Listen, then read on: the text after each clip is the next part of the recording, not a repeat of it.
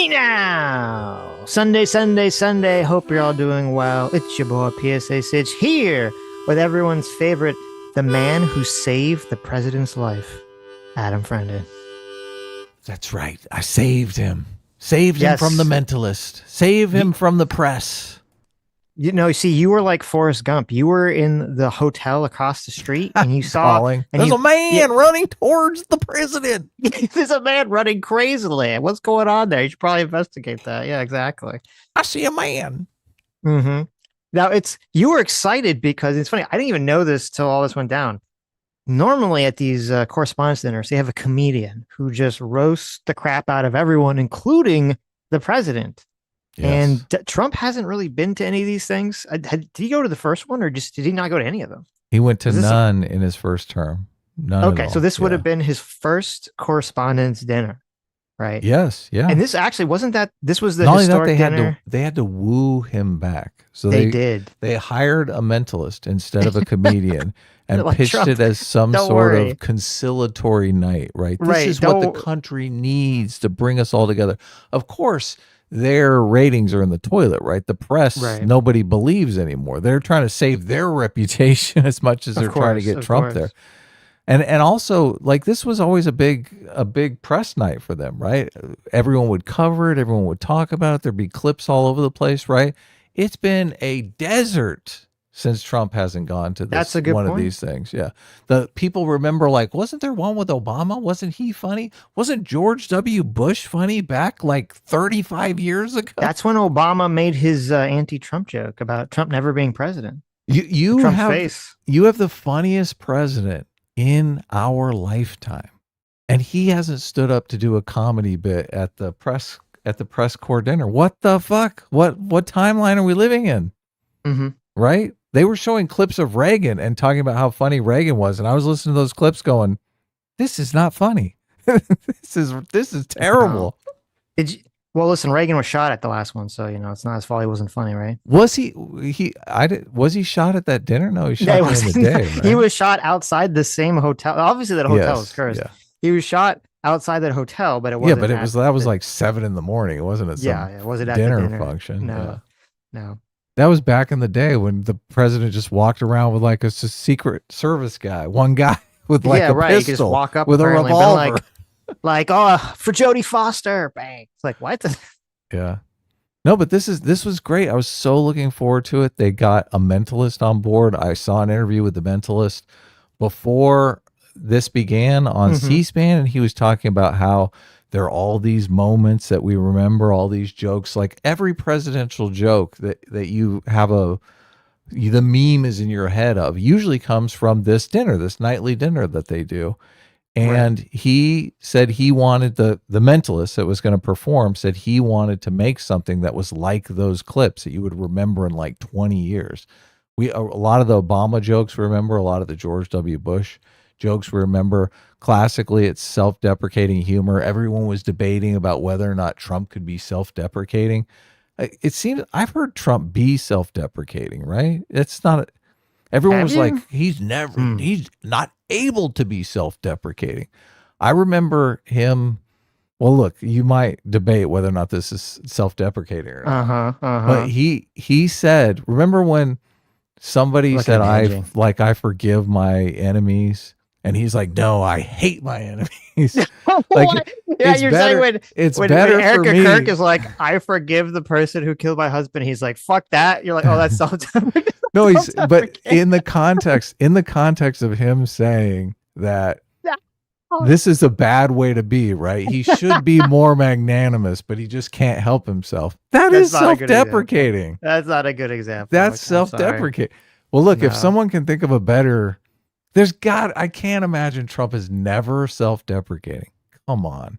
I think he sort of was a little bit back. I think he was sort of a little bit back in some of his Howard Stern appearances, but even then it was, a lot of bravado and stuff. So I don't remember it as president. I'm sure someone remembers it somewhere. It would have been interesting to see people stand up. It's funny. I actually had to look up because I didn't even remember. I had to actually look up whether Biden even did these correspondence dinners because I don't remember talking about it. I don't remember watching it. like, which is strange. So I guess no one really He cares. he sucked though, obviously. I mean, Yes. I'm sure a lot of the Biden fans were loving it. Oh my God, look, best Hmm. president ever. But yeah, Right. he definitely did it. I guess Trump did allow that. What was that guy's name to like fuck up his hair? Right. One of the nights. Though supposedly people said that was like helpful to Trump. That Hmm. made it obvious he was had like a massive comb over. So maybe you can count that as self-deprecating. I think he did a skit on Saturday Night Live before he was elected in Hmm. 2016 that was had a bunch of self-deprecating humor in it. Maybe. But that was when everyone on the left thought it was a joke that Trump could ever be president, so they weren't Right. afraid of him at all. They were like, Right. "Oh, ha ha ha, Trump is president." Ha ha ha ha. Have you ever seen a mentalist? I have seen, yes, I've seen a mentalist show, and I've seen the videos of different mentalists. Okay. So yeah, I went to a mentalist once. It was very impressive. They it seemed like is. they could read people's minds and all this other stuff. But obviously this mentalist sucked because he couldn't even tell that a guy was going to come in and try to shoot Trump. Well, Like no, what kind of shitty mentalist are you? this is the thing, because when the shooting thing went down, I was watching live, so I saw them rushed out, and I thought this is part of the mentalist thing, isn't it? This is like they're just fucking with us. This This is is all like part of the some show. sort of mass panic or something. I Well, did for a he's while think it was, because I'm like, okay, well, this is memorable. He was well, right. It is memorable. We're gonna it is remember kind. this in 20 years. Well, here, let me play the clip. It's crazy because the mentalist is doing now. The show hasn't started yet, but he's like doing a private. He's like doing some sort of private bit for Trump and Melania. Yeah, I see And that. right as he does his like grand reveal is when they like have to run out of the building. The timing is just so perfect. Here, look. Okay, I'm going to think of a person, Trumper. Thinking of the person that you first grabbed by the pussy. All right, I'm gonna write their name down. Ready? Is this the per? Oh, they're getting shot at.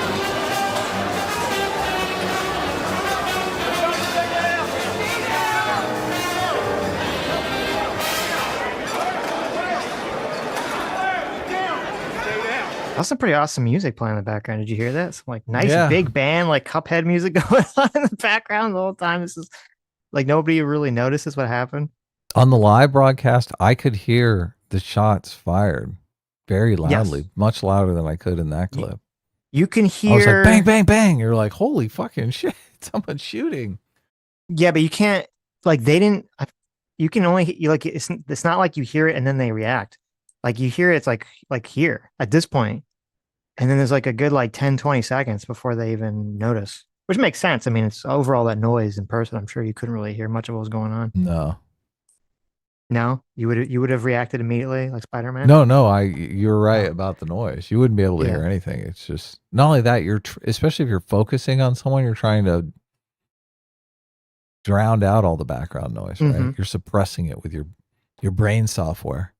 Yes. Now here, let's look at this. Here, we'll turn the sound off though. I don't know why they play this obnoxious music. Here. Here. I turned They it cut. off.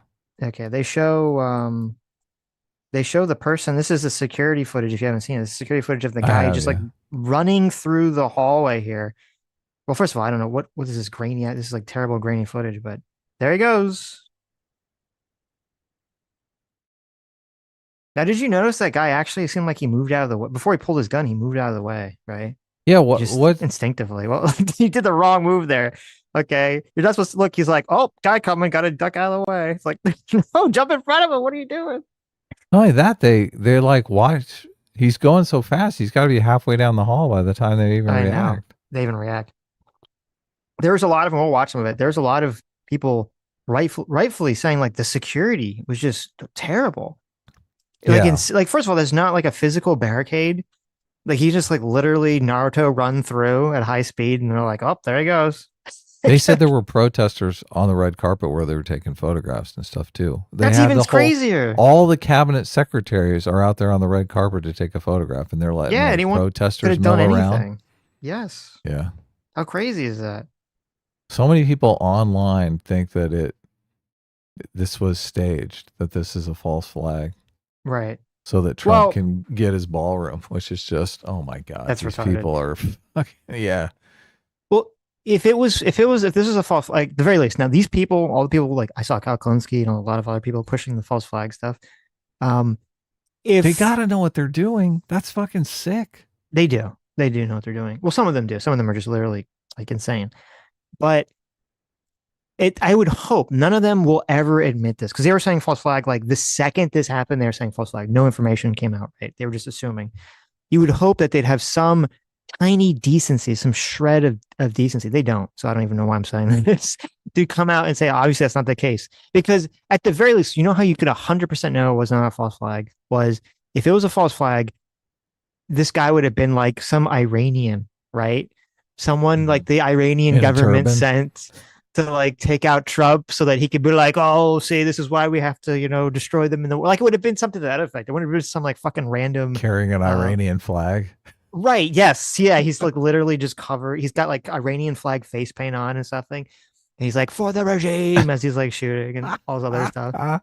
He's like, we will never. Then I would have totally said, this is the Mentalist gig right here. This is that would have been like, okay, it's a little on the nose, but no, instead it's just some random like lefty teacher from California.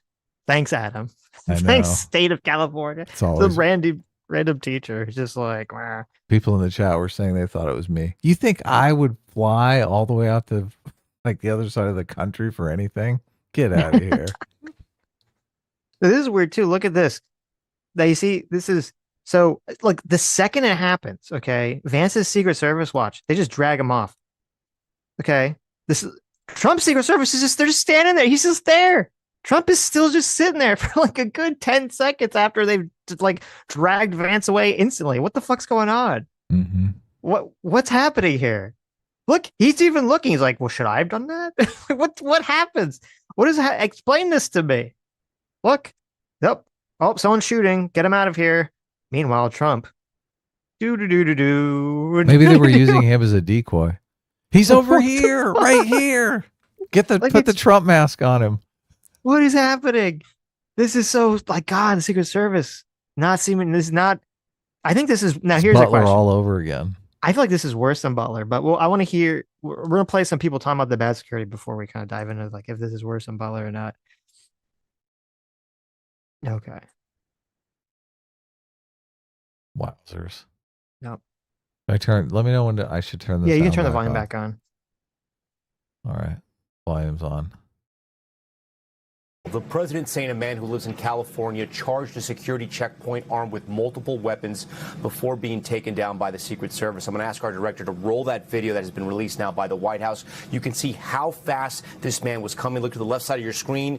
He's sprinting right past Secret Service when they draw their weapons and begin to fire. Look, they don't even pursue him. The shooter was not able to breach the doors to the ballroom dinner. The president also sharing that a Secret Service agent was shot in the chest but was saved by a bulletproof vest. The president saying he heard a loud noise and thought it was the sound of a tray going down, and he was quickly rushed off the stage. The president also praising law enforcement for acting quickly and saying he hopes he will be able to share more on the shooter's motivations in the coming days. The White House also releasing a photo of the alleged shooter taken down by both Secret Service and D.C. law enforcement. This is a picture right now. One of the images they've released. They've released two different images of the shooter. We thank you for watching. So like, why is that guy in a tuxedo? Well, he was probably there.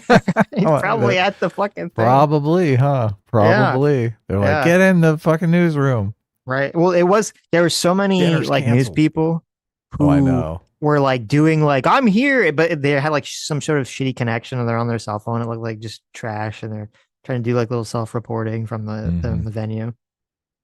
Self-reporting. I love it. Yeah. But I guess they should, I haven't really seen anyone super talk about it, but it was weird because at first they were saying there's always reporting, that the person was shot, that they shot and killed the guy. And then we find out like a few hours later, he's not shot at all. No, like they completely missed when they shot him. So I guess someone must have just tackled his ass to the ground, right? It appears that way. Where's the footage of that? We don't have any footage of that. Someone must have just tackled his ass there. And I guess I don't know if it was all over those hotels. You know, they got the footage. Why would they not release that footage? I don't know. Maybe they Rodney Kinged him and gave him a few kicks before. I mean, he doesn't look beat up at all in that picture. Not enough for my liking, that's for sure. There you go. Yeah, exactly. Got give a couple of shiners for the This is it. They have the president. See, that's why they rushed off JD. Oh Vance, yeah, the because president. they had Vance come over and give him a couple, kicks in the head right afterwards. Vance was like, "I want to be there first. I want to deliver the first blows." Exactly. Wow. What a fucker. More on the suspect now. Look at everyone's probably like drooling over him too, right? About what a hero, American hero. It's kind of funny because he's not like hot. I haven't really been seeing people give him Luigi treatment. Give him the American hero treatment. Yeah, I'm sure there's some people that have said that. Actually, and well, this guy actually made some like terrible video game on Steam. It looks like hot garbage. Yeah. And I was reading some of the reviews, and there were some people that were like wishing that he had actually been successful in the Steam reviews. He made some dumb break for wheelchairs too, which is the stupidest thing I've ever seen. What do you mean? He made an emergency brake for wheelchairs. Wheelchairs have brakes that stop the wheels from rolling, but he's like, but the wheelchair could still slide. You need something that like puts a pipe into the ground. Like, really? Are people taking their wheelchairs up to like high, steep grade hills? Like, come on. What if I'm climbing Mount Everest in my wheelchair? Yeah, in your wheelchair. Did you ever consider that? That's exactly what I was thinking. I'm like, this is the stupidest fucking thing I've ever seen. Yeah. What if I'm in a wheelchair and yet I'm an adventurer, part of a D&D campaign, and I have to fight the Demon King? The Demon King's lair is on top of a mountain. You go for it. Yeah, then you will definitely need this to stick into the ground. Obviously, it was made out of cheap PVC pipe. It looked like it would just break off. Oh, okay. It wasn't even well engineered. This guy is brilliant. I'm like, this guy is a loser. Okay. People love that story. They want to say, look, life is so terrible now that people who really have their shit together are doing crazy shit just because that's how bad it's gotten. That's like a popular narrative that people want to sell. So that's where they're going with this guy. This guy is smart and super intelligent. He had everything to live for, but he threw his life away. Obviously, he's not super intelligent. Obviously. Yeah. Exactly. Not only the fact that obviously you're not super intelligent if you go to shoot the president, but then on top of that, the way he went about it was pretty retarded. Oh, I'm just gonna rush in. Very intelligent. I'm just gonna fucking try to like Naruto sprint in, go. Like, even if he had made it into the room, like, what the odds that he would have been able to land a shot from like all the way at the entrance? All he had to do is wear a tuxedo, and he probably could have just walked right in. That's probably exactly. If he was so smart, that's exactly right. He would. If he was so smart, rented tuxedo, and he could have walked right in the front door. If he was so smart, he would have got like one of those little fake masks that made him look like the Mentalist. Everyone would have assumed it was part of the Mentalist. Those two of them, right? It's part of like the show. Those masks are good now. He could have done that. Remember, what was the Nolan movie about the magicians? Oh yeah, right. I don't know what the Prestige is. Yeah, he should have prestiged it. Okay, could have come out of the box. That is Nolan, isn't it? Holy shit! Yeah, it's like one of the best. It's like his best movie. I love that movie. Yes, I guess that's his second best movie. He did Memento too, right? Yeah, that's his best movie. But he could have like prestiged it. He could have come out of the box. Shot Trump in the face. Right. That would have been quite the Mentalist show. Oh my God. But I will say, and I'll read it. Obviously, again, guy's not smart. But I don't know if you read his manifesto, which I'll read on stream. He doesn't seem crazy, which is that is a little disturbing. He's not like a crazy person. Oh, you got his manifesto? Yes. Nice. Yeah, let's watch this first, though. I don't know anything about the guy. Suspect now. 3 sources tell CNN that authorities have identified this man as Cole Thomas Allen, 31 years old, from California. The D.C. police chief said the suspect appeared to be a lone actor, was believed to be staying at the Washington Hilton where this dinner was happening. CNN's Brian Todd has more. They was staying at the fucking hotel. How crazy is it? Like, they're like, listen, we had the president coming to this hotel. do you have any weapons in your bag? He's like, no, I definitely don't have any weapons in my bag. They're like, okay, you can stay here. It's totally fine. Like, what the fuck? What's happening here? Why is the security so dog shit? Or on the suspect and what we've learned this morning about the Secret Service agent who was shot during the attack. We have new information just in from the U.S. Secret Service regarding the Secret Service officer who was shot in the shooting at the White House Correspondence Dinner. Anthony Guglielmi, the chief of communications for the Secret Service, telling CNN that the officer in question has been released from the hospital and, quote, the ballistic vest helped us avoid a potential tragedy. That is according to Anthony Guglielmi, chief of communications for the U.S. Secret Service. That officer released from the hospital. Anthony Guglielmi declining to name the officer or the hospital where he was treated, but the officer has been released, according to the Secret Service. Some other information we're getting, according to sources who spoke to CNN, the suspect is identified as Cole Thomas Allen, 31 years old, from Torrance, California. Now, according to the interim Washington Metropolitan D.C. Police Chief Jeffrey Carroll, he said that the suspect was armed with a shotgun, a handgun, and multiple knives in this exchange.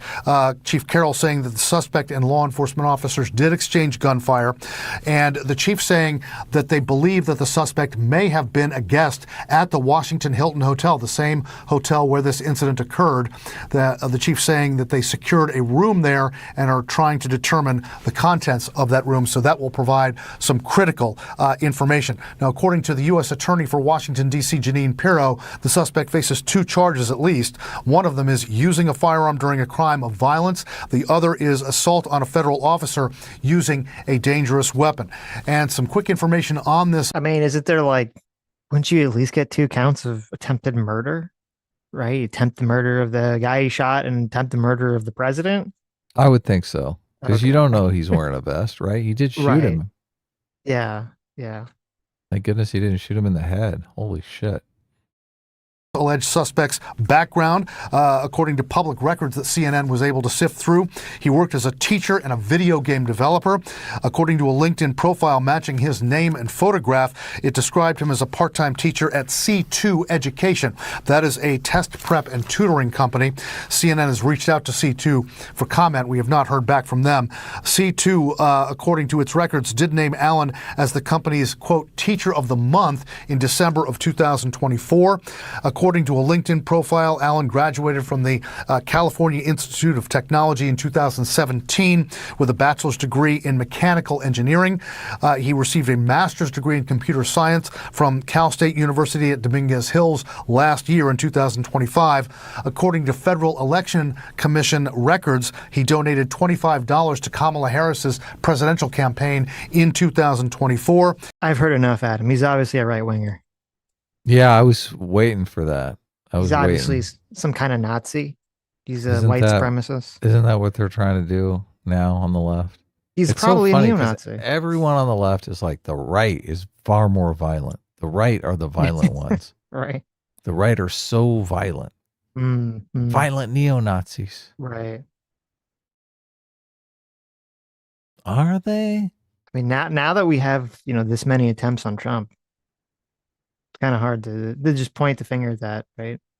Yeah. Especially when you have, and we'll talk about it in the interview, when you have like Hasan and all these other people who keep poo-pooing away or downplaying, violence against political figures or political violence. There was this poll that people were circulating again too that showed that it was like kind of broken apart by like if you're like very left-wing, left-wing, center, right-wing, or very right-wing. And it was like the very left-wing people, had the highest amount of like, it was like 25% of it was like 20% of the very, very left-wing people said they thought political violence could be justified. And then if you broke it down by age, it would be like, there's the young people that thought that, obviously. They all think it. Yeah. And he described himself in his LinkedIn profile as a video game developer. He appeared. They're the first people that will cry about police brutality too. This is just, listen, we're bearing the lead here, Adam. Obviously, this is just another example of toxic gamer culture. Okay. Another gamer doing some gamer violence in real life. That's what's going on here. They haven't gone there yet. all the gamers got tagged as right wing now, so it's hard for them to do that. I mean, his game looks like shit. I think he's just mad. He got a master's degree in computer programming or whatever, and then instead of doing something like that, and then AI comes along, and now all of that's done by AI. Yeah, it's all pointless now. And instead, he's just teaching a bunch of snot-nosed kids in California, so he's getting mad. He's tutoring them for SATs too. That's so they're all rich kids who are fucking. Exactly. He makes his own little. Computer game for Steam, and it sucks ass. Looks like hot trash. Yeah, no. Terrible economy. Oh, it's funny. You could buy it yesterday. It's still up on Steam, but you can't buy it anymore. Supporting terrorism now if you buy it. There you go. Published at least one game, an indie game called Boredom, for sale on the Steam gaming platform. So a little bit more of the background of this alleged suspect. Yeah. The super genius names his game Boredom. Fucking genius. I always love when someone says something that they're like, it's obvious that guy's not familiar with it. He's like, it's on, like the way he said, it's on the Steam gaming platform. Like he's never heard of this in his life. Of course. He was like, the what? Steam? It's on the Steam. Isn't that like the thing that like when you like boil water, it just comes out? What do you mean it's on Steam? He made a game that's on. How does that even make any sense? Cole Thomas Allen. Let's bring in now retired FBI Supervisory Special Agent Jason Pack. Jason, hello to you. We've not heard anything yet about whether Allen is cooperating with investigators, but the FBI has searched a home linked to this suspect. We've got video of it from Torrance, California. Detail for us just the work that's happening to get the answer to the two big questions, why and the target that's happening right now.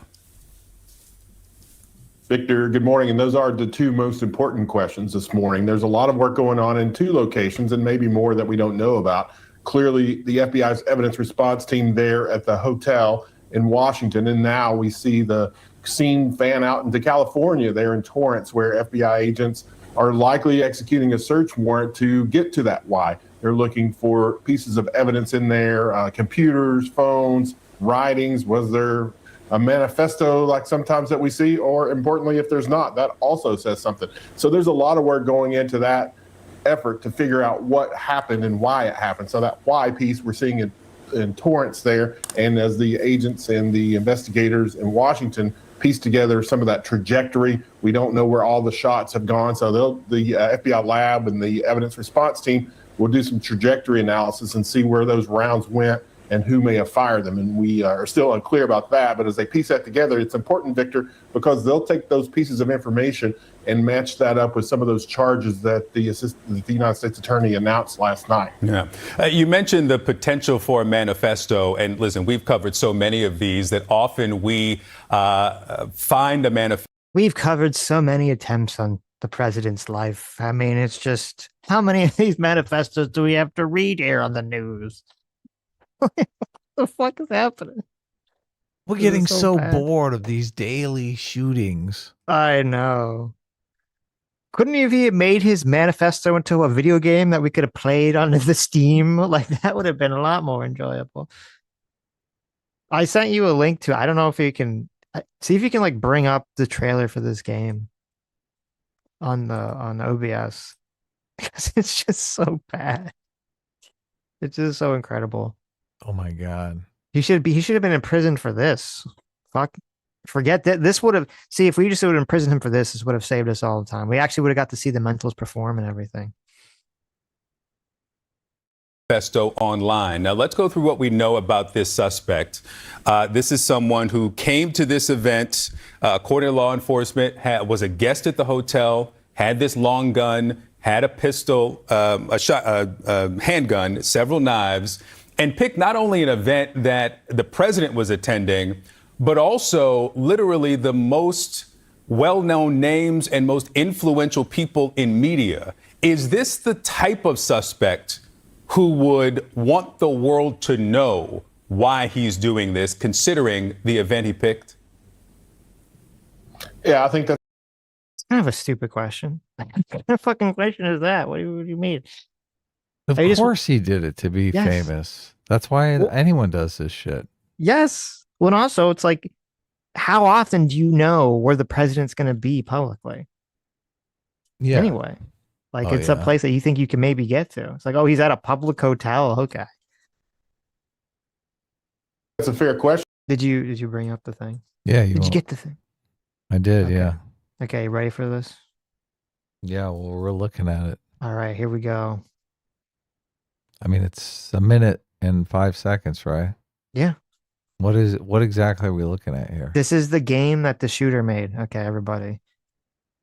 This is what the game that the genius shooter made. Are you ready to be blown away by some amazing gameplay? I mean, I'm looking at it, but what? Oh, you have it playing? Yeah, it's playing. Yeah. Look, he made it's a little video game. You're like a nucleus, and there's like little guys, little electrons bouncing around, and you're supposed to bond. You're doing covalent and ionic bonds with other. I know how much molecules. you love covalent bonds. Yeah. Yeah. This is it. Boredom. Yeah. No wonder what you have to be able to play this game. Severe chronic boredom. Exactly. Now I did Terminal read boredom.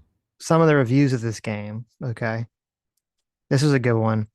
The tutorial teaches you to carefully plan what to aim for and lead your shot so you can shoot the the electron. Whatever you do, don't just rush in wildly without a plan. Preparation will always trump a mad rush towards a goal. Wow. Some other At good, least they're making fun of this guy. That's what we want.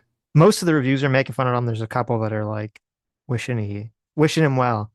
Oh wow, that sucks. Yeah, but most of them are. There are a lot of good puns. One was, "This game is really a miss." Another review, as a shooter, as a shooter, it seriously fails. Someone said, "I appreciate the attempt, but the dev definitely failed the execution." Oh god. Another one, man, viral marketing campaigns are getting out of control now. And then the last one, Hassan Piker got something to do with how ass this game is. I just know it. There you go. Obviously, Hassan Piker is behind the whole thing. All right, there's his game. Okay. There's the deep dives. Some more information about this. It says Allen's brother had notified the New London police of Allen's alleged manifesto he had sent to his family members prior to the incident. Now, I don't know if we know exactly how prior to the incident, but so he must have emailed his manifesto to them like right before he did this. Secret Service and the Montgomery County Police interviewed his sister at the residence in Rockville. In the following highlights from the interview, Allen said her brother had a tendency to make radical statements, and his rhetoric constantly referenced a plan to, quote, do something to fix the issues with today's world. It confirmed that Allen purchased 2 handguns and a shotgun from Cap Tactical Firearms and kept them stored at their parents' home, that their parents were unaware that Allen was keeping the firearms in their home. Allen would regularly go to the shooting range to train with the firearms. Allen was part of a group called the Wide Awakes. So we have a literal woke assassin. Okay. You'd think he'd keep him at his apartment, right? Why would you keep him at your folks' house? Yeah, that's weird. I don't know. Probably because you don't have an apartment, dude. You live at home with your parents. That's why he kept him there. Maybe. And Allen attended a No Kings protest in California at some point. Of course he did. Of course he did. Yeah. Oh, here, let me see it. So there's been a lot about how terrible the security was here. Here, I sent you a tweet. Someone talking about how terrible the security was here. It's kind of baffling. Just it seems like almost anyone could have just walked up. Just could have just literally just walked up and tried to take out the president at this hotel. I don't know why. It doesn't make any sense. You think this place would be swarmed? Like, think of it this way. You're in the middle of a war with Iran, and the country of Iran has already tried to send someone to take out the president. So you think there'd be like the normal level of security, then there'd be like an extra level of security because we're in this open war with a hostile country. Who knows what they're going to do? But no, apparently everyone just level of security. Right. Everyone's just fucking sitting around like twiddling their fucking thumbs. What's going on here? What, I ask you, is going on? Yeah. They should have seated him in the balcony. They needed like a little Pope glass, right? Yeah. One that just they put over him everywhere he goes. Mm-hmm. Yeah. Project Hail Mary glass. You have the clip up so he can walk around. Right. Put a big hamster. I'm a Trump. Big hamster bubble. You can just, kind of run around that. Yeah. All right. Here, the tweet is up. Yep. Minute 26 seconds. Oh, you want to listen to it? Yeah. Really? It's a little video. It is. What are videos? All right, here we go. 3, 2, 1, go. And the last thing I'll say, Steph, is I have unfortunately been in a number of situations when I previously worked at the White House and when I worked on the transition team in 2020 before we went into the White House, where I have been with a protectee, then the Vice President of the United States of America, when they have had to be evacuated. What happened tonight in terms of protocol, from what I know, having experienced it myself, was not protocol. Wow, I'm taking a deep breath on that. But it's funny, not funny. It's interesting as you walk us through this, Simone, because tonight, all I had to do was take out that paper ticket a couple of times. You know, it wasn't a unique QR code. And by the way, I could have given that paper ticket to anyone, right? So oftentimes, and not necessarily at this dinner, but at similar secure events, you could have a unique QR code that only registers with your name or your ID. At no point did I have to show my ID, which you have to show all the time now. I didn't have to show an ID. It was just, here it is. That's all it was. It was just a paper ticket that in truth, you could have handed to anybody on the street and they could have walked in the building with it. Is that the experience you had? That is the experience that I had. What the fuck is this? It is just so fucking generic. To anyone could have just photocopied a piece of paper, handed it to anyone. They could just literally waltzed in this fucking place. They didn't even check your ID. They're like, it's fine. Well, isn't the press? This is their deal. Aren't the news organizations responsible for security? I don't think so. So they're like, fuck it, we're not paying for this security. I don't think so. Secret Service will handle the president, and we'll just deal with the rest. Well, actually, I don't know. That's a good question. Yeah, I don't know. Is it the White House Correspondence Association that's responsible for this? It is, yeah. Or is it the Secret Service? Do they kind of like just take over in these situations? I think the Secret Service just guards the president. Okay. Well, I don't know, because I mean, there's a bunch of Secret Service people like in the hallway, obviously. Like they're the ones that tackled the people. It wasn't the White House Correspondence, security or anything. Yeah. I don't know. Lax security. Good to let everyone know that the security is so lax, right? Maybe Doge fired them all. Oh, maybe that was it. Obviously, Elon was behind it all. Actually, look, we click the video above that one. It's like 1:52. I can't get above it because I'm not logged in this browser. Oh, but I'll find it. Yeah, I could just send you. No, I like finding it. You like I finding got it myself? The MS Now one? Yeah. Coming right up. Is it another video we're going to listen to? Yeah, just about continuing this terrible security.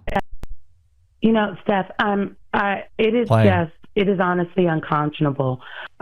Just like you, I've been to many White House correspondent dinners. I've been going for the last 10 years, but this year I actually showed up to the Hilton shortly after 8 p.m. And I actually took a scooter right up to the front of the Hilton driveway. And this matters because, as you know, usually there's a lot of protesters outside of those barricades before you can actually enter into the driveway of the Hilton. But this year, there are no protesters outside. I come to find out the people were actually milling about into the lobby. When I got off of the scooter and in front of the barricade, usually you have to show ID and a ticket. The folks at the security at the gate, and these were not agents, the Secret Service agents. They were not identified as Secret Service agents that I could see at the gate. But they did not ask me to show ID, and they did not even ask me to show a ticket. They said, "Oh, you're good. I'm sure you're going to your room. I am not staying at the Washington Hilton." As I entered into the driveway, I saw the president's vehicle, the Beast, was driving around in the circle of the Hilton driveway, and people were walking around near it, taking photos. Secret Service was not keeping a perimeter, and it ran around about 2 or 3 times while I was outside. When I entered into the Hilton, I asked Secret Service agents, which I saw they were identified as Secret Service agents, which way the ballroom was, and they said they didn't know. When I finally got my way onto the elevator, no one asked me to show ID, no one asked me to show a ticket. I got all the way down to the red carpet area without ever showing a ticket to anyone in the Hilton. I am saying it like this because this is unusual. My God, this is insane. All right. Is it They just let the protesters inside this year? It's a good thing this guy wasn't smart, because if he was smart, he would have just scoped the place out first. He could have just he could have killed someone. He could have stole a ticket. He could have fucking photocopied a ticket and just walked right in. Yeah. Been like, "Oh yeah, I'm in a tux. Here's my ticket." It's like the easiest fucking thing in the world to do. Sounds what the like fuck he is could have this? just walked right in when the guy went on his break. I was this lady's like, "Oh, I pulled up on a scooter." She's like, I was in my little Vespa. A scooter packed with explosives. I know. What the fuck is it? I don't think, listen, I'm gonna be 100% clear, okay? Mm-hmm. I do not think that the Secret Service was in on it. Really? Right? I was thinking this has Netanyahu's fingerprints all over it, to be honest with you. Well, no. Why would Netanyahu want J.D. Vance to be president? Oh, yeah. That's really bad. Yeah. He wasn't down on the deal, so. No. But look, he was probably planning on getting both of them. They were both at the same dinner, right? Who's the Speaker of the House right now? Mike Johnson? Yeah. He was there too, to be honest. Yeah. Oh, how are we gonna keep going down the list here? I'm telling you. Supposed to be? Yeah. Netanyahu. He got the protesters in the building. You're gonna be like, "Okay, Sitch, listen. The 10th person in line for presidency was not there. Turns out he was Jewish. Coincidence? Yeah. I don't think so." Oh my goodness. Yes. That would make perfect sense, Ray. Of course. No, what I was gonna say is, they're doing the surgical strike all over again, but on us. Of course. They're like, we killed your first 9 in line. I know. We killed all the way up until the Zionist. Our expert plan was to have a random teacher from California try to just Naruto sprint inside and just hopefully shoot the correct number of people. Exactly. Wow. But no, again, 100%. I do not think that the Secret Service was in on it. But it's hard for me to criticize someone who does at this point, with a combination of how terrible the security was and how it is weird too. Like once the shooting starts, they rush Vance out there, and then Trump's Secret Service just kind of like mills about for an extra 20 seconds. I don't know what the fuck's happening here. Shouldn't we leave? No, Mr. President, just you stay right here. Yeah. Just back off slowly. Right. It's like, what's happening? This is so fucked. Yeah. Pretty insane. You see, I think this is worse than Butler. I think this is much worse than Butler. Right. Butler, he wasn't, first of all, it was like some big open building. It's hard. It's like much hard. I feel like it'd be harder for them to like scope the whole thing out. He wasn't even he wasn't president. He was running for president at the time. Now he is the president. It's in a specific location that should be 10,000 times easier to like lock down. We're in the middle of a war with a country that already tried to kill him. Great points. Great points. What is happening? Yeah. What the fuck is happening? Okay, someone's getting fired, right? I hope so. This is ridiculous. Okay, so the manifesto was leaked or given to the press. And let me read it to you here. So this is I guess this is really, I don't even know if it's a manifesto. It's what he sent to his family. Mm-hmm. Hello, everybody. Does it really say that? It does. He has the same intro as our show? No, first of all, fuck you. How dare you impugn the Sitch and Adam show? Hello, everybody. No, see, that's your intro. Obviously, you're from California. The shooter's from California. I was connected the whole time. Oh my God. Not me, not Hey Now. Hey Now is completely separate. He has our substitute intro. Yes. Hello, everybody. No. It's not our substitute intro. It's your intro. It's your intro. I like the hello, everybody intro. Hello, everybody, but not now. Not that this fucker ruined it. Now you gotta get it I cannot believe that. Is that a way to start your manifesto? Hello, everybody. It's not just hello, everybody. It's hello, everybody with an exclamation mark. Hello, everybody. Literally. Here, wait. I'll send it to you if you want to bring it up. Oh no, that's too painful. Okay. It's hello, everybody with the exclamation mark. So I may have given a lot of people a surprise today. Let me start off by apologizing to everyone whose trust I abused. I apologize. You know, he put this through ChatGPT, right? He's like, ChatGPT, how do I write an apology manifesto to my family members for trying to take out the president? Wow. I apologize to I abused. Yes. I apologize to my parents for saying I had an interview without specifying it was for Most Wanted. I apologize to my colleagues and I like how this is just like so lame. Like since fortunately his ChatGPT, can you make it a little funnier? Oh yeah, I'll put some jokes in your manifesto. Well, since he failed spectacularly and no one was injured, including the guy that he shot. Like it's fortunately it's funny. Obviously, this would not be funny if that wasn't the case, but yeah, now it's just funny and pathetic. I apologize to my colleagues and students for saying I had a personal emergency. By the time anyone reads this, I probably most certainly do need to go to the ER, but can hardly call that not a self-inflicted status. I apologize to all the people I traveled next to, all the workers who handled my luggage, and all the other non-targeted people at the hotel who I put in danger simply by being near. God, what a cuck.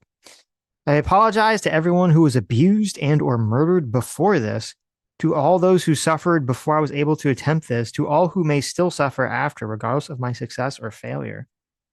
This is his manifesto, just one big apology to the world? Yes.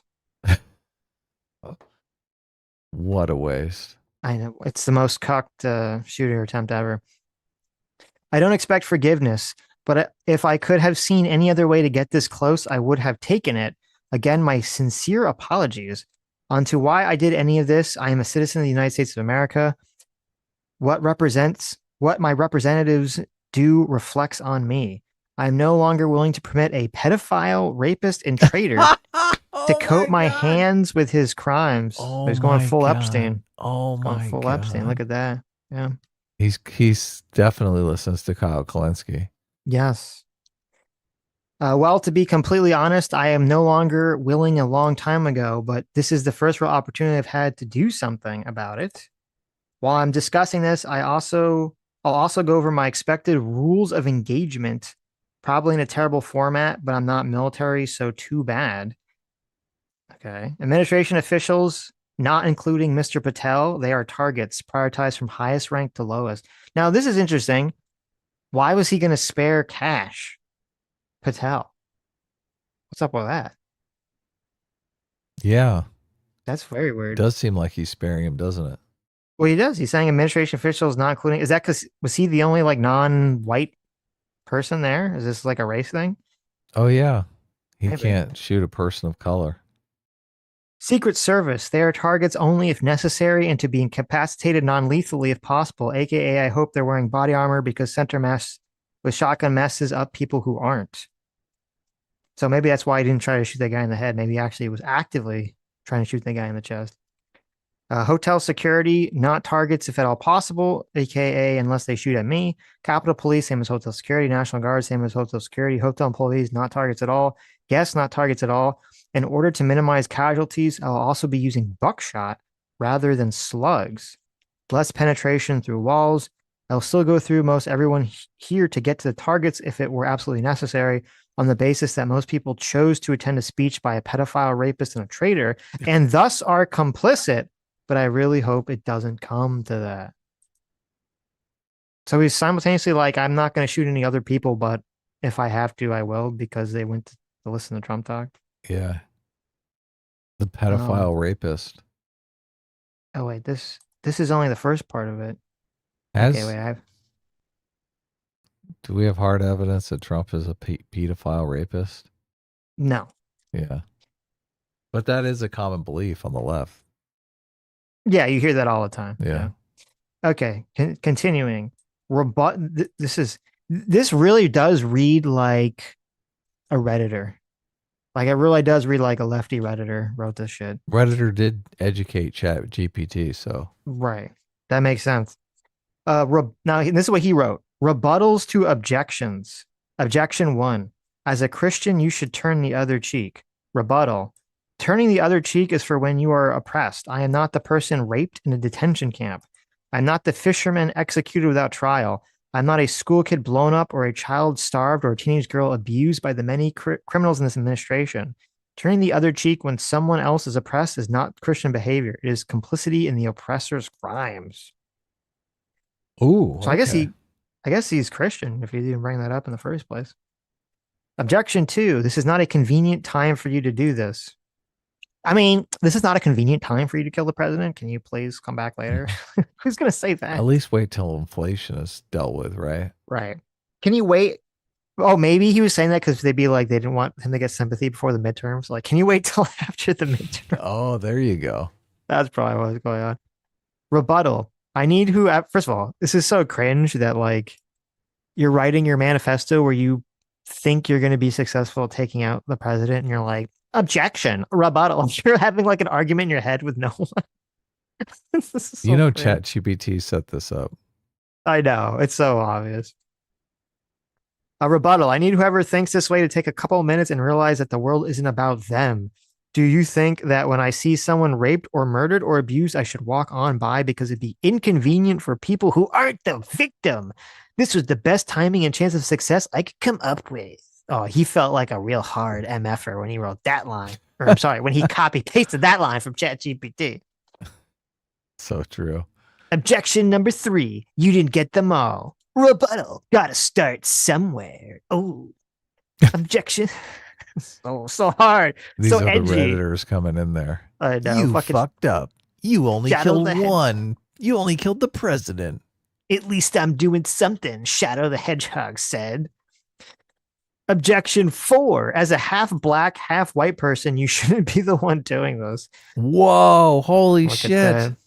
Peak wokeness. As a look, he's bringing shame as a half-o. He's bringing shame onto other half-os. As a half-privileged white man, you should step back and listen. Yeah. That's what he should have said. He should have said, as a half, I thought half my half white side would have shielded me from any penalty. Rebuttal. I don't see anyone else picking up the slack. Ew. Yeah. Read. Black people are too lazy to do this. Oh, God. Look at him taking shots at the black community. What a fucker. Know. What a racist. Classic. I think Taylor Lorenz was actually there. And she did that video about like everyone saying that, you know, why isn't someone take out Trump? Oh my God. That's hilarious. Objection number 5. She got her wish. Yeah, well, attempted. Objection number 5. Yield onto Caesar what is Caesar's. Oh, is that really an objection? Now he's going to go into some gold hard money tirade.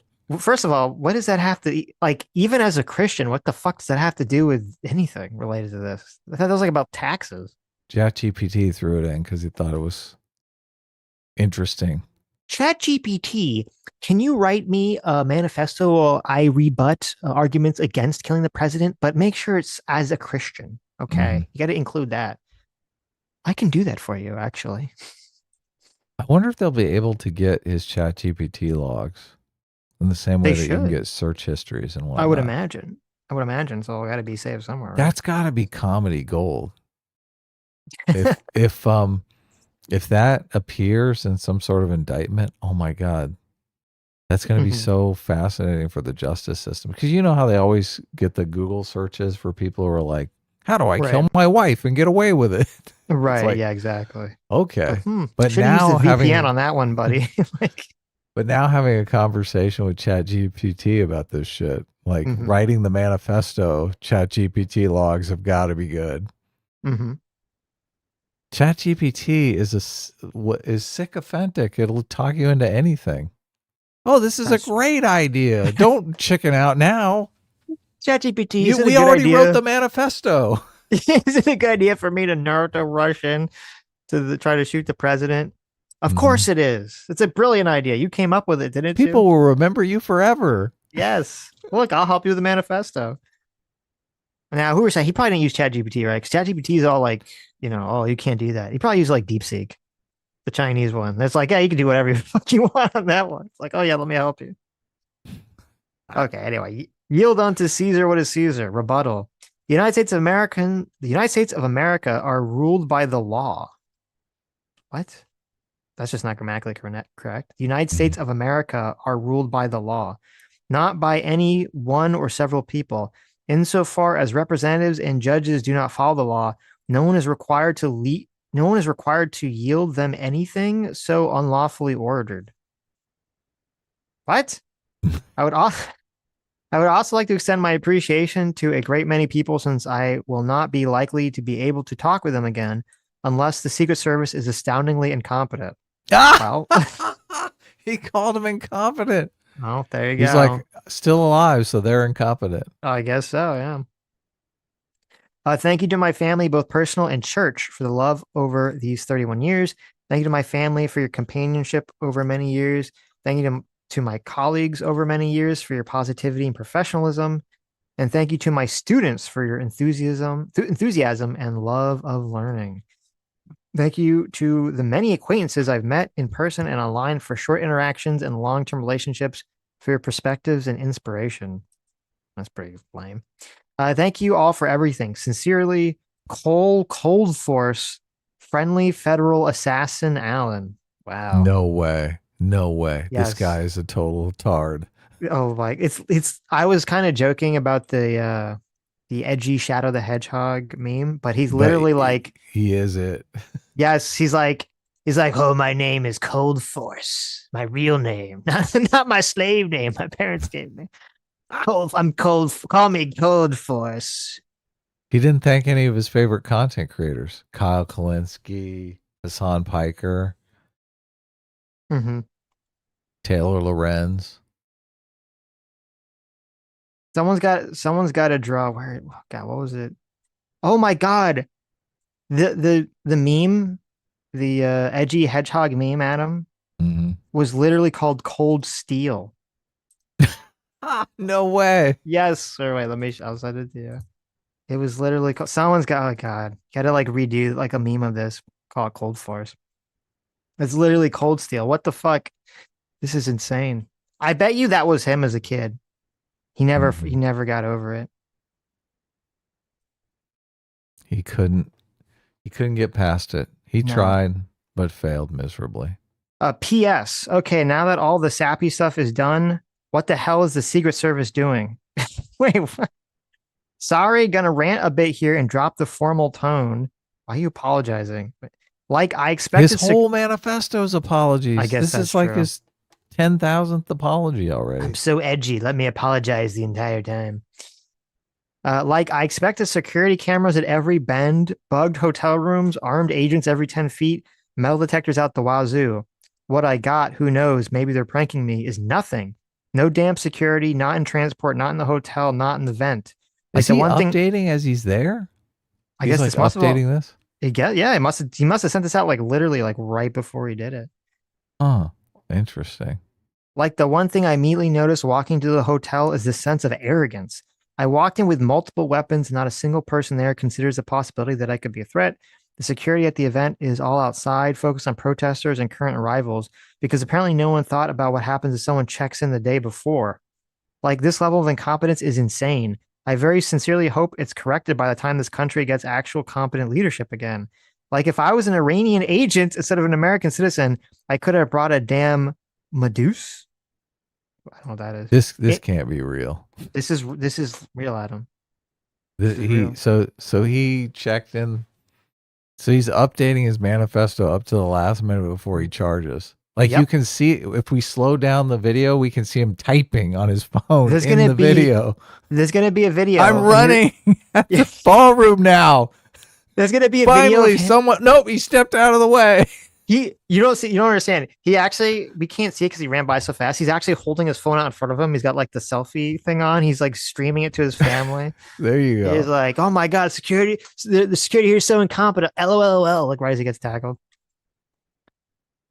I could have brought a damn Medusa in here and no one would have noticed shit. Actually insane. Oh, and if anyone is curious and how doing something like feels, it's awful. I want to throw up. I want to cry for all the things I want to do and never will for all the people whose trust this betrays.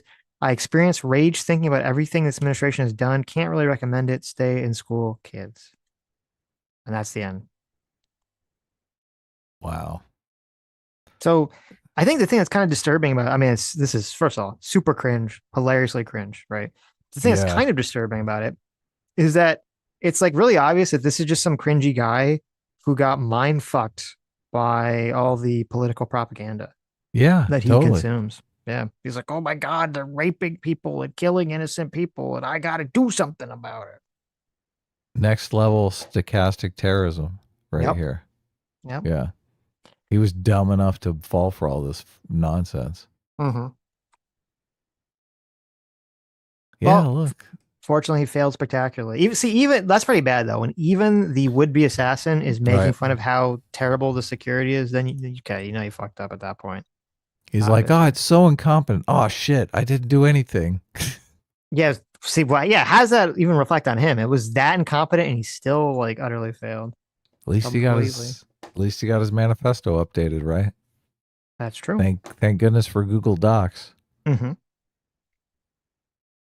I checked Taylor Lorenz's ex to see if what was going on there. She says, I'm currently getting mass canceled on Blue Sky for simply being at the Correspondence dinner. You cannot make this up. Yeah, that's great. Live by the woke, people die by the woke. That's a lot of people were pissed. A lot of people were pissed that anyone was going. They're like, Trump destroyed the Correspondence dinner by not going for 4 years, and then not going. Well, I guess this might be the first year. No, here's the post last year. It's so funny. I fucking love how Blue Sky, they're like, we have to make our own Twitter that's separate from X, and it's got to be like awesome and only for the good moral people. And then everyone there fucking hates it because it's a combination of boring and insane. Right. These are the people complaining that Taylor Lorenz, pro violence against the president, socialist, quote, finger quotes reporter here. This is what they're saying. Even as a journalist, and especially as a supposedly a good one, you don't visit fascist parties. Never, nowhere.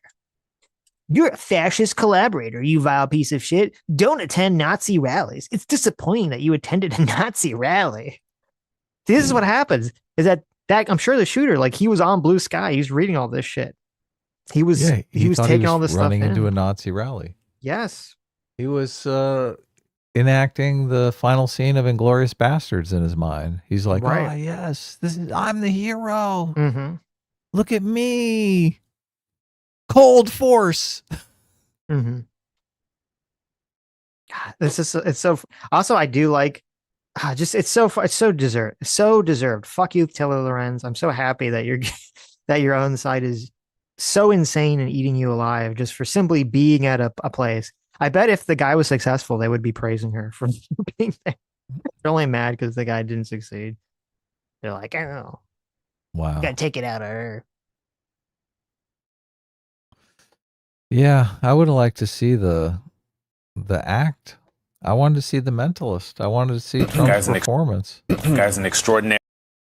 You want to see the Mentalist read Trump's mind? Think he would have been successful? Yeah. Okay. Probably nothing to read, but I mean, it would have been funny. Wow, look at this.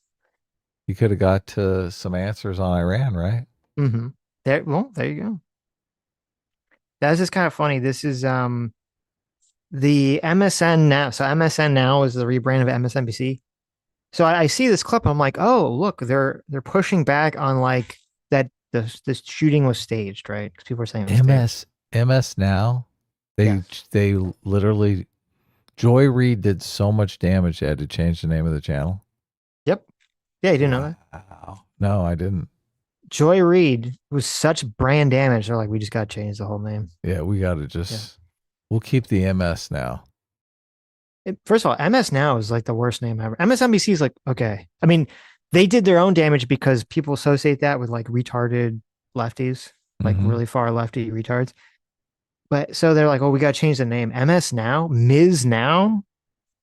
I thought you were trying to do a rebrand. You just want to have like, You're you just want to appeal to like women even more, like the cat moms even more. Ms. Now? Okay.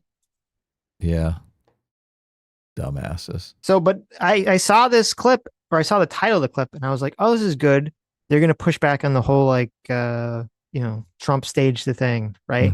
But that's not, you'll see, it's kind of interesting. That's not the focus of why they're mad about people saying that it was a hoax or staged, I should say. Guys, an extraordinary last 12, 13, 14, 15 hours in this country. One thing that I'm disturbed by as we woke up this morning is seeing folks on the internet say that this was a false flag, that we are basically all in cahoots to say that this was staged. And I think as someone who, for all of us who was in the room, who had to jump on the ground, who had to text our family and friends and tell them that we're okay, calling our moms. Ha ha, you hid under the table for a fraud, for a fake. Ha ha ha ha, you dumbass. You dumbass. You got tricked under the table. Scared of nothing. This is their big concern. He's like, I was there hiding under the table. How dare you say this was staged? It's like the one big thing. This is the one big thing that they were bragging about. That they could always brag about. Oh, the White House Correspondence Dinner. I was invited. I'm an important person in media. Look at this guy. Imagine this guy cowering under the table. Trump is just sitting there, like hearing jokes from the Mentalist, and this guy's under the table, like hiding. Like so many people in this country have done for decades, to see people say, I never hid under no table, dude. How about you, Sitch? How many tables have you hidden under? More than I want to share. Like a terrified person. I've been in many you don't understand. I've been in so many shootouts, Adam. All right. Yeah. They always get under the table during the shootout. Look, he's so embarrassed that he hid under the table. He's like, everyone has hidden under the table for decades. That's part of the Black experience. Wow. Those kinds of things. It is frustrating and it's disturbing. It shows the issues that we have to try and fix in this country. And I think nothing taught us anything better than, the importance of journalists being on the ground, in the room for moments of historic significance. Then last night, us all dropped. Yeah, the real journalists were up and reporting. They weren't hiding under the table, bro. Well, also, like, it's retarded, too, because it's so stupid. It doesn't even really address the stage element. Because if you were a conspiracy theorist and you're to say, okay, that Trump staged this, you just say, well, obviously the press didn't fucking know, dumbass. Yeah. Like, that doesn't mean that it wasn't staged just because you're stupid ass did. Well, obviously you don't know about it. Just because your stupid ass fell for it. That's part of the staging. That's the whole plan, you idiot. Well, is Trump going to go like, oh, let me go to the press that doesn't like me and tell them like, oh, hey guys, don't worry, I'm going to stage an assassination. You don't have to hide under the tables or anything. Just be cool about it. Yeah, like, it had to be real because useful idiots hid under the table. Yeah, this is bafflingly stupid. To the ground, and literally like 5 seconds later, phones up and around so that the American people get a firsthand account of what's happening in a room where the most powerful people, including the president and vice president of the United States, were at. I saw something. God, they're so self-congratulatory. I fucking hate these people, Sitch. These people are the worst. Oh. That we were there. I was in a war zone in the middle of Washington, D.C., eating lobster at a 5-star restaurant in a 5-star hotel. People were waiting on me. Did you see me? I had a bow tie on.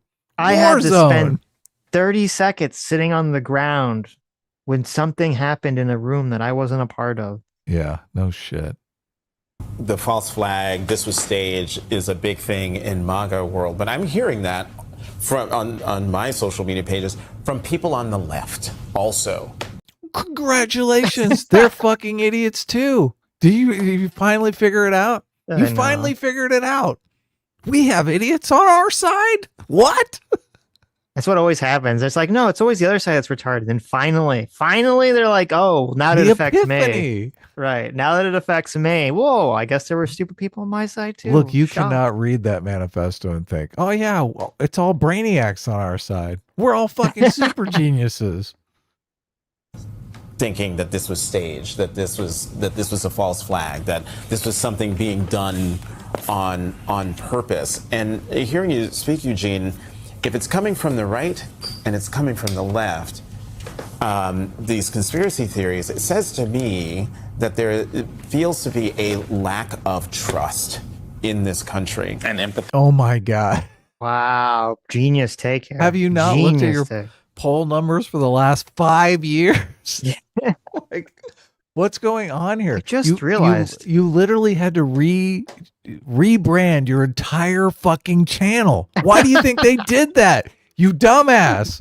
Is a giant, the new channel name is like in giant letters, like behind him on the screen. Yeah. He's like, why? You know, what do you think was the cause of that? It took me sitting on the floor thinking about I might die here to realize the people just don't trust us anymore. No, it's so crazy. Of course they don't trust you. Nobody trusts you because you're self-congratulatory twats. And if people can't see that a room full of journalists have ran out of the room, got in front of cameras, got on their platforms telling people what happened in the room, if you cannot trust what we are telling you, I don't think that's an issue of journalism. These people are fucking idiots, aren't they? They are This is idiots. embarrassing. Yeah. Do they not understand what a false flag is? Like just being able to see the guy, you know what motivated him, how he got there. Mm-hmm. Like you can read his mind. You can see the Netanyahu paycheck. I just can't get over the fact that they're so egotistical. Like maybe part of it is just like ego, because you say, okay, obviously they're so stupid that you could say hypothetically it was staged. They wouldn't know about it, right? So no, of why course is he they like wouldn't. Yeah, acting like this? But then if it turned out that it was staged, it would take away from like their experience. Of course, because then they were would. never in any danger. Right? It's like, oh, like then they're just like lame for just hiding under the table. There was actually no danger, and they don't want that. The ego is like, no, this was real. Takes like, all their victim points away. Yes. All of a sudden, all their victim points are gone. What are they going to do? Holy shit. We weren't ever in danger. We weren't ever in a war zone. Oh my God. That is an issue of American society. And so if you're watching The Weekend, you've been watching us, you've watched us now for 4 hours, I hope you know that we are telling you, because we were in the room. We were sitting right next to Yeah. Oh God, I cannot stand the stupidity. I cannot stand the stupidity. We were in the room. You were there. Therefore, everything we saw was real. Was real. to each other. Jackie was right next to me, to my left, and Eugene was to her left. We're telling you that what happened last night was real. I will never forget a conversation I had with my first boss in journalism, Chris Isham of CBS News. He was the first person to conduct an interview with Osama bin Laden. He had dear friends who died in the attacks on 9/11. And I remember sort of gently asking him what he thought of some of the conspiracy theories around 9/11. And I will never actually forget the look of pain in his eyes that I even broached that question. And even just having this conversation with Ashley actually is such a testament to why it is so important to have primary sources, people who are on the ground, to interview them, to talk with them. Everyone likes to be an armchair court. Just this is so silly. Nobody's done any sort of investigation on this guy or anything at this point, right? No. Like, how do you? Obviously, they did tons of investigations into 9/11 to make sure it wasn't an inside job. They're able to dismiss the conspiracy theorists because they've done the investigations. But just to say, I saw it happen. Back at the end of the day, tons of people looking at videos wondering, oh. Well, see, they think when people are telling them that they think it was staged or false flag, they think they're so dumb. They think that it's like people saying that the moon landing was fake. Mm-hmm. Like, well, it didn't even happen. They were on a sound stage. Like, it was just a green screen. All those journalists were just in a green screen theater. Were they even really at the hotel? Does that hotel even exist? There's like one meme on Twitter that they could just look at to see that's not what's going on. They're saying people in the Trump administration hired the guy. Mm-hmm. That's the kind of false flag it is. They don't even know the false flag meme. No. Why was Kash Patel the last person to leave the ballroom? Did Secret Service mess up? Did they? Well, I mean, he knew that he was safe because he read the manifesto because it was a false flag. That's why he was the last one out. Yeah, he helped write the manifesto. Exactly. Why do you think his name is so prominent in there? That's right. He's like, oh, hey, wait, make sure that you don't go after me. Okay. Include that in the manifesto. Say, not Kash Patel. Right. They forget about him? No, actually, Ashley was sitting with him. She said his instincts were to stay, to be on the ground, play FBI director. He was operating bravely in that moment, actually. And very quickly, there was a... Wow. The MSNBC so triggered by people impugning their reputation that they're actually praising Kash Patel. That's wow. It is scary. Connection between conspiracy theorizing and political violence. Statistically significant. Harvard Kennedy School has done a bunch of studies on this, most recently December 2024, after the November 2024 election. Again, it's statistically significant. We've got to nip this in the bud. People who believe conspiracies are more likely to engage in political violence. Is that the study was that what she's saying the study said? I don't know. I kind of cut out there. Because that makes perfect logical sense, right? They think, I mean, the QAnon people think rich people are all pedophiles, right? Murdering babies and whatnot. Of course they would engage in political violence if you think that that's going on, right? Mm-hmm. Makes perfect sense.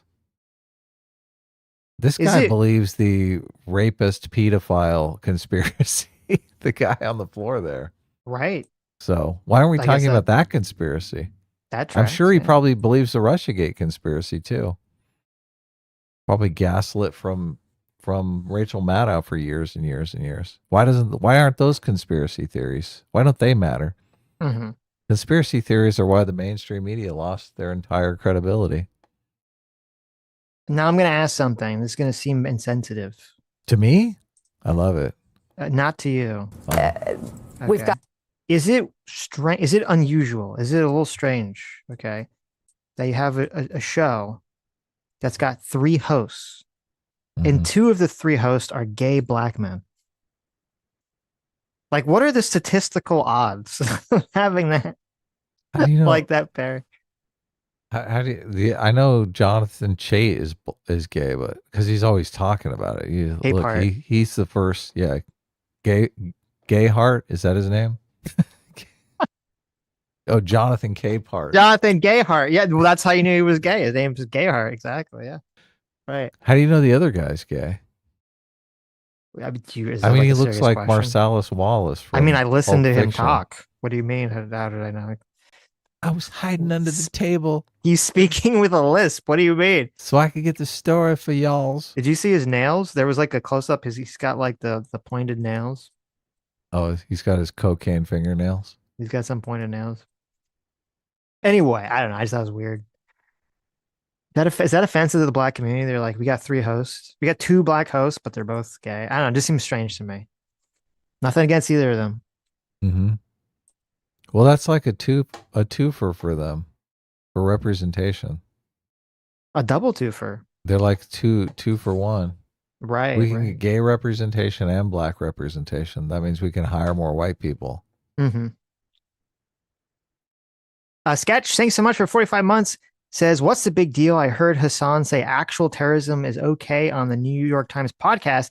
He's always got his thumb on the political pulse of the day. That's true. That's true. Yeah. Done for 34 months. Thanks so much. Says Candace and Nick Fuentes astral projected and manifested a math teacher to try to end Trump in order to stop Mossad from building the Death Star. Now that, I believe that. That's a great storyline right there.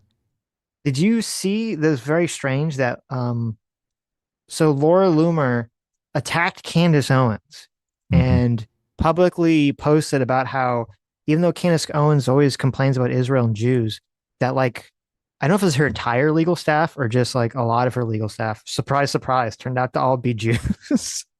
Her legal staff defending her from the French president suing her because she keeps calling his wife a man. And the head, like one of her head lawyers, even though she had like a hearing or a trial date or something coming up, just like dipped out when it became public because he was probably getting pressure like, why the fuck are you defending this piece of shit Candace Owens? So he dips out. And then Candace Owens kind of bizarrely like leaves the country and goes, I think it was to Italy, goes to Europe. And she's all like, oh, I always had this vacation planned, but even though I'm a person who streams, 5 times a week, I never told anyone. I never told my audience that I was going to be on vacation at any point. I just went on vacation. Oops. Sorry, everybody. Like that seems pretty suspicious, right? Of course. Yeah. It seems massively suspicious. Even when I was going out to Japan, I told everyone, I said, oh, by the way, guys, going to Japan, show's going to be on a different time, blah, blah, blah, blah, blah. Candace is like, no, whatever. I don't know. It seems a little suspicious. Seems like she's running away, maybe run away from something. Maybe it's this. We all thought it was the SPLC lawsuit, going to trouble or something. Maybe it was the Macron lawsuit. No, apparently it was this. So she paid this guy to try to assassinate Trump because she got super triggered that he posted about her. That's probably what happened. Yeah, did you see Trump Called posted her the that most vile person in America? Yeah. He posted some picture of her, a very unflattering picture of her. Trump was going hard on Candace. Vile Person of the Year, Time Magazine. It's got Candace Owens with her. Right. She took this picture. This picture was the picture that she put in the lawsuit to try to get out of paying rent. Candace took that horrible picture of herself? Yeah, Candace filed a lawsuit because she stopped paying rent because she said the mold in her apartment was so bad she wasn't going to pay rent. So she took this picture of herself to show what the mold did to her. Oh, that's right. Yeah. I forgot about, yes. So this is her like, look, I'm dying. Your apartment is killing me. That's so funny because I saw someone was like, I forget who it was. Someone was like, I don't like Candace Owens, but Trump is being really racist by posting this picture. My first thought was like, well, what's racist about the picture? It's just an unflattering picture. What's racist about it? That makes it even funnier because you're right. I forgot she took the picture herself. Yeah. It's a selfie. I'm in the hospital. I'm dying. Quickly. I'm dying. Save me. I can't pay rent anymore. Now listen, I understand. Listen, I get it. I've been in places where like there's mold and it can make you sick. Like I get it, but that doesn't like make you like doesn't like make your face look fucked up. Like I don't know what's going on. Like like what's going on in that picture? Why looks like she's like her like she's got like this like weird like dryness like all around her lips and everything. Like when she was like in the desert for 20 days or something. She's like, I was in the desert for 20 days because I couldn't live in the apartment because of the mold. Like what's happening? That's mold poisoning right there. Oh, okay. Is that what that looks like? She cleaned it off with her lips. Well, Candace, listen, you're not supposed to lick the mold up. Okay? Don't lick the black mold, okay? Yes, okay. You're not. You wash it up with a little scrubby puff. Right. So wear a little mask. I know only libtards wear masks, but you should probably put a mask on when you're cleaning mold. Okay. I've never had any fear of this mold stuff. Everyone always talks about the mold. Oh my God, the mold. Right. We're gonna die. I see a little mold. There's a little mold on the sink there. We're all gonna die. It's one of those things. It's like it's hard to tell because there's an influx of people that are getting sick, and it's like not super clear what causes the sickness. So they look for anything. They're like, right. So people mold on the sink. Right. Holy so shit. People point to the mold. And is it the mold? I couldn't tell you the answer to that, but it's just one of those things. I'm skeptical. I am skeptical. It's a funny post. Someone says, they have a picture of the shooter. Plan to kill the president for years so you can appear on the front page of Reddit. Arrive to the scene to do a Naruto run. Get immediately bodied. Everyone is calling you gay online. Worst assassination attempt ever. Is he trying? Was he trying to get laid? Is this what he's trying to do? He's like, this is a good way to get a girlfriend. Not with all those apologies. No, yeah. It's pretty cocked. Apologizing to everyone. Apologize. So this made me hate the press. I was really hoping for a conciliatory night. Right? You thought MS Now was going to come through, kind of. Yeah. Well, don't listen. Don't let this spoil. Okay. Don't let this one MS Now clip spoil you. So from everybody. No. Oh, that's a good point. People are saying the mold poisoning. Albert says the mold poisoning explains a lot. Maybe that's what happened to Candace. Maybe that's what made her crazy. She had all that mold poisoning. I don't think so. No? I think they denied her claim and she just moved out. Oh, okay. I think it's the mold poisoning. I'm going to stand by that. Lethal Strain for $2 says people saw him covered and assumed he was dead. Covered with, well, he wasn't covered. Was it, they just like knock him on the ground and throw like a sheet over him or something? He's like, I'm cold. Can I have a blanket? They're like, sure. They just like drop it on his like whole body. That's it was weird because there was some woman who claimed she's like saw him. She made it sound like she's like, I saw him get shot and fall down. I was like, she didn't see shit. What the fuck are you talking about? We were there. I know. This really happened. It's not a false flag. Right. We saw it with our own eyes. We saw him killed. Oh shit. Maybe we didn't see him killed. Yeah, it is. He's right there. They just assumed. Lethal Strain for $5 says, once I heard he took knives to the fight, I knew he was insane and had watched John Wick too many times. Yeah, what's even the point? Mm-hmm. Like, what situation you think you're going to be in? You're like, I need this knife. Like, okay. Vessi Tenet for $5 says, am I going to have to pretend this is a both sides issue again when we will acknowledge the left is the problem? A team reigns supreme. There yeah. Just say it, Sitch. Say the left is the problem. The left is the problem, everybody. Look at that. Oh my God. The left is the problem. Definitely when it comes to political violence, the left is there. Okay. Definitely when it comes to political violence, the left is way more on top of doing the violence in the last few years or so. That's definitely true. I am way more terrified of someone who thinks violence is, they have a justification for violence, right? They think they are oppressed to the point where violence is really the only solution.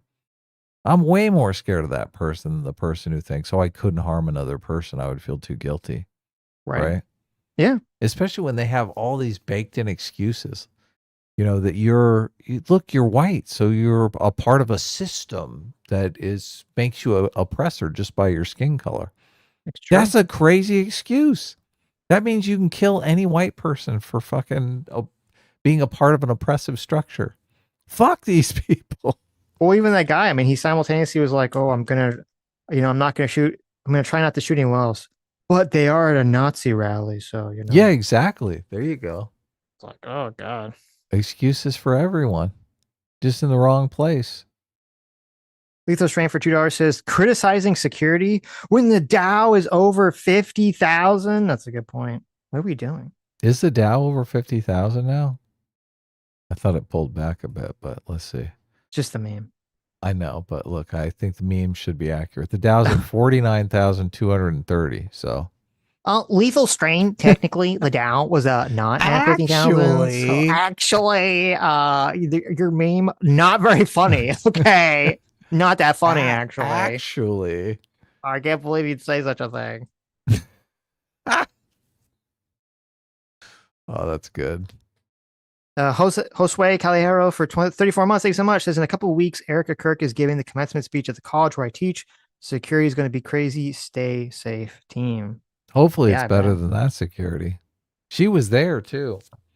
People were giving her a hard time on Twitter saying, oh, she's so over dramatic because I think she was crying when she was leaving. I'm sure it's traumatic when you're at a place where, you know, political violence is going to occur again, just like when you watch your husband die. I mean, come on. Yeah, imagine thinking, oh my God, they're going to get me. My kids are going to have not a mother or a father. Right. PP 1608 for $5 says, I read he assembled the gun and brought it in parts and then hid them in a janitor or maintenance closet. I didn't read that, but I guess we'll find out. That's even worse. There's like, he just brought guns in and just like in pieces and just hid them in a janitor closet and no one found them at all at any point. When I check into a hotel, they never go through my bag, right? The whole suitcase could be filled with guns. Yeah, but you're not staying at a hotel where the president's going to be. Like, I would hope the security be a little different. Evidently, it doesn't seem that that's the case. It seems like he checked in the day before and they just let it roll. That's pretty bad. It's pretty bad. I mean, you would go in with a suitcase, right? Right. And you'd see if they checked the bag or anything. If they didn't, then you just like roll in with the rest of your suitcases. Yeah, that's exactly what you would do. I'm sure that's what he did. Why would he even have to do the whole, like, I've got to bring it in little pieces and then hide it? He's got to get the gun. He's got to get the gun from his room to the ballroom. Yeah, that'd be the one. And even then, if it's just small enough, you could just like, we're lucky that he's not that smart. Because if he was that smart when he walked around and saw security was shit, he literally could have just killed if he could have just killed someone or like waited outside to see someone that he thought had a ticket to try to like take the ticket from them through some way. And he probably could have just fucking walked right in. Yeah. Yeah. Granule Vat, thanks so much for the 50 gifted memberships. Thank you so much, Granule Vat. That's very generous of you. Wow. That is generous. Thanks. Thank you. Jason Mulgreen, thanks so much for the $10. Says one less Democrat voter in California. So we've got that going for us. Terrible. Watch out. Right. Hayden, big deal for 45 months of This One Equals Freedom. Thanks so much. Says just like how Daenerys kind of forgot about the Iron Fleet, Trump forgot about the fleet of naked Californian men wanting to get some of that orange booty. That's a good point. Yeah, how'd he get his shirt taken off him? Well, I'm assuming they strip searched him to make sure he didn't have any weapons or bombs or anything. Oh. I'm guessing. I don't think he ran up with no shirt on. Was he in his tidy whities? I look like he had pants on. Michael Doberman, thanks so much for joining the Free Will Seekers. Look at that. Welcome. Yeah. Cameraman 502 for $2 says, quickly, Mr. President, wear this bullseye for camo. It was either part of it, yeah. No. Right. No. God, I just wanted to see a good Mentalist show. That's all I wanted. That's the real tragedy here. Adam just really wanted to see this Mentalist guy perform. I did. I had such high hopes. Yeah. This is what the country really needed, and this guy a Mentalist. That's really what they needed, huh? I hope they throw the book at him. I hope he gets 100 years, multiple life sentences. He's gonna get at least, probably at least 2 counts of attempted murder. So let's hope. One of them, the president. It's probably a slap on the wrist. Though, didn't the guy who shot Reagan get out of prison or something? Hinckley, yeah. I mean, that guy was crazy, but still, like, that seems wild. I don't think you should let the guy out of prison. I don't care if they're crazy. They shot the president. Yeah. See this Paffy for $5 says, this is the type of guy who would apologize in his manifesto. Adam would never. That's a good point. That's how we know Adam is innocent. Yeah. Adam never would have apologized in his manifesto. Convicts in California can probably still vote too. So you probably didn't even lose a voter in California. Mm-hmm. He's probably going to double vote for Kamala next year. From prison. There you go. Yep. Sammy G, look at that. Sammy G for 49 months of Order of the Enlightened. Wow. Says, whenever I talk politics with Sitch, I always tell him, quote, I'm a bet on Trump. That'll all work out for him in America. When he gambles, odds are he wins more somehow. Clearly, the man has his luck stat maxed out. LOL. He does, definitely. He does. Yeah. Michael Dorman for 2 Canadians says, please tell me we're going to watch Hassan's New York Times vid. We are. We're going to watch it right after this. Night Manager for 49 months, thanks so much, says he is so debate-brained, he's arguing with himself and his own manifesto. The real assassination was this letter. True. True. He did kind of destroy all credibility, didn't he? Yes. Granule Vat for 38 months says, how much are we looking forward to the Tucker, Candace, Dave response videos? Yeah, I mean, they're going to, obviously, they're going to say it's a conspiracy theory, right? There's no way they're going to say it's just Candace is, somehow. Definitely. it's either going to be Tucker and I don't know about Dave, but Tucker and Candace are going to somehow say that either it was a conspiracy by Trump to do it to himself to make him more sympathetic, or somehow Israel was behind this. Because this is what they're going to say. They're going to say Israel was behind this because they didn't like that Trump was trying to make peace with Iran. And so they were going to, kill Trump and somehow blame Iran, even though that wouldn't make sense for the person who was the shooter anyway. But they'll say it, and their audiences will lap it up because they're stupid. Yeah, that's definitely coming. Both those conspiracies, they'll probably claim both are true, even though they're contradictory to one another. Yeah. Yeah, exactly. Z2 Thing for $5 says liberals torment themselves with a Marxist ideology that tells them they're in a constant state of destructive complacency from each according, etc. I think a lot of what, well, here, I'll say that. We'll talk about that with the Hassan thing. Michael Dorman, thank you so much for 2 Canadians. Says A-Team reigns supreme. Of course. Living in Stug's Walton Burley for $5 says Stug told me to say hi for him. Hi. Hi, Stug. Amoeba Sheep, thanks so much for the 50 knock. Says too early to tell family and friends, so I'll tell my favorite internet strangers. After 10 years of trying, I'm finally pregnant. Share my joy with me. That's great. Congratulations. That is awesome. Look That's at awesome. That. Gonna bring a little tyke into the world. Look, That's what we need. More little tykes. And more tykes. importantly, we have another female streamer I didn't know we had. Look at that. Wonderful. That's great. Well, thank you. And congratulations. That's wonderful. Thank you for sharing with us. Lethal Strain for 16 months. Satan. I thought you were going to say you should name it Chat. No. Although Chat would be good. If we get a dog, we're going to name it Chat. So I can always ask Chat.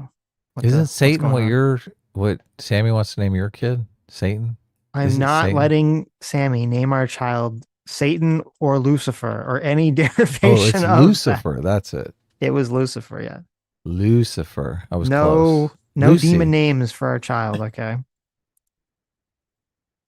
Lethal Strain for 16 months says last time Trump was at the dinner was when they all roasted him. Reagan was shot at the same hotel in 81, covered because they strip searched him. Yes. Yeah, Obama but I'm assuming they didn't cover his roasted face, Trump. did they? Obama roasted Trump. That was part of the self-deprecating humor when Obama was roasting Trump, right? Oh, of course. That's what that word means. Yeah. Harrison Dill for $2 says, I think JD Vance is behind the conspiracy. I'd believe it. They fucking rushed him out. They rushed him right out of there. Kachongo for $5 says, if conspiracy theorists are more violent, we are in serious trouble with how many people believe in white supremacy. There you go. Look at that. That can go in both directions too. Okay. The Friendly Farmer for $25. Thank you so much. Says, good afternoon from Kansas, gentlemen. I hope you both and your loved ones are having a safe and eventful weekend. Unrelated, but what are your thoughts on the cynical historian? Smart guy, but he's a woke ideologue. I've never watched any of his content. The cynical historian. Sitch and I, before the stream, were kind of complaining about how YouTube content really seems lame these days. Everything but our show. Obviously. A lot of really crappy content out there. It's weird. I'm looking at his channel. The name sounds familiar, but I have not seen any of this content before.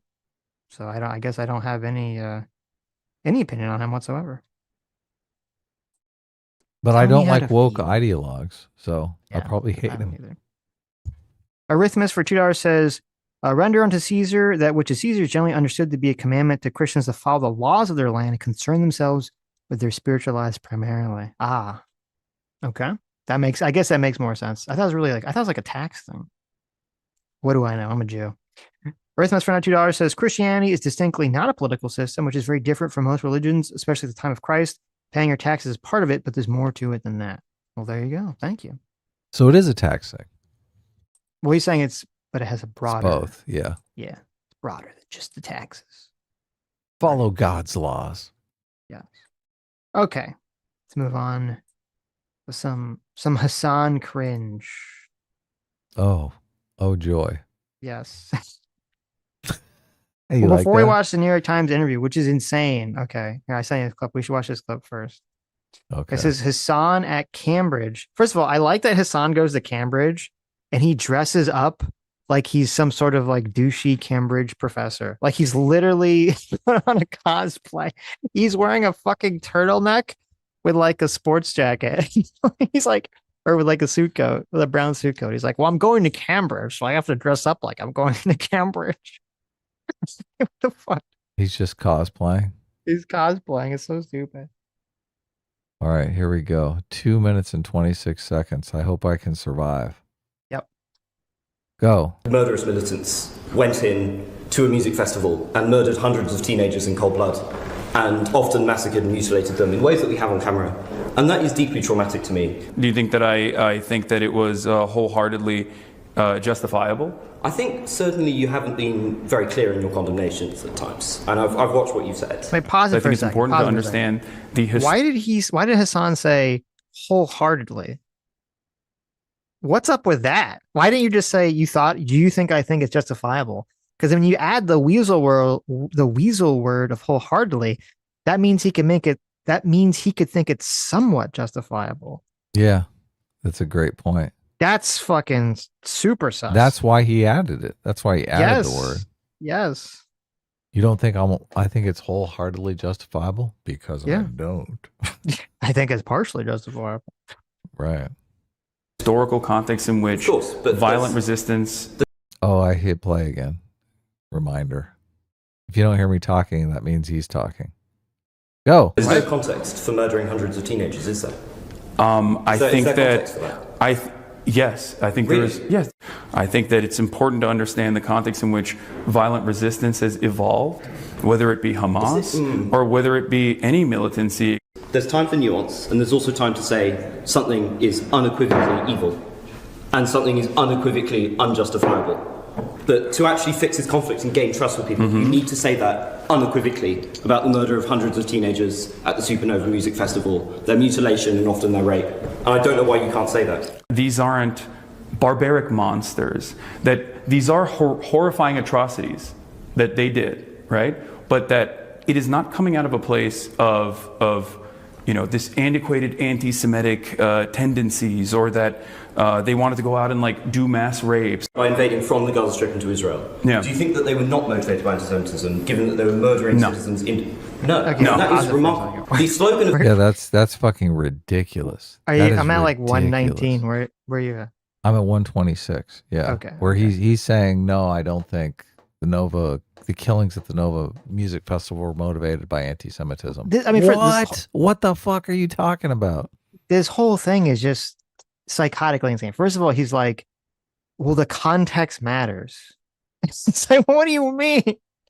The context? I mean, the context may matter in terms of like, why did it happen? It doesn't matter in terms of like denouncing it as just horrific. And then he's like, well, these people aren't barbarians. What do you mean they're not barbarians? Yes, they are. What the fuck? Like, fucking going around indiscriminately murdering innocent people, raping people. Oh, well, they're not barbarians. You have to understand the context of the hit. Fuck you. This guy 100% nailed us on the beginning when he's like, well, you do seem a little sus on the October 7th thing. And then he goes and he proves it. Yeah. And then this whole like, well, they're not like anti-Semitic. Who fucking shit? Well, first of all, yes, bullshit. But secondly, their whole culture is anti-Semitic. What the fuck are you talking about? Even if I were to grant them that they're not anti-Semitic, which is they obviously are, but even if I am, like, who gives a fuck? Why does that matter? Is Hasan like, well, they're not anti-Semitic, so that somehow like makes it better that they killed and raped a bunch of innocent people? Like, what? Who gives? What? That's like, well, listen. The guys who came in and mass slaughtered a bunch of people, they weren't racist, so was it really that bad? Like, what the fuck? What are you talking about? Yeah, it's insane. That's like, oh, well, if the problem with the Nazis weren't that they killed a bunch of people. It was that they were racist when they killed a bunch of people.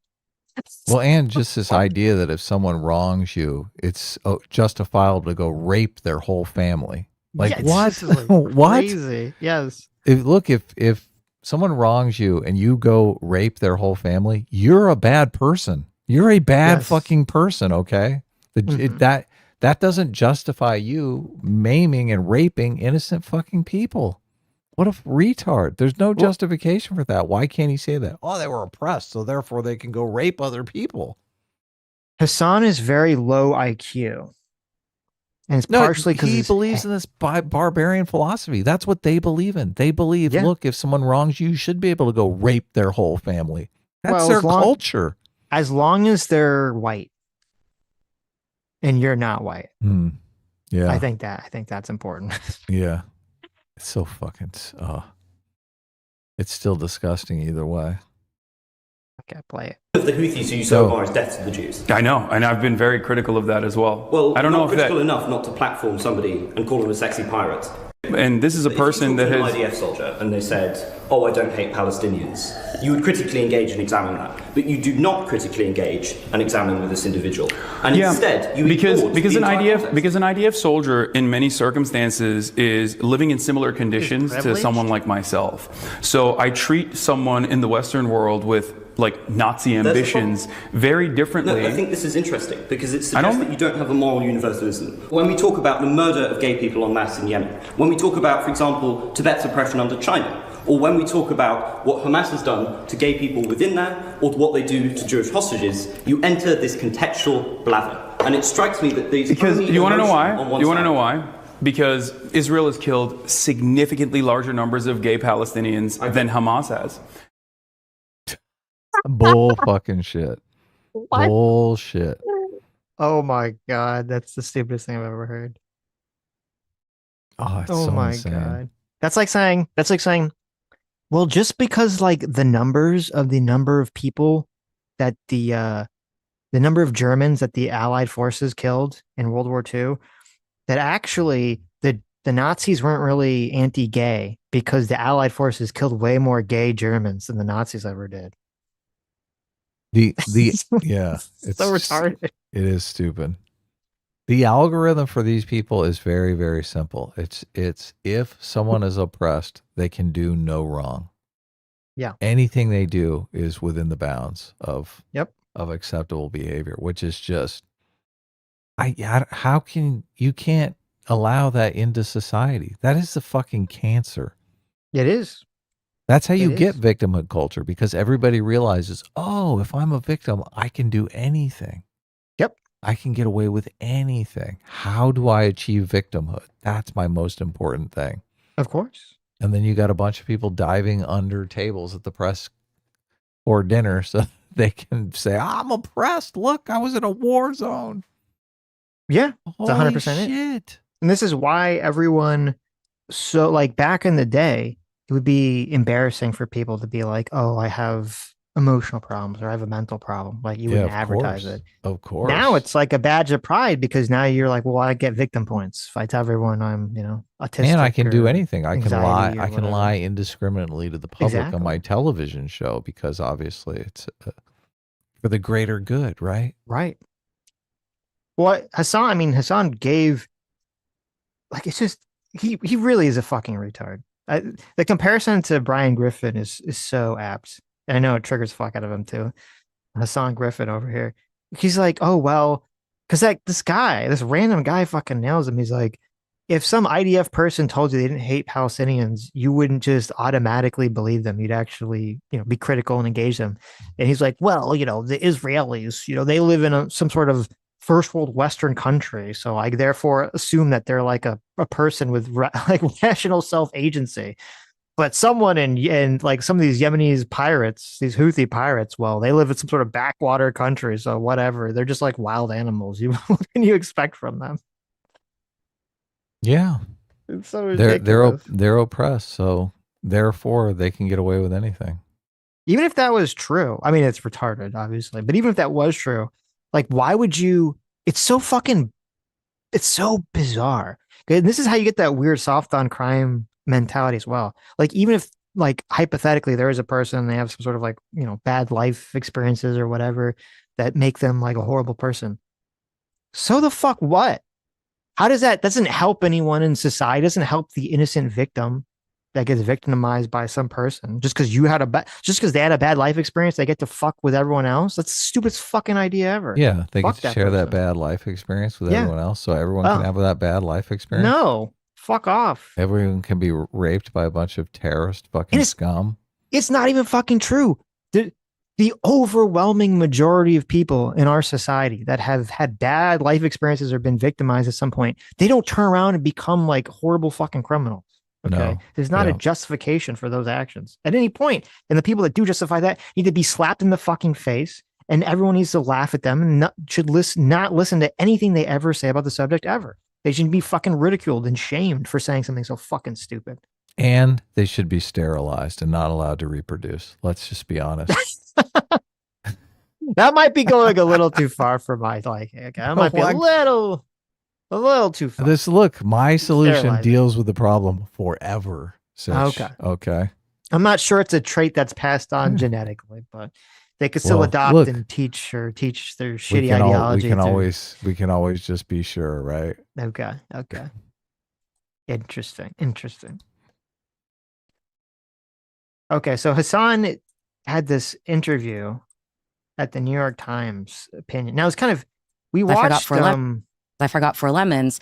And we watched the other interview. I forgot remember that we watched, it was like a few months ago. I forgot the other guy's name. It was like Ross something. And he's like a right-wing guy who works at the New York Times. Great. Yeah, and he had this great interview with Hasan, where he was putting Hassan's feet to the fire. Yeah, it was awesome. Yeah, okay. 6 months ago, Hassan Piker is flirting with revolution. Okay. Ross Douthat, I think is how you say his name. And yet now, the New York Times opinion, then this is crazy because I just assumed that there's just a clip of this. No, this entire fucking interview, if you haven't seen it, is just about why it's okay to like steal shit. Yeah, I listened to 30 seconds of this and I wanted to kill somebody. Like, what the fuck? Who thought it was a good idea? What kind of insanity is this? This is embarrassing. This is embarrassing to the fucking remember when the New York Times, didn't they fire someone because they had an op-ed from like Tom Cotton or something? Oh yeah, you're right. They did. What was because their whole staff got pissed off because they published some op-ed that Tom Cotton wrote. They're like, "Oh my God, he's a Nazi! Oh my God, that's some Nazi propaganda!" Remember the Nazi propaganda? That was over the Sydney Sweeney video. That fucking crazy was that bitch. what that stupid lady was about? Yeah. God. My God, she's like, "I have great genes." Oh my God. It's some Nazi propaganda. It's always a good one. Look, when people like this talk about stealing, it makes me want to break into that nice home there and vandalize all of that shit. Oh, you think personal property's no big deal, huh? Let me fucking spray paint all of it. Look, who has a white house like that? That house is dying for some spray paint. Isn't it? Well, this is like peak socialist scumbag. Okay, like bougie socialist. You're in some sort of like fancy New York apartment somewhere talking about how it's okay to steal from other people on your, with your fancy mics and your fancy set and everything. Ridiculous, right? Yeah. New York Times. This is from 2020. New York Times announced on Sunday that its editorial page editor had resigned after backlash from the public and their company's own employees over a Republican senator's op-ed that called for using military force against recent rioters. So this was during the BLM protest because the New York Times published an op-ed from a sitting senator who said that they should be using the National Guard against the people rioting during the BLM protest. This guy resigned because the people lost their shit so much. Okay. And now a few years later, we have, the New York Times is like, oh, well, we're just going to have these people openly talk about why stealing and shoplifting is totally based and okay. They don't think anything of property rights. Right. This is because embarrassing. They have so much money, anything that gets stolen from them, they can just easily replace. Yep. Yeah, because it doesn't affect them. It doesn't affect them in the slightest. Not at all. For lemons. And on several occasions, I forgot 4 lemons. And on several occasions, I was like, I'm just going to go back, grab those 4 lemons and get the hell out. And you should go to prison. I know. You think they're going to ban me? They should throw you in jail. But I didn't feel bad about it at all. That's always a good thing. Like I stole because not even because I was hungry. I stole because I was just so fucking lazy that I didn't want to like have to stand in line again. I didn't feel bad about it. Yeah, I was in a hurry. I was in a hurry. Oh, well, I'm glad we're asking this person what they think of things. I wonder if the guy who grew those lemons and paid people to pick those. I mean, I wonder how much of a hurry he was in. Right. I'm proposing a new term, micro-looting. I started going into the grocery store, I would pick up the thing that I wanted, and then I would go. It's a survival technique. Gotta eat to live, gotta steal to eat. You're paying for that, right? No, babe, food is a human right. People are taking small things from... this is the thing that's going to make me vote for concentration camps. You heard really that gay is. guy say eating is a human right, and you're just like, I'm done. I am ready. Bring back the concentration camps. There's some people that we need to take care of, guys. Things are getting out of hand here. It's I was pretty tough on crime before, but I think after going to Japan and seeing like how it could be, how things could be, I'm like, okay, we need to just really bring back like harsh penalties. Yeah, you're in for like everything. You're like mass incarceration. Yes. Is there a step that's beyond that? Can we go further than that? Right. What is a step or two beyond the mass incarceration? That's what I want. Sam came up with an idea. I'm going to share with you guys. I think it's a good idea. Okay.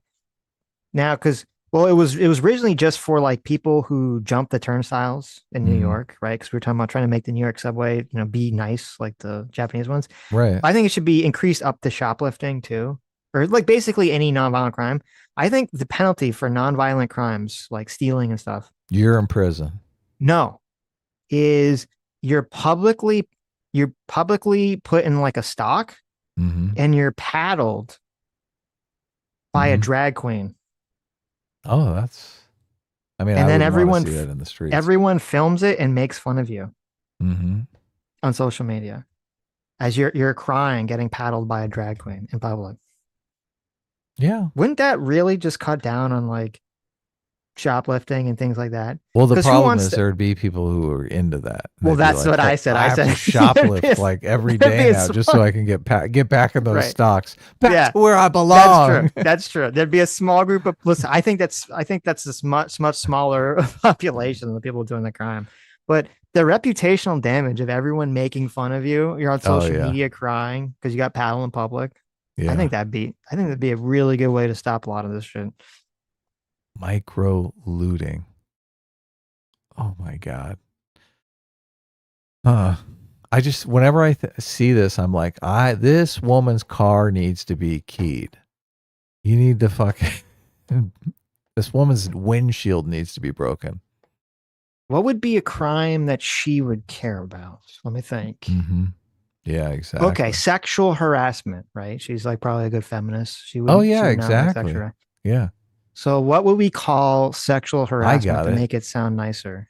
Yeah, micro grab ass. How do you like that? No. That's too much. Micro flirting. Micro flirting. Micro flirting, right? That's when you go over to a woman and you catcall her and you smack her on the ass, right? Micro flirting. Micro rape. I think it gets more to the point, right? It might be a little too much. Look, micro looting is triggering because it's like looting is how do you micro loot, right? Micro rape is kind of the same thing. Like, right. I guess I see what you're saying. Micro rape. Micro raping. Yeah, exactly. She's like, I have a new term. It's called micro raping.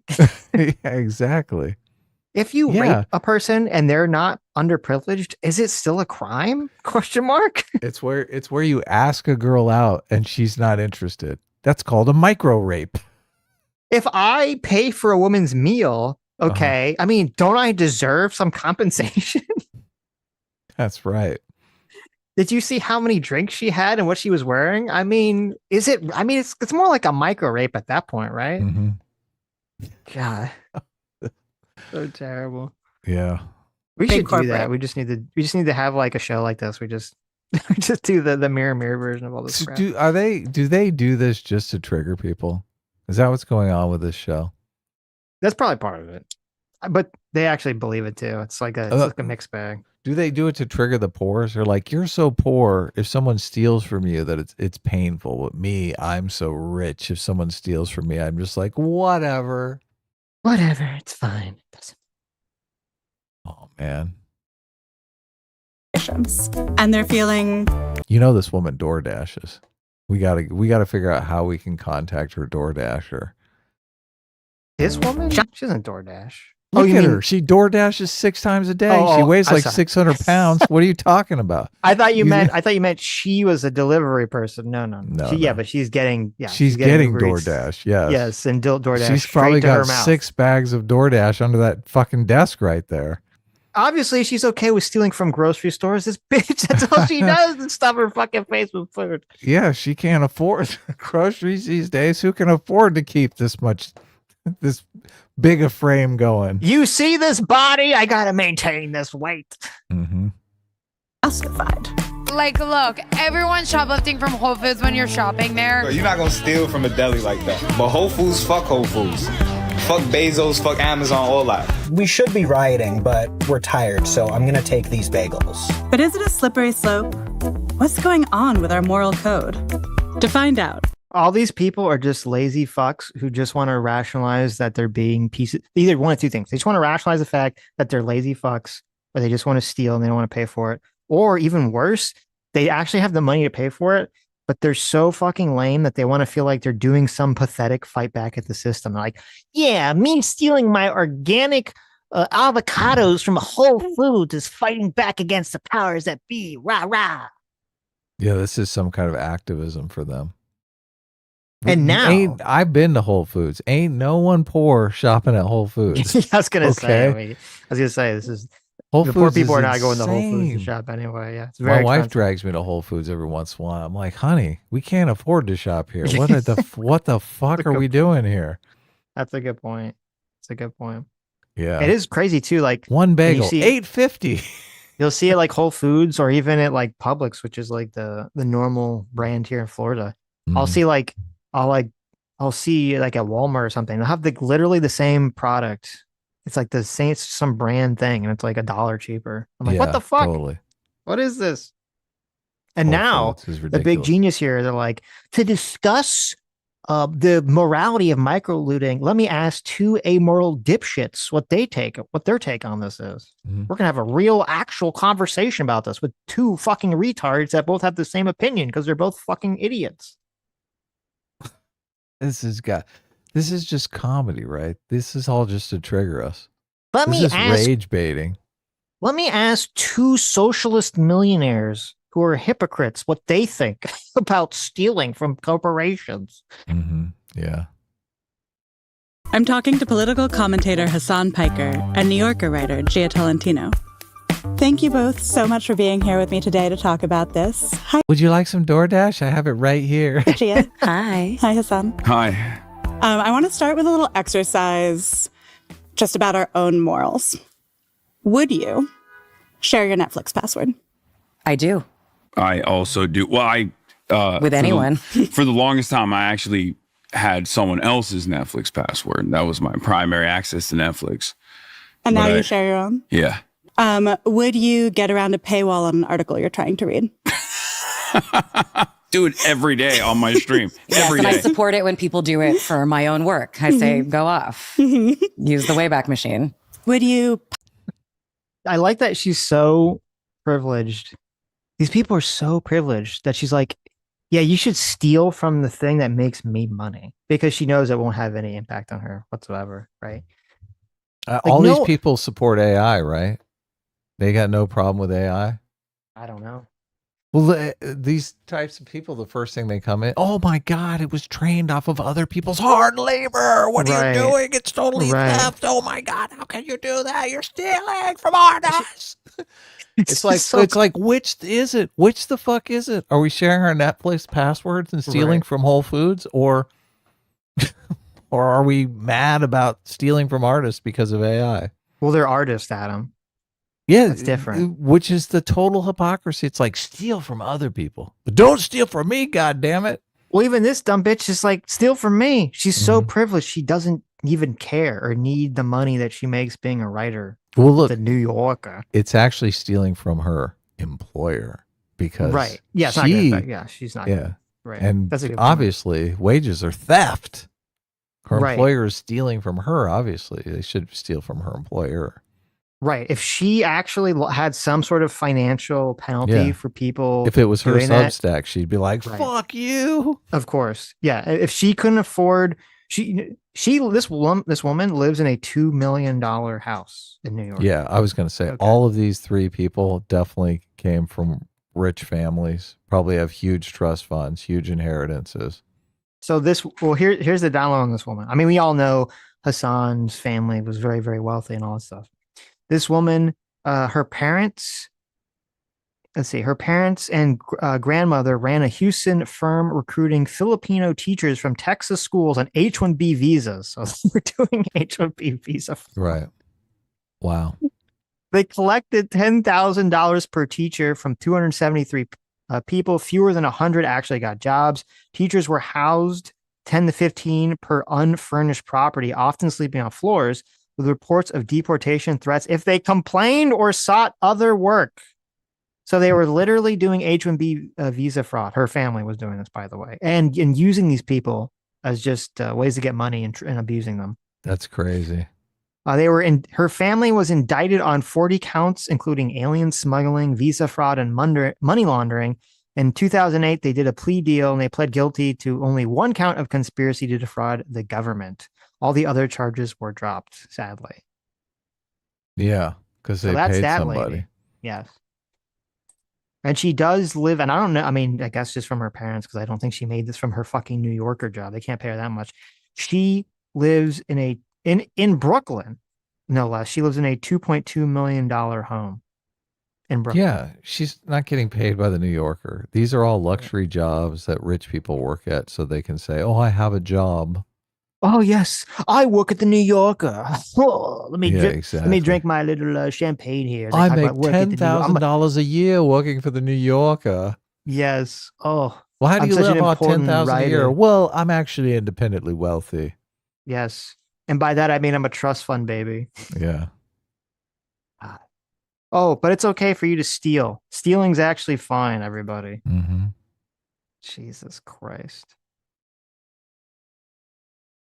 Stealing from the little people, the paupers. Let me see how many articles this lady's written. It's not a lot. So far in the year 2026, she's only written one article. Okay.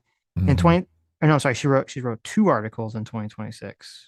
Or I don't know, they're both about the same thing. So I'm gonna say they're one article. In 2025, she wrote 1, 2, 3, 4, 5, 6, 7, 8, 9, 10, 11. So she wrote less articles. She wrote less than one article a month for a publication. That's her job. Yeah. It's great work if you can get it, right? Okay. I mean, listen, that's pretty awesome. That's great. Probably paid by the word. Pirate music from an indie band. Is it 2005 and I'm using LimeWire? Because yes. I feel like every millennial has at some point done this. I feel like This is so weird now because all the bands put their music for free on like YouTube. And Spotify, yeah. Yeah. So this is a weird question.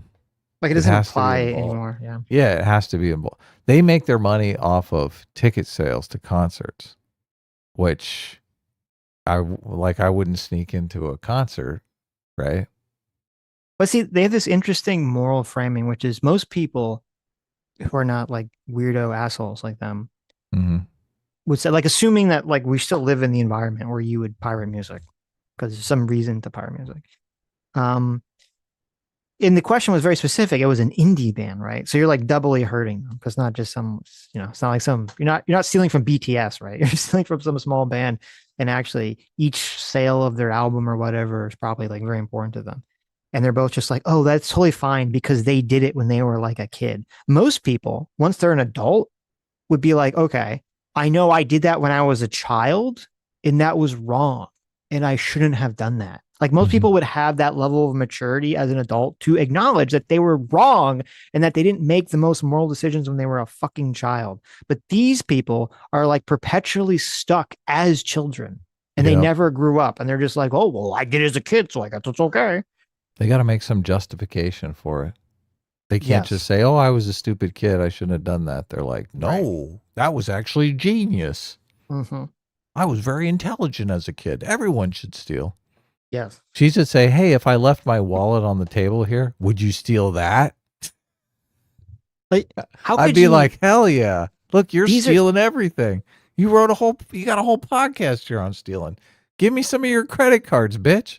I know. And how could you, we're supposed to be training these fucking retards for moral questions when they're at, like, how can any of these people, how can you advocate for some moral framework when your moral system, like if everyone acted the way you acted and society falls apart, then that's a problem, right? That means that you're not advocating for something moral. Basically living in Clockwork Orange. Yes. They're like, well, it's okay because like only a few people are doing it. So that makes it okay, right? No. Mentally, Spotify is kind of like deleterious to the musician livelihood, and I use that. But then I go to the shows. I'm pro piracy all the way, like across the board. Would you pirate a car? Yes. If you could, if one could pirate a car, it was just a classic thing back in the day. The government funded anti-piracy initiatives would be like, dude, would you steal a car? I'm like, sure. If I get away with it. So there you go, guys. I just want you to know that if you steal Hassan's car, he's totally fine with it. Totally fine. Hassan just is totally fine if you steal his car or any of his property. He's just totally cool with it. It's cool. It's chill. Don't worry about it. He'd be on his hands and knees crying like a little bitch. Oh, please help me find it. He's probably got like 10 trackers on his car. No. Listen, everybody. Hassan said he's fine with it. Hassan Piker is fine with you stealing his car. Look how thirsty these girls are. Oh, look, he's such a rebel. Oh my God, he's a car thief. I wonder if he'd steal a car for us. I wonder how much of this mentality is just like stunted emotional growth. Because that's really what it feels like is happening here. Yeah. He just wants to be the rebel. Usually you grow out of that after you're like 20. Like if you're in your 30s and you're still doing that, there's a problem. You know what really turns women on? When you can buy a car. Stealing a car doesn't necessarily.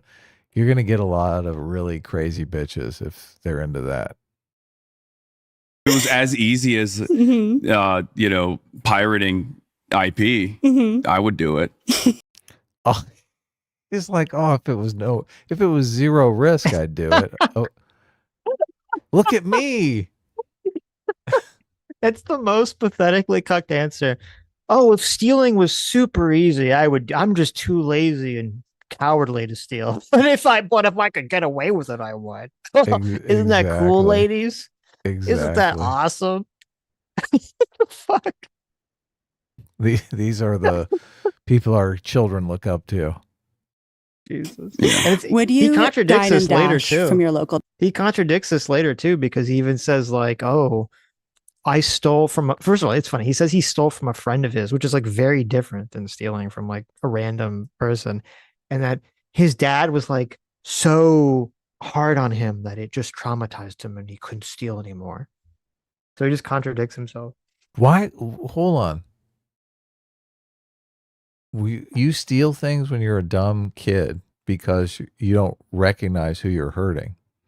Right. If you're stealing from your fucking friend, you know exactly who you're hurting. I know, isn't that weird? I've never done that. That's kind of fucked up. Yeah, like, what the fuck? You stole from your own friend? What do you mean? What the fuck? I can't imagine such a thing. Like I heard you say that and I'm like, what? What? Like I can't think of one friend crazy. I would think, oh, let me just steal this from them. Yep. Oh my God. What a fucker. Mm-hmm. I would do it. Yeah. Would you dine and dash from your local diner? Never. Tip 35%. Mike's, come on. No, I wouldn't do that. And if I saw somebody doing that, I'd probably pay for their meal. Yeah. Would you? So wait. Okay, here's the problem. And this is also why this like woman's a fuck. This New York Times lady is like a retard. Why, like, in the moral question, why is dining and dashing from a non-chain restaurant so morally egregious, but stealing an indie band's music is like, that's fine. Yeah. Like, what's the moral weight? Like, what's the moral question there? That would be an interesting follow-up, lady. Like, well, why is one action fine the other? Is it just because it's easy? Is it just literally because it's like you can hide when you do it? Like, if you could hide and be anonymous when you steal from your local restaurant, would you do it all of a sudden? Well, everything they talked about before had this intangible element to it. It was a digital product or digital service. Well, you said you'd steal a car, so I don't know, but yeah. Right. But she didn't bring up car. Right. Her example are digital. Now she's upped it into like some sort of real world thing. Mm-hmm. Where there's a service that's being provided to your taking tangible goods. But you can even say like that stupid guy said like, well, I got to eat to live. Eating is a human right. Like, you could even make like a dumber, bullshittier argument for stealing from a restaurant than you can stealing music or someone's IP. You generally don't need someone's media IP to live.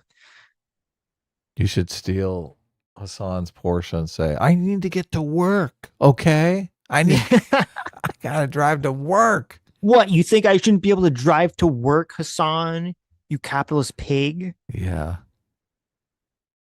Steal a book from the library. Never. No. Would you steal from the Louvre? Yes. I would not be logistically capable of executing such a fact, but would I cheer on every news story of people that I see doing it? Absolutely. Absolutely. Yeah, I think it's cool. We gotta get back to cool crimes like that. Like, bank robberies, right? Stealing priceless artifacts, things of that nature. I feel like that's way cooler than the 7,000th new cryptocurrency scheme that people are engaging in. Mm-hmm. Would you? But this dumb bimbo for the New York Times just giggling here. Instead of asking the follow-up questions, well, okay, why is it bad to steal from a public library, but it's okay to steal from a public art museum? That's like one of the most famous art museums in the world. Yeah, why is rug pulling dumb people who want to buy some crypto meme coin? Why is that stealing? Yeah, exactly. Well, I mean... But stealing from everyone from a public museum is fine, I guess. Yeah. Or what's stealing, up with that? Well, no, they're just going off their intuitions, but they're like, the Louvre is a bunch of rich people. And obviously you can steal from rich people, right? But no, it's not. It's a restaurant is a bunch of service workers. You can't steal from service workers because they're poor. That's the algorithm. They're just applying the who is oppressed and who is not oppressed. Who is an oppressor. Right, but the Louvre it's owned by the French government. It's a public museum. Oppressors. Okay. Sitch, it's obvious. It's a public museum. Don't it's not even back. like a private collection or anything. Well, here it's funny because, and I'll play it out. It's very interesting. Hasan actually got a lot of criticism for that take from lefties. Mm-hmm. Shockingly. Oh, stealing from the Louvre? Yes. Because he didn't know it was public? Because I guess he didn't know it was a public museum. He thought it was a bunch of rich people. Right. And it's funny, so his defense is that he was just joking. Yeah. Right. He wasn't serious. He didn't actually mean it. This whole thing is a joke. In reality, he didn't say this, but we all know what the thought process was. The thought process was, well, it's okay to steal from the Louvre because it's a bunch of white people who probably stole artifacts from non-white people and put in a museum. Because that's like the meme that they always have in their head of all these museums. Oh, yeah. Yeah. Stealing from the natives. Yep. You steal from Whole Foods. You want to go first? She's gone first every time. Because he just gauges her opinion. Like, I know, she's like, oh, yes her. or no. Yeah. Yes. And I have, under very specific circumstances. I think that stealing from a big box store, I'll just state my platform. It's neither very significant as a moral wrong, nor is it significant in any way as protest or direct action. But I did steal from Whole Foods on several occasions. Like, I've been involved in like a neighborhood mutual aid group since 2021. And so every week I would go get groceries for Miss Nancy, my now family friend who lived nearby, and she wanted to go to Whole Foods. She wanted food from Whole Foods. So I was like, okay, great. And so I'd be getting Miss Nancy all her groceries. This is the indigent person that she takes care of. She's like, well, bitch, why are you always taking me to Walmart? I know what I was about to say. Like, what the fuck? She's like, oh, I'm such a good person. I'm buying groceries for someone else. The person you're buying groceries for is like, I want Whole Foods specifically. I can't afford it, but you got to get me Whole Foods. That's fucking hilarious. Bitch, why are you always taking me to Walmart? I'd be like, bitch, I want you the get Whole what you Foods. if you want to go to Whole Foods, you got to afford it yourself. Like, fuck you. Oh, this is insane. This is insane. Stealing is okay, but me, I'm personally taking care of the poor. Right. And then I would finish and I'd be like, oh my God. Oh, wait, you had to listen to this. So you would think that she's going to say like, oh, I was buying food for this poor person, right? Yeah. I couldn't afford the food by this poor person needed it, so I stole, right? That's what you think she's going to say, right? Yeah, that's why we made all those jokes in that direction. That's not what she's going to say. Different? No, it's actually worse. Okay, let's hear it. And who lived nearby, and she wanted to go to Whole Foods. She wanted food from Whole Foods. So I was like, okay, great. And so I'd be getting Miss Nancy all her groceries, and then I would finish and I'd be like, oh my God, 4 lemons. I forgot 4 lemons. And on several occasions, I was like, I'm just going to go back, grab those 4 lemons and get the hell out. And you should go to prison. So she's stealing not because she can't afford it, but because she's too lazy to go back in line. The logic here, though, is once you've checked out of Whole Foods, you're like, I just got raped by Whole Foods. They can give me 4 fucking lemons, okay? Yes, when they just that's it. When they just assaulted my entire bank account, I'm taking my 4 fucking lemons. There you go. Yeah. No, I just love the idea that I'm stealing because I'm lazy. Yeah, I'm just too lazy to go back in line. So that's why I stole. Mm-hmm. Isn't that acceptable? Isn't that a morally good? Yeah. Why am I going to wait in line to pay $29.50 for 4 lemons? Yes. I know. You think they're going to ban me? They should throw you in jail. But I didn't feel bad about it at all. Mm-hmm. And was part of it because of how you feel about Whole Foods as a corporation? Yeah, it already felt like a bit of a compromise. Like at the time, I was like, I had not been to Whole Foods. I had a bit more sort of consumer discipline about where I was spending my money then, and I already felt like I was in the hole even by shopping there. And it's right there. Look at that. She's like, they made enough money off me. Well, no. She means in the hole morally. Oh, okay. Because it's immoral. Not in the hole because their prices are so. No. She means like, she's like, well, first of all, this is hilarious because the story's like, well, the only reason she was even there at, okay, she would never have shopped at Whole Foods on her own. It's only because of this poor person that she was helping. That's the only reason she even shopped at Whole Foods. Miss Nancy. This dumb bitch. Okay, doesn't care about. Where do you think she met Miss Nancy? At the local concert. Oh my God.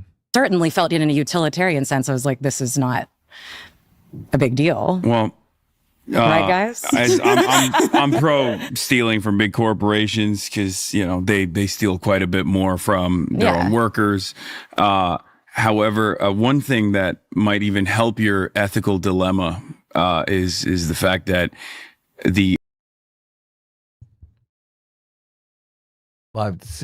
statements like that just make me long for the jobs apocalypse that's coming. I can't fucking wait. I can't wait till we hit 30% unemployment. So I'm gonna revel in it and be like, oh yeah, wage slavery, right?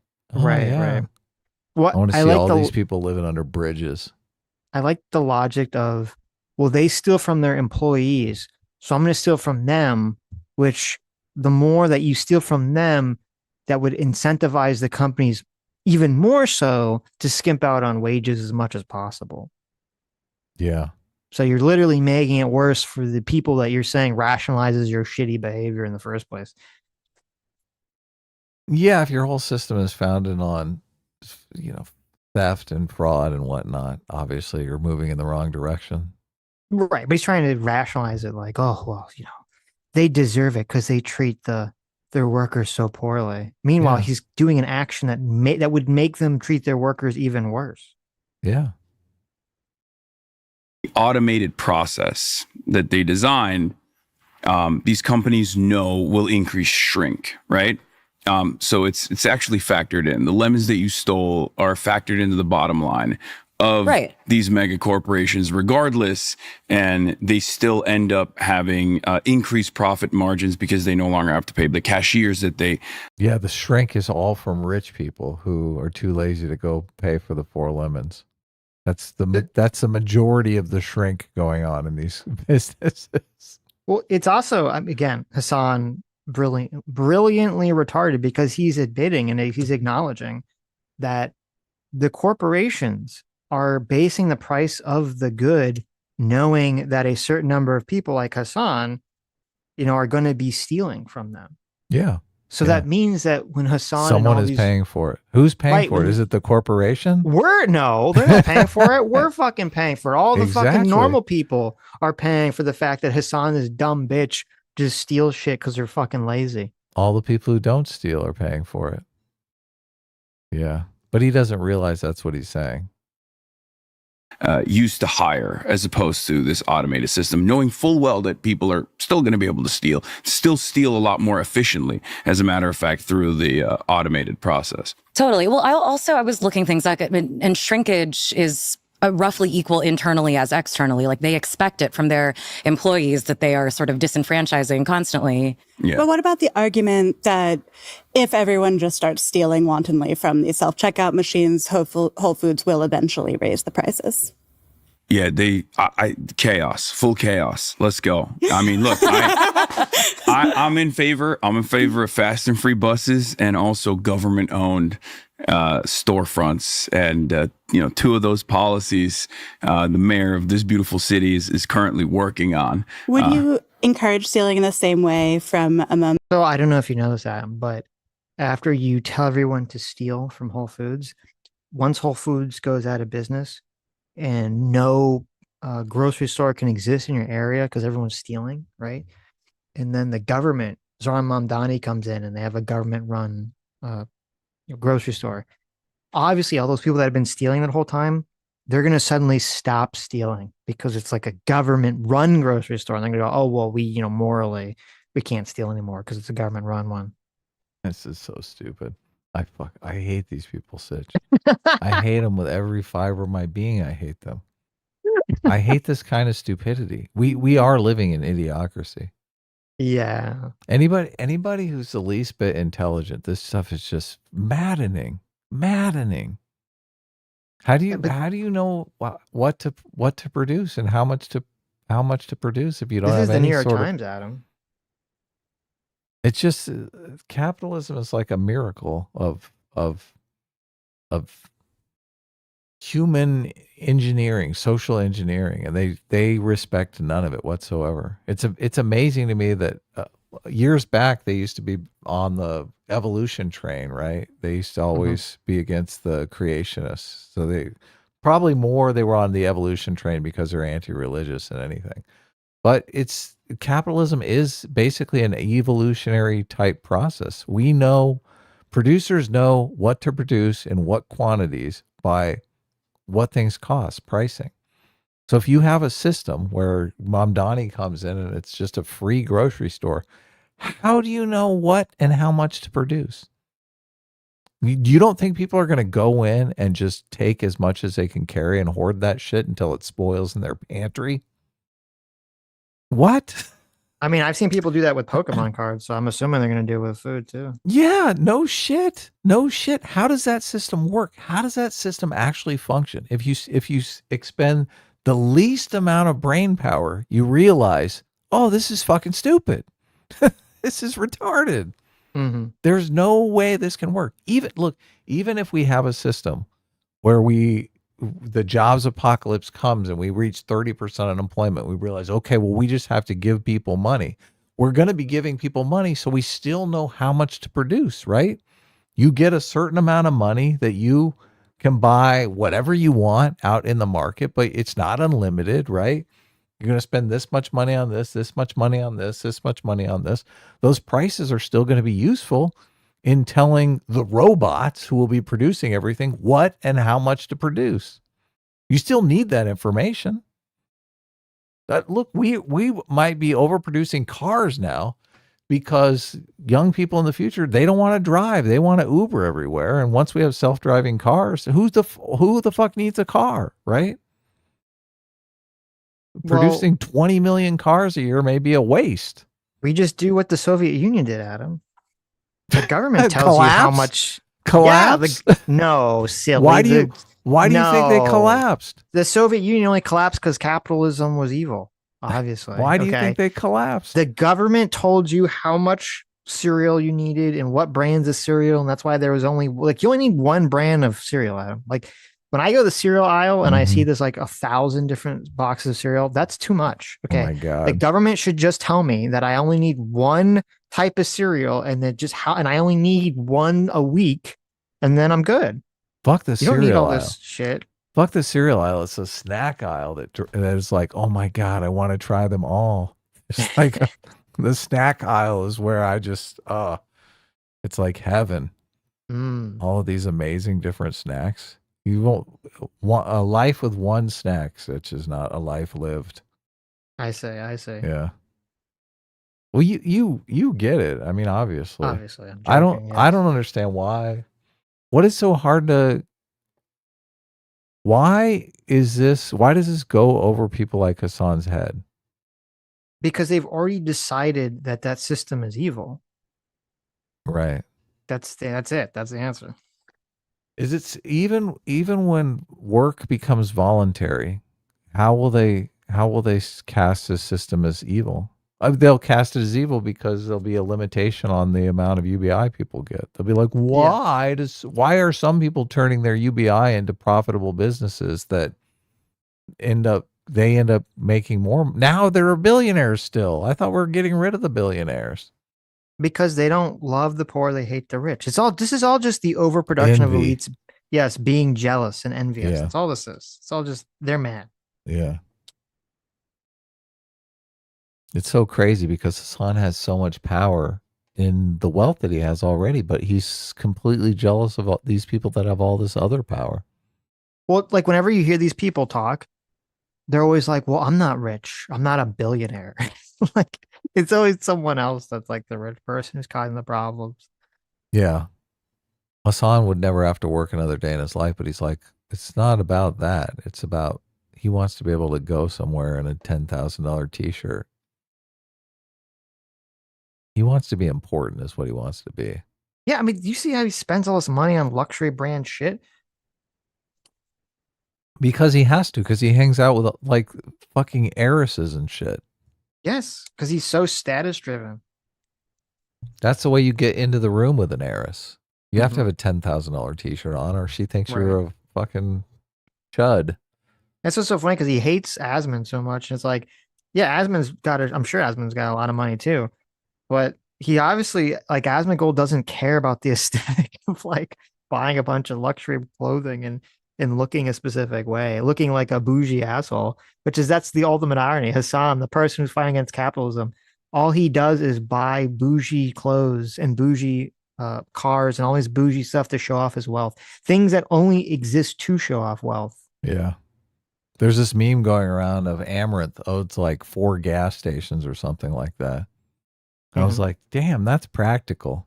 She's like, yeah, these gas stations earn about $14 million a year. So I'm just buying them up.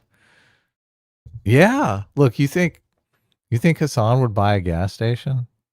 That'd be completely beneath him. A gas station? Me owning a gas station? Leave that for the porn stars, Adam. Yeah. Well, look, if you're a porn star, you understand the practicality of money pretty pretty handily, I would think, Well, right? I mean, whoever's Amaranth's financial advisor is smart. They're like, you should take all this porn money and buy a bunch of gas stations. Yeah. That body is not going to last forever, but you know what will? Gas. Petroleum. Well, maybe not. I mean, if we electrify the grid, those gas stations That's might true. Well, no, they'll just turn them into, snack. No, I mean like electrical stations. They're going to have vending machines inside these robo-taxis, aren't they?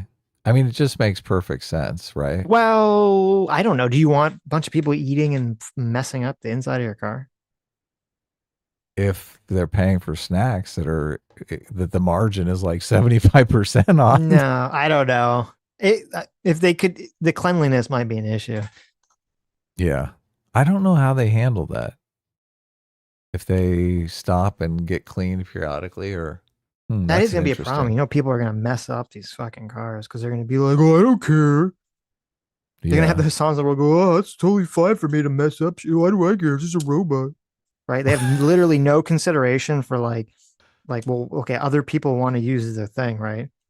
Then they turn it into a mobile gas chamber. If they graffiti in the car, it's like, just okay. Kills you. Yeah. It just rolls up all the windows and gasses you and then dumps you takes you to the dump. I like it. I endorse this. Look, this could be a great way to clean up the city in more ways than one, right? Yeah. Oh my God! What happened to Hasan? Well, you've turned me into an extremist, Sitch. This podcast has turned me into an extremist. I've radicalized Adam. Finally, look, I'm talking about mobile gas chambers now. Every day I get a little bit closer to Rorschach. I really do. We just got to clean this city up. Donnie run city-owned grocery store with lower prices, and why? I would not. Because I feel like that's taxpayer funded, and the prices are this union labor, and the prices are also adjusted regardless. I think that hypothetical is interesting, right? Because if you look at it from a categorical imperative type thing, what if everybody did this? The converse is like, oh, what if every major grocery chain stole from workers and consumers, and that is basically true, right? Like, it's interesting. Like, I think it speaks to the thing where a kind of harm committed by the individual strangely continually draws more ire than the same harm being committed by a structure. And so I kind of am inclined. So, like, if you think about it, like the categorical empirical of like the category, if you think about it, like, if everyone did it, would that be bad? But like, if you think about it, everyone else does a bad thing in a different way. So that makes it okay for me to do this bad thing here. Cause it's like the categorical imperative. If you think about it, I mean, oh my God, she's getting her Immanuel Kant out. Jesus Christ. I know, it's crazy. All these people think they're fucking so smart. I know. I know. Fucking midwit shit. Towards this, it's like, everyone try it, see what happens. Yeah. Well, by the way, ironically enough, I don't personally do it. I never do it. When I was, this is perfect luxury beliefs right here. I know. I don't do it. I don't live this way. If you live this way, you're probably going to get thrown in jail. You're going to end up being a 3-time offender. You're going to get caught up in a 3 strikes law. You're going to end up in prison. It's going to be bad for you. But you should do it. You should do it, but yeah. But I'm not going to do it. Listen, I got a life to live here. I'm too wealthy to go to jail. Younger, I stole some Pokemon cards from a friend, and my father punished me, and it was such a harrowing experience that I literally can't even steal like a candy bar. When we were in college, a lot of my friends used to love doing that, getting drunk, going to the gas station, 5-finger discount. I would never participate in it, and I still can't to this day participate in it. I'm just saying that I personally don't really care. If someone needs the food, they should absolutely steal it. There's one thing that's like stealing. It's so tough. First of all, as you said, his stealing from his friends. Okay. Yeah. Hilarious. Number 2, punishment worked. His dad, whatever his dad did, probably beat him. His dad didn't beat him enough, though. His dad punishing him actually worked and made it so he didn't steal anymore. So all these fucking retards that say that punishment doesn't work to prevent crime. Well, it worked on Hasan. Yeah. It worked on Hasan. Very wrong. And then the third part of it, God, like even from the beginning, he's such a piece of, he's like hanging out with a bunch of people in college. Are like, oh yeah, we like to just get drunk and steal. That's how we spent our weekends. Like, and it's so bad too, because this is when he was still like he was like a complete Nepo baby, complete trust fund baby. His parents had a bunch of money. They were paying for him to go to college. He went to some expensive college, both in Florida and then an expensive college in New Jersey. So he's at some expensive fucking college with his friends who are also rich. And they're all like, oh yeah, let's just go to the gas station to steal. Yeah, steal from the working class people that he claims to support now. This is great. When you're a teenager and you want the adrenaline rush, and part of it is about testing the rules and getting away with something. But I feel like what I'm seeing on TikTok and social media is people saying that they're stealing from Whole Foods, not just for the thrill of it, but out of a feeling of anger and moral justification, because the rich don't play by the rules. So why should I? And Jeff Bezos has too much money. He's a billionaire. So why should I have to pay for organic avocados? My friends and I have started calling. I don't know if you guys know this, but when you steal from Whole Foods, Jeff Bezos isn't losing any money personally. I don't know if you know that. No, they don't know. He's not personally losing any money. It doesn't. Jeff Bezos not like, oh no, I can't afford my luxury yacht because a bunch of rich fucks stole avocados from Whole Foods. Yeah, that doesn't happen. You stupid fuck. Yeah, you're stealing from the actual producers that Whole Foods buys. No, what you're doing from is you're making everyone else pay more money is what you're doing. We all have to pay more money because you think you're stealing from Jeff Bezos, but you're not. Right. You're stealing from everyone. You're stealing from everyone. Yeah. So this is why you wish grandma, you're stealing from her. Right.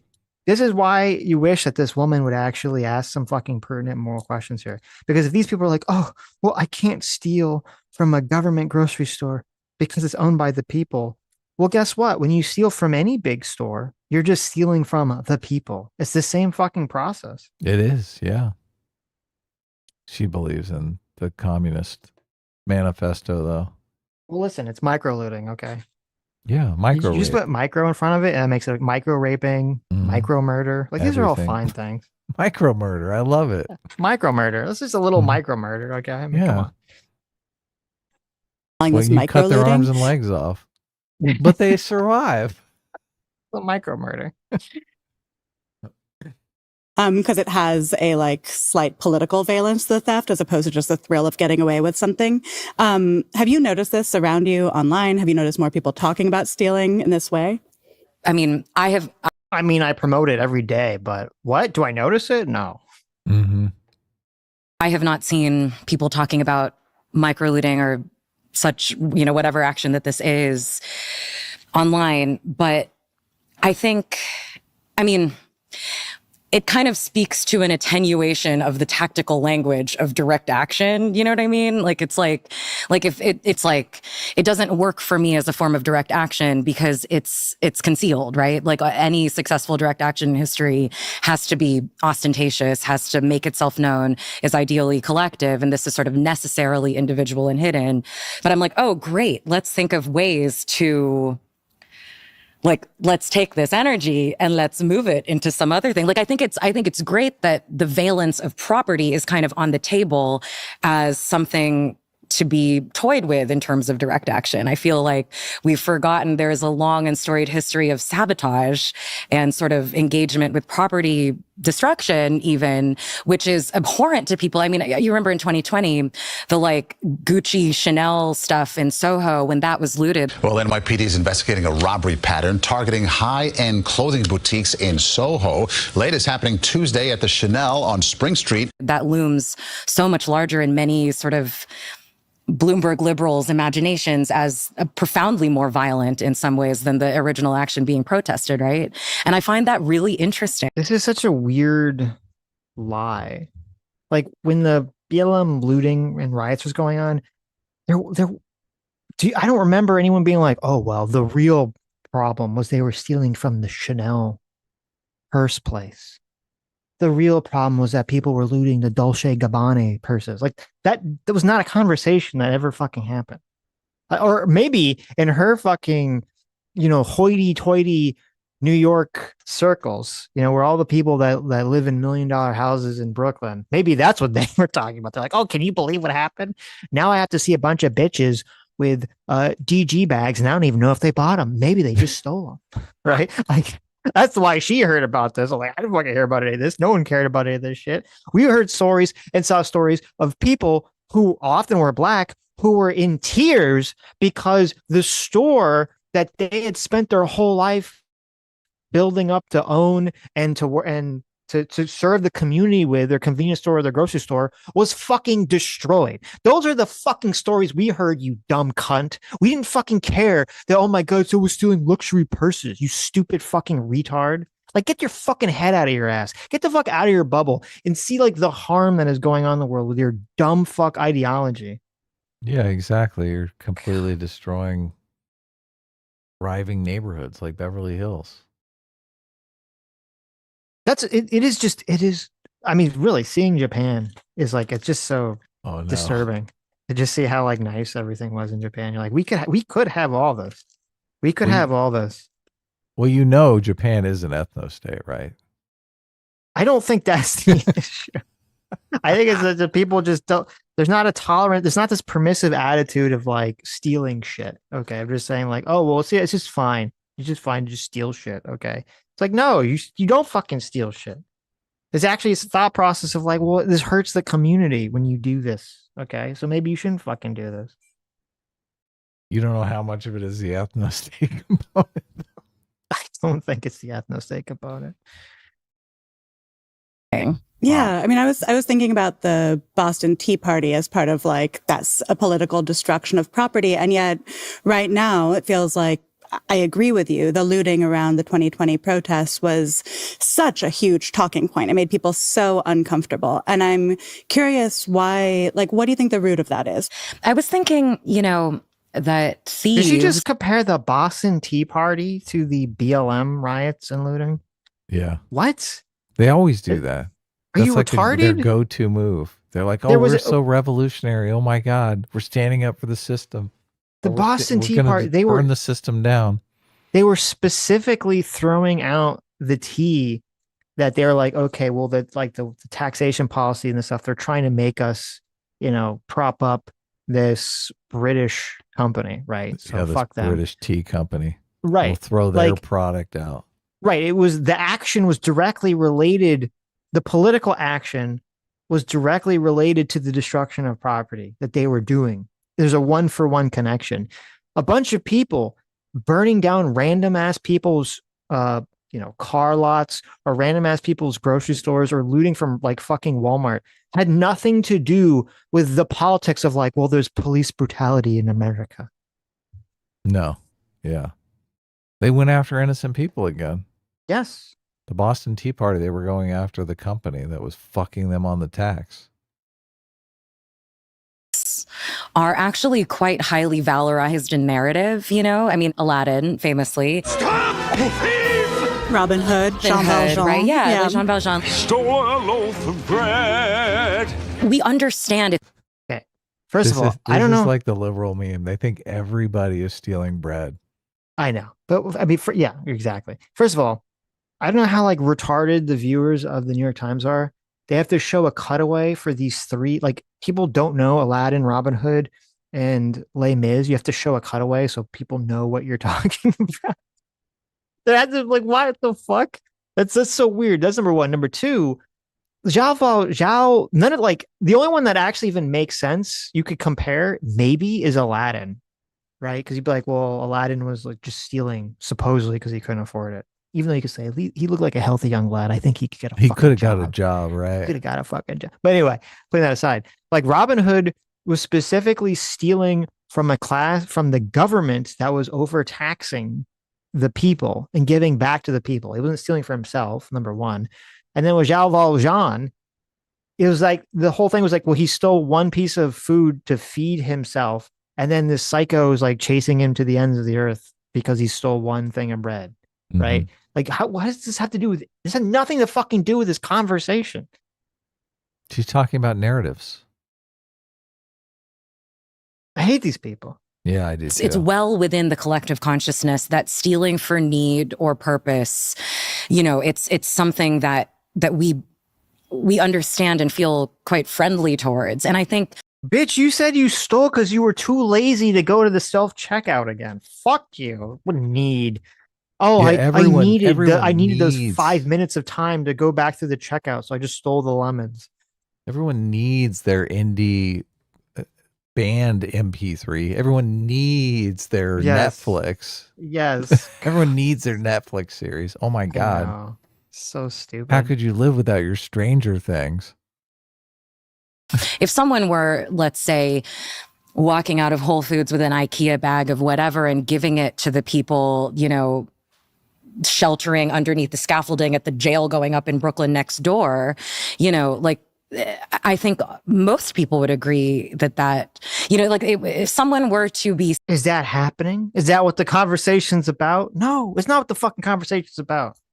Stealing with a purpose, we love that in America. We do. We can love it again. Mm-hmm. We just have to do it with a purpose. I was reading a Pew Research poll about Americans' morality, and it basically was just like, well, we didn't even ask about the obviously immoral things like theft. We only asked about like having an affair. And I was like, but I feel like part of what I'm seeing around me is that people feel like the laws are immoral. The rich don't play by the rules. We live in a society where there are billionaires, where the top 1% holds 32% of the net worth and the bottom 50% holds 2.5%. So at some point, if the laws don't feel moral, do you start to question your own sense of having to abide by them? I lived in New York. This apartment is just insanely huge.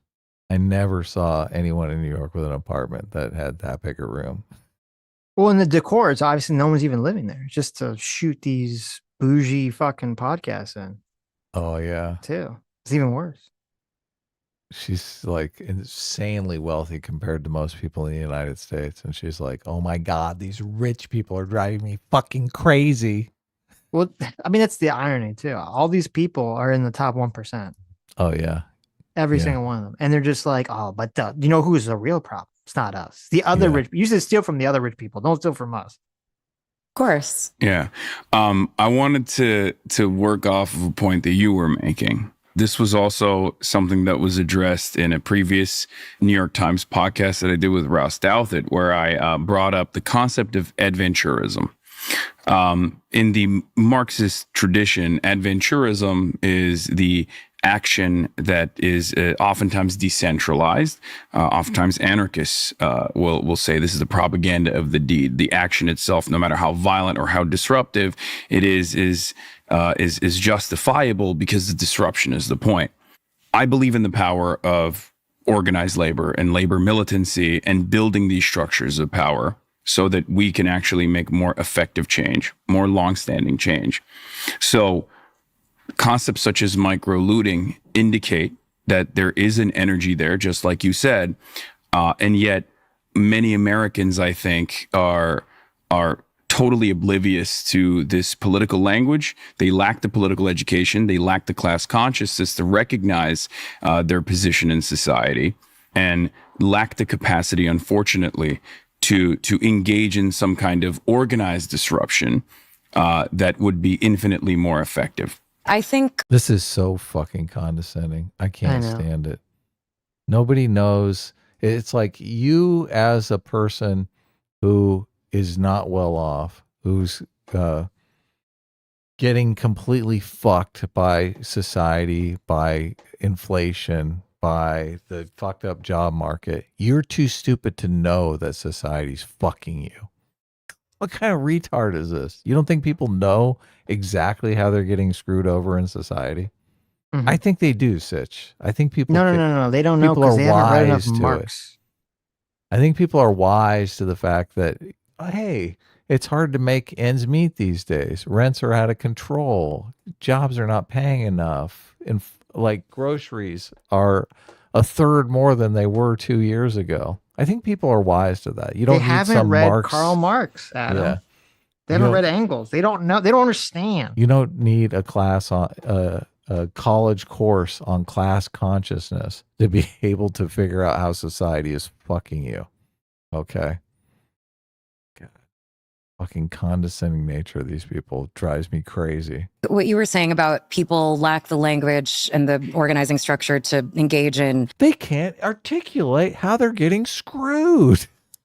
I don't know. It seems like they can articulate it pretty well. I see people talking about it all the time. Mm-hmm. Like the obvious thing to do if you want to chip into the Whole Foods / Amazon mega structure of exploitation is to unionize, like to work at a Whole Foods and form a union. And I think the first one was formed recently in Philly, I think. But and they're bringing up solutions from like 50 years ago.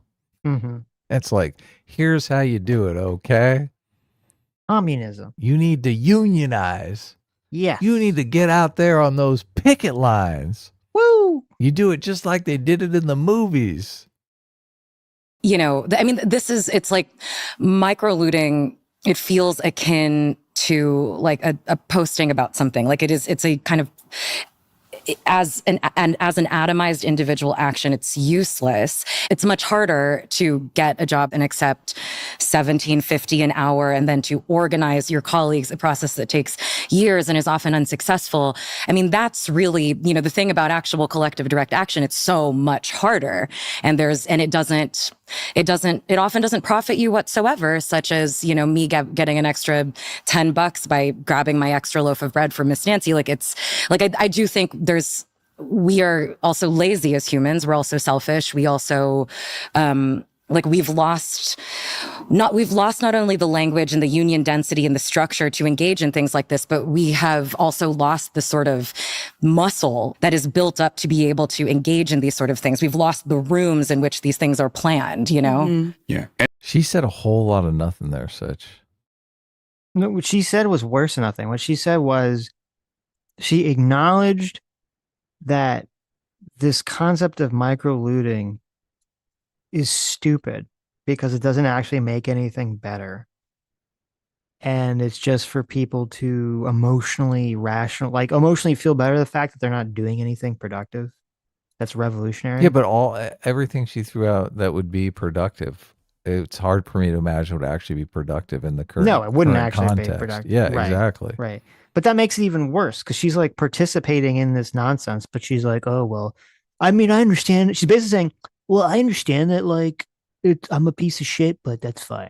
I'm a Yeah, piece of exactly. shit. That's It's like, why. oh, okay, I guess. That's why I said it was a whole lot of nothing. That's great. She's got zero. She's got zero solutions. I guess Right. it is good that she's saying, okay, well, you shouldn't steal because it's not really doing anything. You're just trying to cast it as some sort of effective protest. Well, she's but not it's even saying you really. shouldn't steal. She's just saying it doesn't. She's like, you can steal, but it doesn't do anything. Like, I Right. mean, okay. Can't we graduate to, well, you shouldn't steal because it makes everything worse for everyone? Can't we graduate to that? Yeah. Yeah. Why make stealing kind of the release valve? If society is too expensive, people can't afford basic necessities. Things need to change in society. And the answer is not, oh, well, they can just steal a little bit. Right. That's a fucking terrible solution. And the confidence. I think we've lost the confidence within ourselves because there is not a lot of action like this. And in the absence of that, we lack the willpower because we don't even know what that would look like. And the climate protests in Europe tend to be a little more militant, right, than the ones that are here. And they are, blocking roadways, like these things that are even objectively completely nonviolent forms of obstruction and interference that don't even involve property destruction. Thankfully, they're all going to freeze in Europe this winter because of the Straits of Hormuz being closed. And all that climate activism is going to fucking shoot them right in the foot. I can't fucking wait. I can't wait for a harsh, harsh winter. They never talk about how 10 times as many people die during winter than the summer heat waves. They always talk about the heat waves because climate activists are like, oh my God, the planet is warming, right? How can she say like, oh, the people doing the microlooting is like pointless, but she doesn't acknowledge that all these stupid climate activists. Yeah. Don't do shit. Yeah. At all. Like, oh yeah, you throwing paint on some famous piece of artwork, or you spray painting the fucking Stonehenge, right? That's not going to do anything. If you actually want to do something, you would lobby the government to build a bunch of nuclear reactors, which you're not doing for some fucking psychotic reason. You're actually shutting them down. Yeah. Now they're going to build nuclear reactors because they need the power for the data centers, and that everyone's going to lose their mind because nuclear and data centers. Oh my God, it's fucking Satan. I know they'd be advocating for more electric cars, but no, Elon Musk is the devil because he helped Trump get elected. Right. So now they're even against that. It's insane. All of their stuff is just based on root emotion. Of course. Yeah. Insensitive it's like for squirrel level politics, Squirrel. I like that. Squirrel. That's good. Squirrel level politics. Insensitive for $20 says, quote, my boss almost got shot at the stupid dinner. Time to get drunk and have my IG thought rent girl give me a blowy in plain view of everyone while they're taking videos. Cash Patel, maybe. Oh my God. Did that really happen? Holy shit. He said maybe, Adam. He said maybe, Adam. Okay. That'd be pretty baller, though. Anonymous Cower for $20. Thank you so much. Says, have you seen conservative academics attacking Christopher Rufo on X? They accuse him of poisoning the discourse and blame him for giving CRT a bad rep. They accept being called beautiful losers. So what are they even conserving? I haven't seen that. No, I'm That's confused. Insane. They're mad. When you say who would be mad at who on the right would be mad at Christopher Rufo for poisoning CRT, except for the white nationalist crowd, the race realist crowd, right? Because they want to use the CRT narrative. They just want to use it in favor of white people instead of in favor of black people. So I don't know who else would be mad about that. I don't know. The Albert, thanks so much for being 39 months outside the simulation. Look at that. Yeah, that's very nice of you. Says, quote, I would steal priceless art because I'm such a man of the people. Hasan. Right. Exactly. It's true. Just what the people need, right? Priceless art. Their whole plan is we're going to sell that priceless art and use that money to buy groceries for poor people, right? Well, who are they going to sell that priceless piece of art to? Well, a billionaire. I know, right? I would love, I know some of these people fucking do this. Like Hasan and this lady, all these dumb fucks, they all should be forced to have to run like a community grocery store in some sort of like low income area of the country. Yeah. See how that goes. Just to see what the nightmare it's like. That would be such a great reality Right. television show. It would be. If I was Trump, I would sponsor that. I would sponsor a television show that was like socialist grocery store. Right. Or Hassan Piker ran it with all of his volunteer employees. It's just a complete disaster. It's like looted and fucking spray painted up. The windows are boarded up within 2 weeks. Yeah, that'd be great. Show them what real socialism looks like.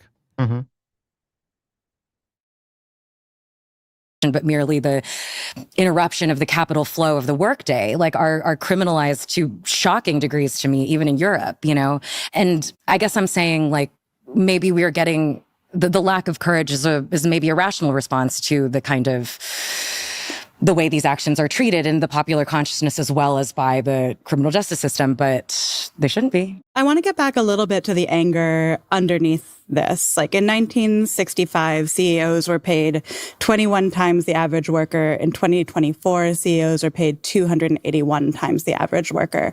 I feel like some of this is... How do they not get bored with this over and over and over again? This, oh my God, CEO compensation. That's all they have. All Adam. they do is fucking drone on about the CEO compensation. Yeah. That must really make people fucking angry. Mm-hmm. Oh my God, the CEO compensation. Coming from a feeling of like the social contract is broken. And then there's also the slippery slope of what happens if we completely break the social contract and no one plays by the rules anymore. And I wonder, every single one of those persons, if they had the opportunity to make that insane kind of salary, would do it. They'd do it in a fucking heartbeat. They're not sitting around going, "Oh, the society is so unfair that people are like this. Society shouldn't be this way." No, they're like, "I wish I was in that situation. I would totally jump on it. I would be a part of that. I would make that kind of money if I could." I wonder where you two see the interplay of those two ideas. Well, the rules are already designed in a way where if you steal from the poor, you become rich. If you steal from the wealthy, you go to prison. So there's only one direction where you can do unlimited theft and erode the social contract for the 99%. There's an invisibility baked into the system that allows the wealthy to engage in this sort of behavior. Because I mean, it's a cliche at this point, but like wage theft is the most consequential amount of theft that takes place in the United States of America. A similar invisibility exists in structural violence as opposed to individual acts of violence as well.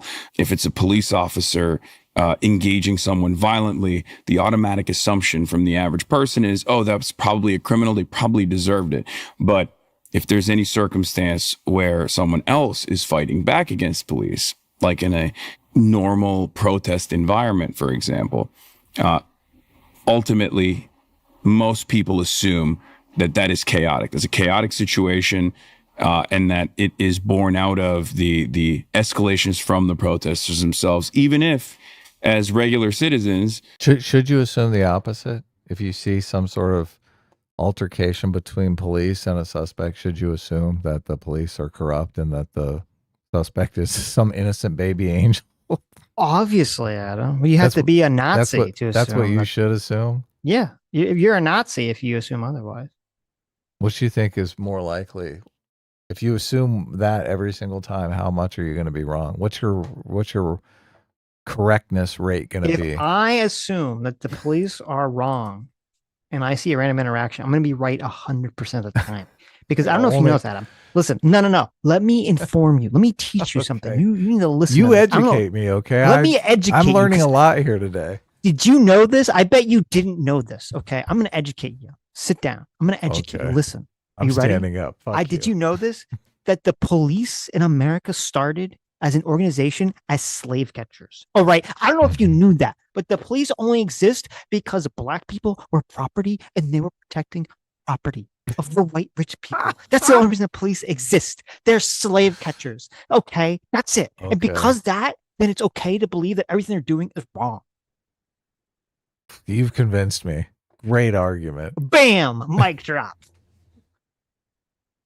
I can't believe people fall for this shit. People are mesmerized by this bullshit. Maybe people are stupid at it. Yeah, I'm starting to think they are.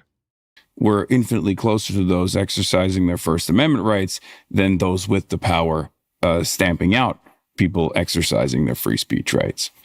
We never look at systemic forms of violence, and we don't look at systemic forms of theft in the same way that we do as individuals breaking that social contract.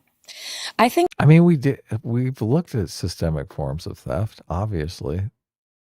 There's all kinds of ways that we have. What do you mean we never have looked at systemic forms of theft? We've never looked at systemic anything. Have you systemically looked at a system systemics? We've investigated banks for these fees, these random fees that they throw in. We've looked into during the housing crash, we looked into the catastrophe that caused a subprime mortgage. Well, yeah, but to be fair, they didn't do anything about it.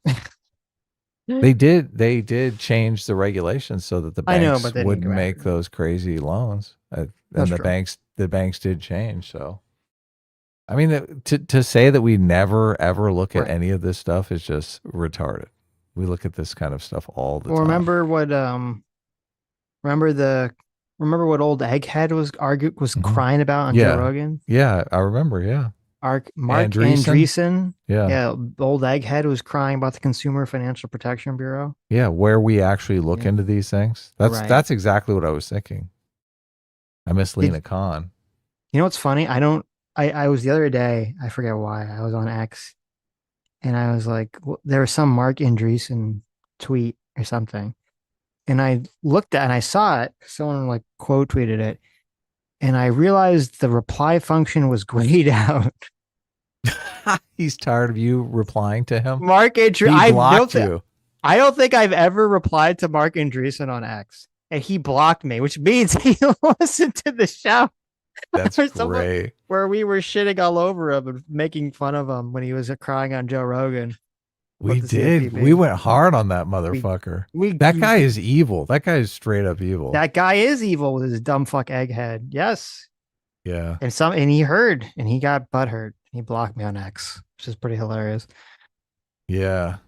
I saw some video where a bunch of people they banked on some banking app that was not a real bank, and they all lost all their money. People were crying, I lost 20,000, I lost 50,000. I'm like, what the fuck? How is that even a thing? Yep. Talk about fucking people over. But it's hard for me to imagine that there's no investigation into that, none whatsoever. I mean, I'm sure people are looking into it. They might say, so sorry, you're an idiot. Wasn't he I don't think he was involved in it, but it did make me think of him because he's like, oh yeah, FinTech. We need to, anybody should be able to put an app together and start their own bank and take all the deposits and put them into some crypto project. Right. Dumb. I'll be right back. There is, in my ideal world, what we are talking about, the one kind of theft being inescapable and hegemonic and, completely oppressive. And then people trying to get a little bit of it back through stealing from Whole Foods or whatever, right?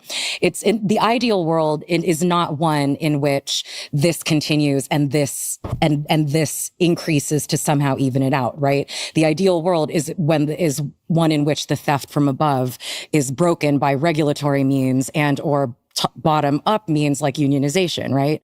You were just talking about, not being like we should encourage wanton theft across the board, but we should try and fight against the theft that comes from the top.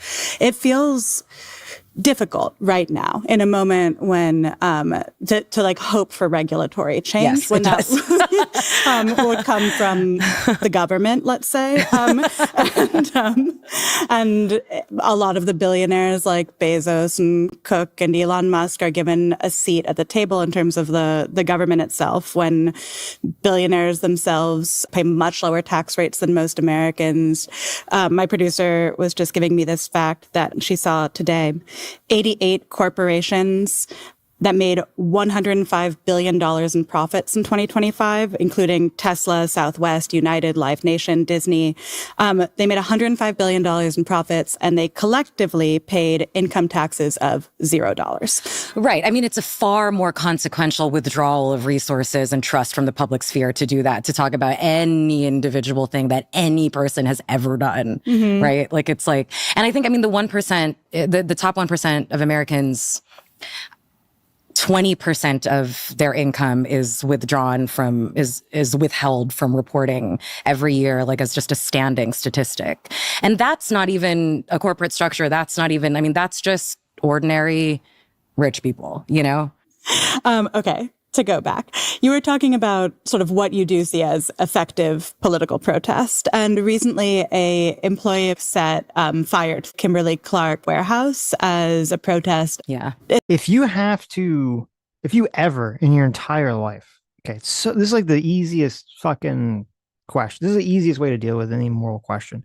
If you ever in your entire life have to justify doing some action by saying, well, other bad people are doing some other bad action, that's the easiest way to know that what you're doing is wrong. Okay. When you're doing the right thing, you don't have to create some bullshit rationalization in your mind and say, well, I'm doing this action because people are doing good things somewhere else in the world, right? The fact that you have to sit here and rationalize and complain about other bad actors doing other bad things means you know that what you're doing is wrong and you shouldn't fucking do it. It's so simple. Is that an effective form of political protest, or is that purely violent? No, I found it.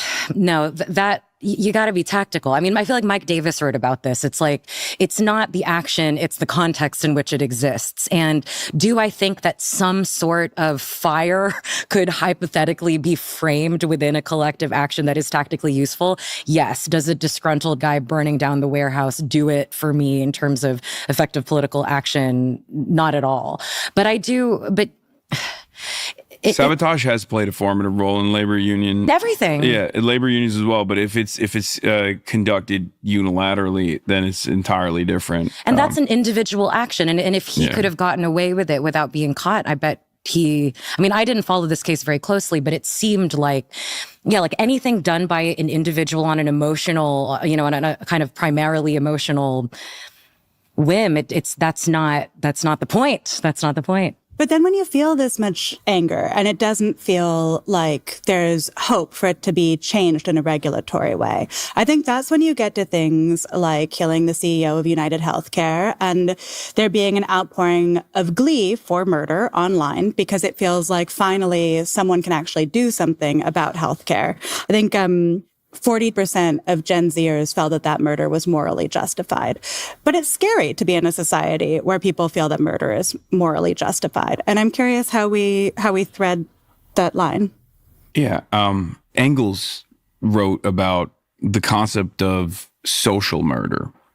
And Brian Thompson, as the United Healthcare CEO, was engaging in a tremendous amount of social murder, the systematized forms of violence, the structural violence of poverty, the for-profit paywalled system of healthcare in this country, and the consequences of that are tremendous amounts of pain, tremendous amounts of violence, tremendous amounts of deaths, and that was a fascinating story for me because Americans are very draconian about crime and punishment. They're very black and white on this issue. And yet, because of the pervasive pain that the private healthcare system had created for the average American, I saw so many people immediately understand why this death had taken place.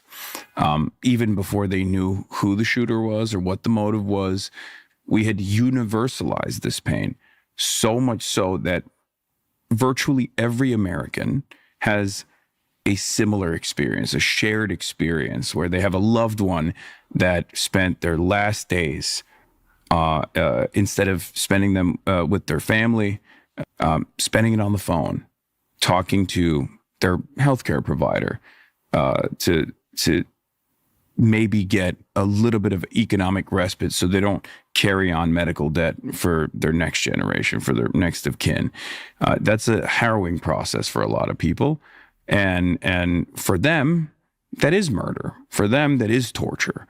And that is the reason why I think the reaction to Luigi Mangione, especially by younger generations, was not so negative. I hear these stories all the time. I personally do not know anyone who's like had any sort of medical debt, overwhelming medical debt situation. Mm-hmm. Do you have any friends or family or anyone who's been like, I mean, I know people I know a lot of people who have like had problems where there's like crazy charges for things. I mean, I don't know anyone that's become like destitute because of it. Yeah. But I mean, I definitely know people. It drives me crazy that they'll never tell you what anything costs because the stories are so ubiquitous. You think, oh my God, I'm going to be bankrupted by this. Right. Right. And then when they're like, no, we can't tell you what it's going to cost. And you're thinking, oh my God, it's going to be like, I'm going to be one of these cases. Right. Even though I've never met anyone in the real world that has had one of these cases that you hear about on television and in movies and stuff. Mm-hmm. I don't know. But I mean, I think to me, it's interesting that the question she asked Hassan is like, is it scary to live in a society where we basically say it's okay to murder people for political differences or because they run legal businesses in ways we don't like? And Hassan's answer to that is just to justify the murder. Yeah. He gives a 5-minute answer that's just to justify the murder. That's all it was. Right. And then you have Kyle Kalinske and these other fucking retards like, you guys are just taking Hassan out of context. What are you? She doesn't say these things. What are you talking about? The CEO was committing social murder of millions of people. Therefore, he deserved to die. He's basically a serial killer. Luigi Mangione like Dexter. He's the killer of serial killers. That's right. That's literally how they look. That's literally how they look at it. I know. It's weird. I think also it's worth saying, you know, it's not so much, there are not that many healthcare CEOs. There are not that many industries that are as universally understood as merchants of social murder, as of structural violence upon people. And it was as if the language appeared lit up within people that had never articulated it out loud. Like there are so few industries, maybe that is singularly the one that touches everyone, that harms nearly everyone. Like even when Charlie Kirk was murdered, that like I kept seeing reactions online, like leftists are celebrating. And I was like, all my friends were just like, yikes, this is going to get so bad, you know? Yeah. And I don't think we've turned into a culture where murder is sanctioned. I think that we have turned into a culture where private healthcare is so profoundly immoral that people had a very particular reaction. I mean, if your friends were saying that they were only against the Charlie Kirk murder because they were afraid that there's going to be reactive violence, not because they were against the murder, I mean, doesn't that kind of say that no, they actually are okay with murder? Like conceptually, it does. It very much does. They just don't want retaliation. Yeah. They're just worried about retaliation. Right. It's murder, right? Like I don't actually think necessarily that we have come to a place where targeted assassination is seen like, you know. I wonder with something like murder, like the murder of a healthcare CEO, is it just a release valve for anger, or is it actually effective political action? Has anything shifted in terms of healthcare in this country because of that? I felt enormously frustrated in the weeks following that every single, like I assumed, I don't know why I thought that Democrats would immediately take this up as pushing a sort of unified message towards universal health care. I don't know why I expected that. I don't know why I was disappointed that it didn't happen. Elizabeth Warren did it to her credit. Sure. But you know what I mean? I thought it would be, I don't know. And I don't know why I expected that. But I do not think that it was effective political action. I do think it was an effective act of political consciousness raising, but I don't think that's action at all. I do think it was served up for someone to just spike that ball over the other side. And that did not happen at all. But I think, and I find that kind of one of the most egregious missed opportunities that we have seen in recent political history. Does Luigi Mangione have a story about overwhelming medical bills or debt, or he was denied some procedure? He had money. He had all these like back problems. Right. So he had like a lot of like bad medical care. That was his problem, but it wasn't because he couldn't afford it. Right. I don't know what his motivation for going after the CEO was, healthcare CEO. I go back and forth on this. Do I think that Democrats are failing? Are they feckless because they're just bad at politics, or is it something more indecent? And that their fecklessness is simply cover for their ulterior motives, which is participating in this grand design. They're funded by the same corporate lobbyists that Republicans are funded by, especially when it comes to private healthcare providers. And they have a vested interest in the continuation of private healthcare. There is consensus in American politics when it comes to the continuation of the private healthcare system, that the system must be private. This also touches on something that I wanted to address. Now, this is funny in the context of like all these people on the left having the conversation of like, should we accept Hassan Piker into like the left, the broader mainstream left and the Democrats or not? And he's like, well, I don't really trust the Democrats. They're all a bunch of evil people who just want to participate in capitalism. Yeah, they're paid opposition. Mm-hmm. You said you were saying that like Americans are not used to murder, right? Like Americans are not on board with murder. I kind of wanted to push back on that at the moment because I do think we are a profoundly violent culture. In some ways, Charlie Kirk's assassination was not unique. School shootings are happening all the time. And we have actually decided almost collectively that it's just another byproduct of American existence. I mean, I know part of the issue is that Americans have lost a lot of trust in their government. I have this other statistic here that in 1964, 77% of Americans trusted the government. In 2025, 17% of Americans trust the government. And yet it feels like there's some political action that feels hopeful, like Mamdani's policies for New York. Is this kind of change achievable through the mechanism of politics? Does it line up with Mamdani's politics? Absolutely. I think that this global design of capital that we have seems like a behemoth that is impossible to defeat, and that obviously discourages a lot of people from taking action. One of the immediate reflections is the fact that we don't really have a democratic process any longer, and people don't even have that confidence in the democratic process because the wishes of the masses are rarely ever represented by our elected representatives. There are many different instances where this has become reality. There was an election cycle that just took place only 2 years ago where there was a genocide that was happening alongside that. And that was the perfect opportunity to show Americans that your voices do matter, right? And yet the Democratic Party chose not to lean into that real mobilization. 3,500 college campus protesters were arrested in the process. And now we write think pieces about why there aren't any college campus protesters. Where are the anti-war protesters over and over again? Well, it's like, we did it. We're going to, 10 years from now, these people are still going to be going on and on about Israel. Like this is it. They're obsessed. Everything has to come back to Israel. Everything. It has always Israel. Israel. You can't ever go to any other topic but fucking Israel. Why are we in the situation we're in right now? Well, obviously because of fucking Israel. That's why we have the healthcare problem. That's why we have the healthcare problem, because the people protested for Israel and it didn't accomplish anything, so it demoralized them. Everything is about Israel.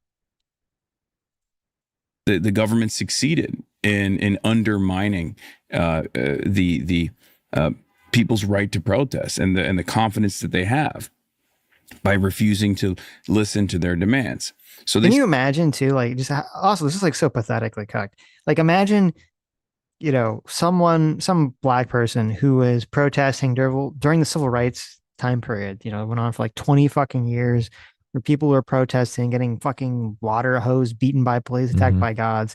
And it sounds like, but these people, they protested for like a month on their college campus in their tents and no one listened to them. And now they just gave up. They're just so demoralized. Yeah. My God. It's so pathetic. It's so cringe. Succeeded in that regard. However, while this system of global capital seems like a giant that is impossible to tackle, it's also very fragile.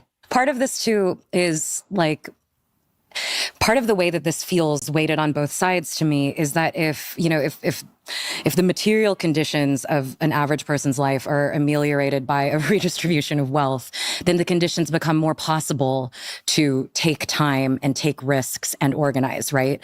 Like, I think one of the reasons, obviously, that these things that people don't have time to attend multiple weeknight meetings, you know, organizing something in their community is because they have to work too long. They have to pick up their kids. They pay so much for childcare. There's no margin for anything. And I think, you know, when you're talking about Mamdani, when there's a political program that is about giving people margin for individual pro-social, you know, civic action, then like, you know, a whole realm of possibilities and energy and ability and interest will begin to regrow that won't be redirected into like, okay, here's my 7 minutes of downtime. Yeah. I'm going to use it scrolling or whatever, you know, not that I would know anything about that myself. Not that any of us have used our 7 minutes of downtime to scroll. And the thing with Zoran is that he does instill confidence in governance all of a sudden, because oh my God, people for the first time ever see someone actually making that positive change,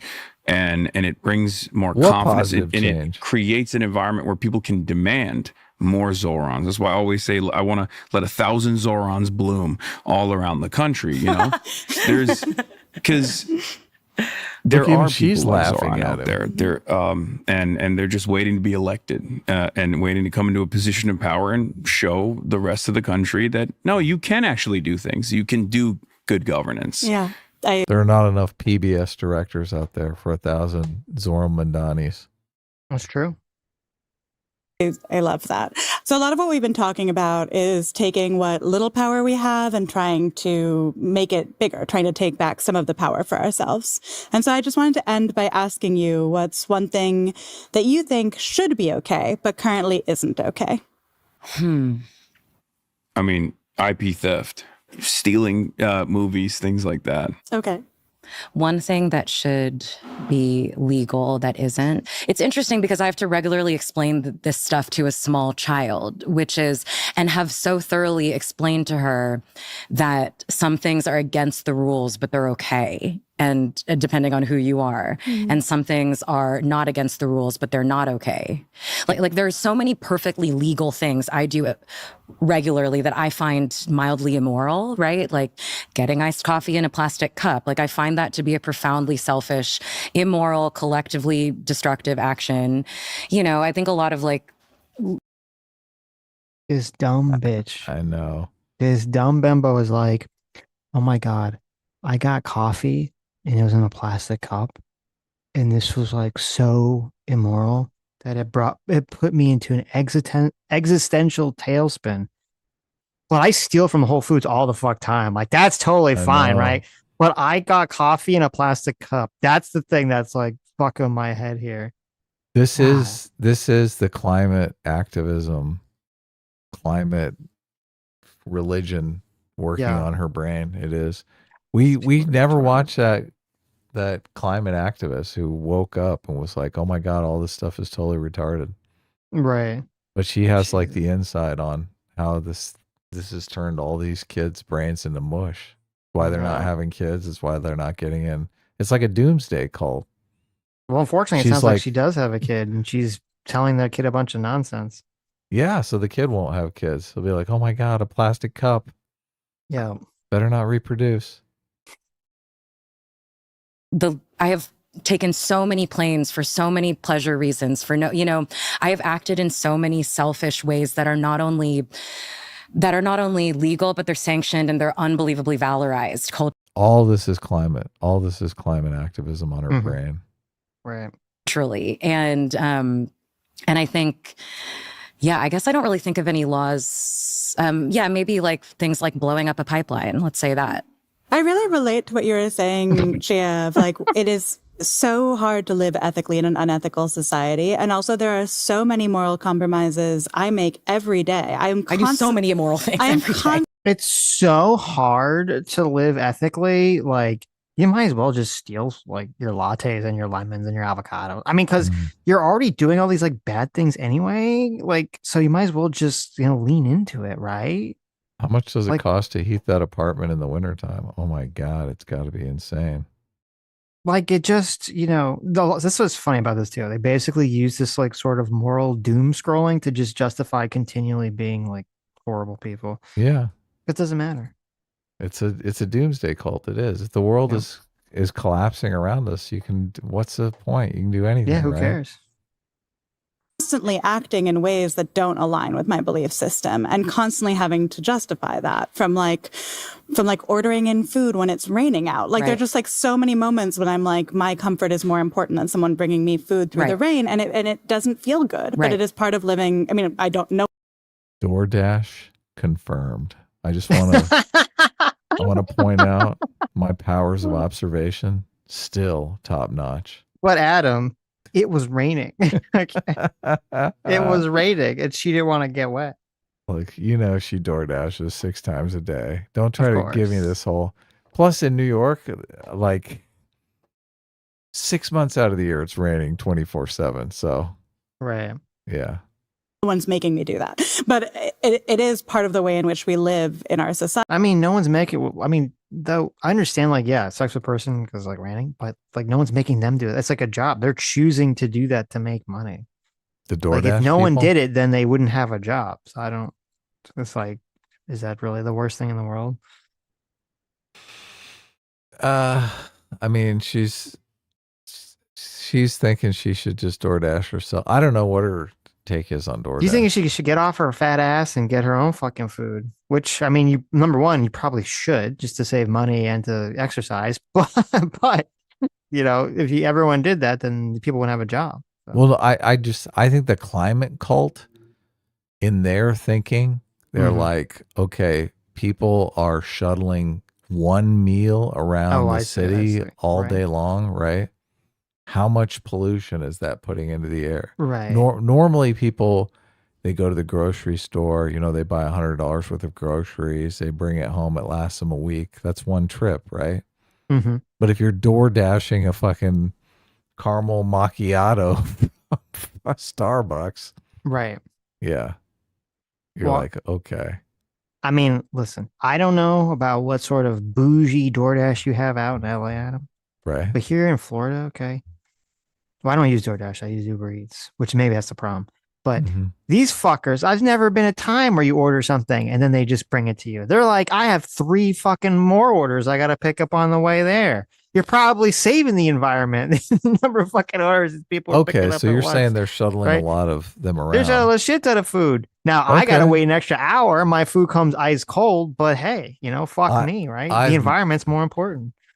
I've never DoorDash. I've never Uber Eats. I never used any of those apps whatsoever. Yeah, people handling my food and bringing it to me. Just no. You don't like that? Oh, that's interesting. Oh, you've I'll used it before. I'll go pick up my own food, but I mean, I don't really eat out that much, so.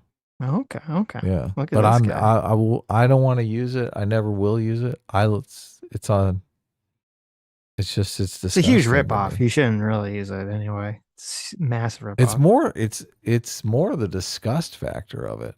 Like just the idea that somebody's like, who knows where this food has been. I mean, does it apply to anyone in the restaurant? I mean, you could make that analogy, but you'd think, okay, well, at least the person in the restaurant has a regular job. Like they come here. Doesn't go in their car several days a week, right? I see. This is just some rando. Some fucking rando that's like, oh, I need to make some money here. I'm going to go pick up people's food. I mean, they just touch the bag. They're not like opening it up and touching the inside. Well, you hope they're not opening it up and touching the inside of your food. You hope. Yeah, exactly. You hope so, right. Have you seen those memes of like the DoorDash on the bathroom floor as the guy's like taking a shit? No. Yeah. I haven't. No. Those will get you. That's pretty bad. Yeah. I mean, usually the places they put that in a bag that's got a little sticker on it, right? So you know they didn't open it. I know what they're trying to do. They want a little sticker on it.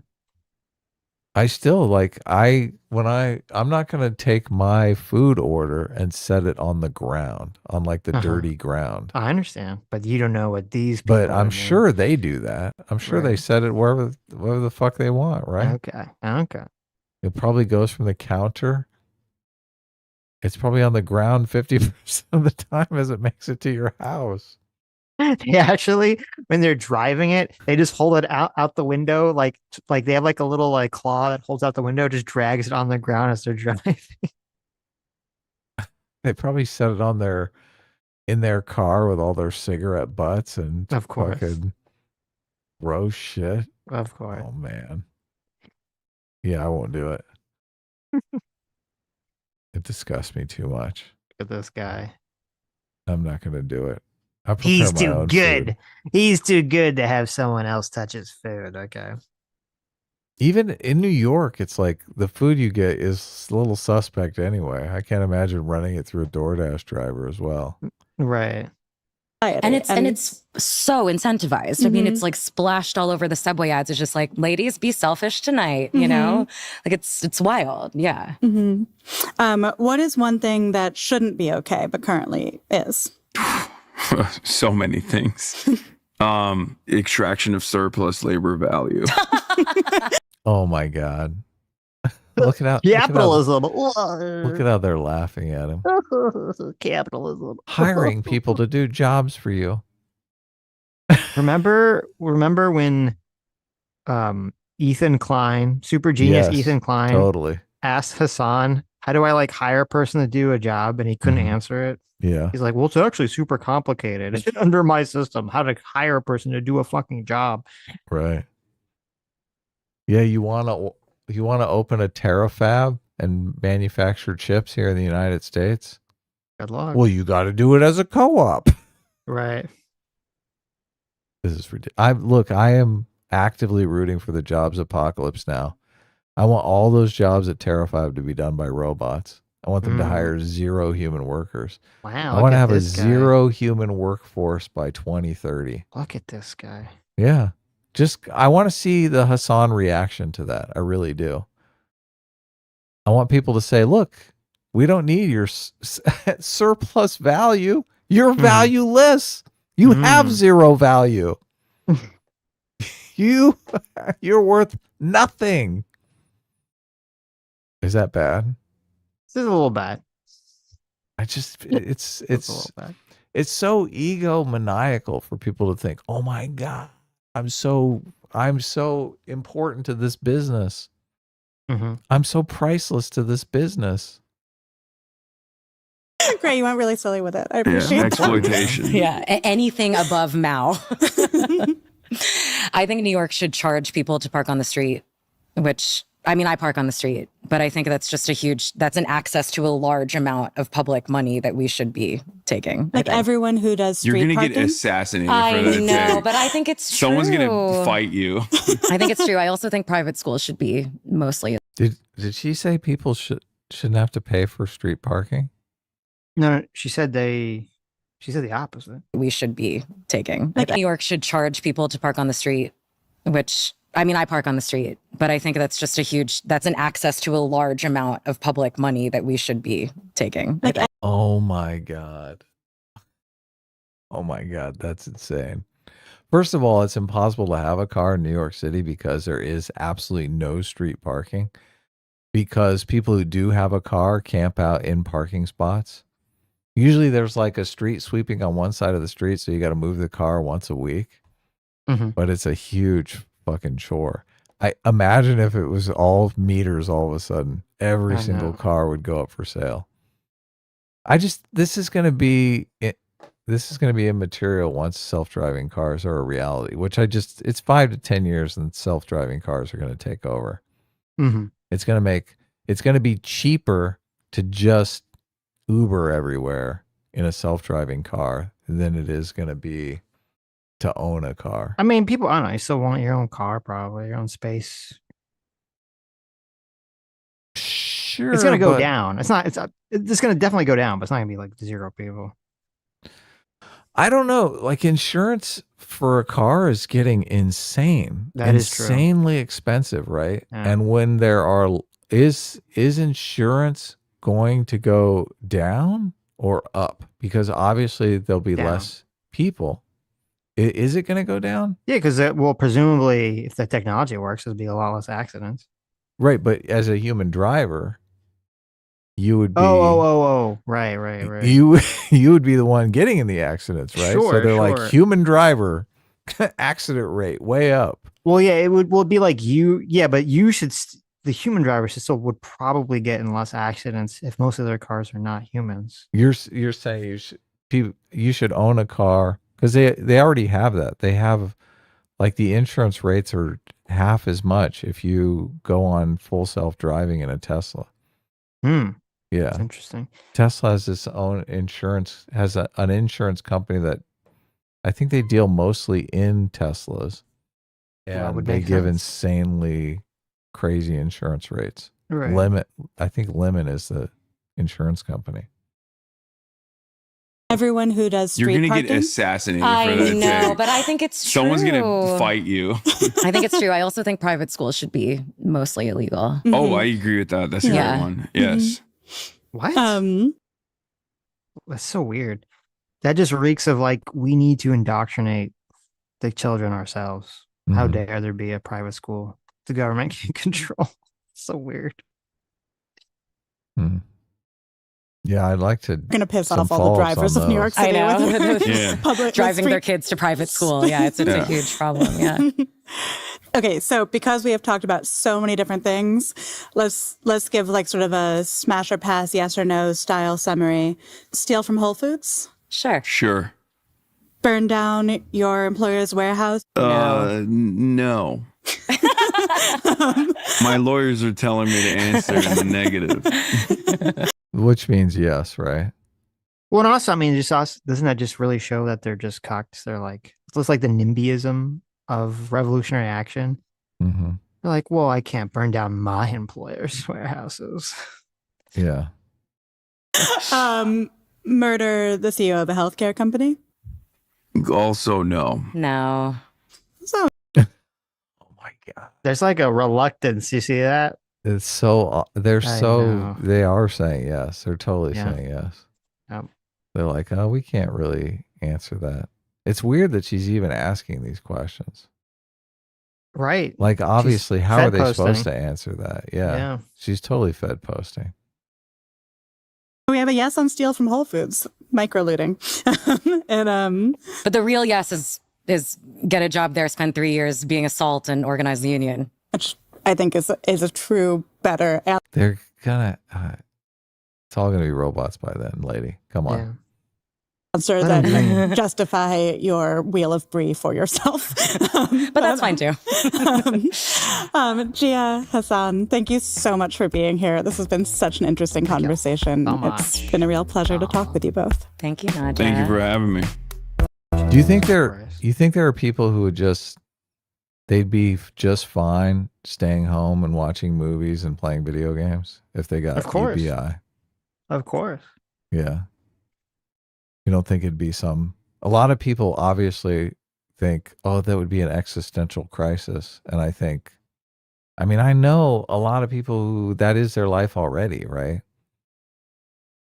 I think a lot of people playing video games. It would be an existential crisis. I mean, it will become an existential crisis for most people because I think most people do want to feel productive.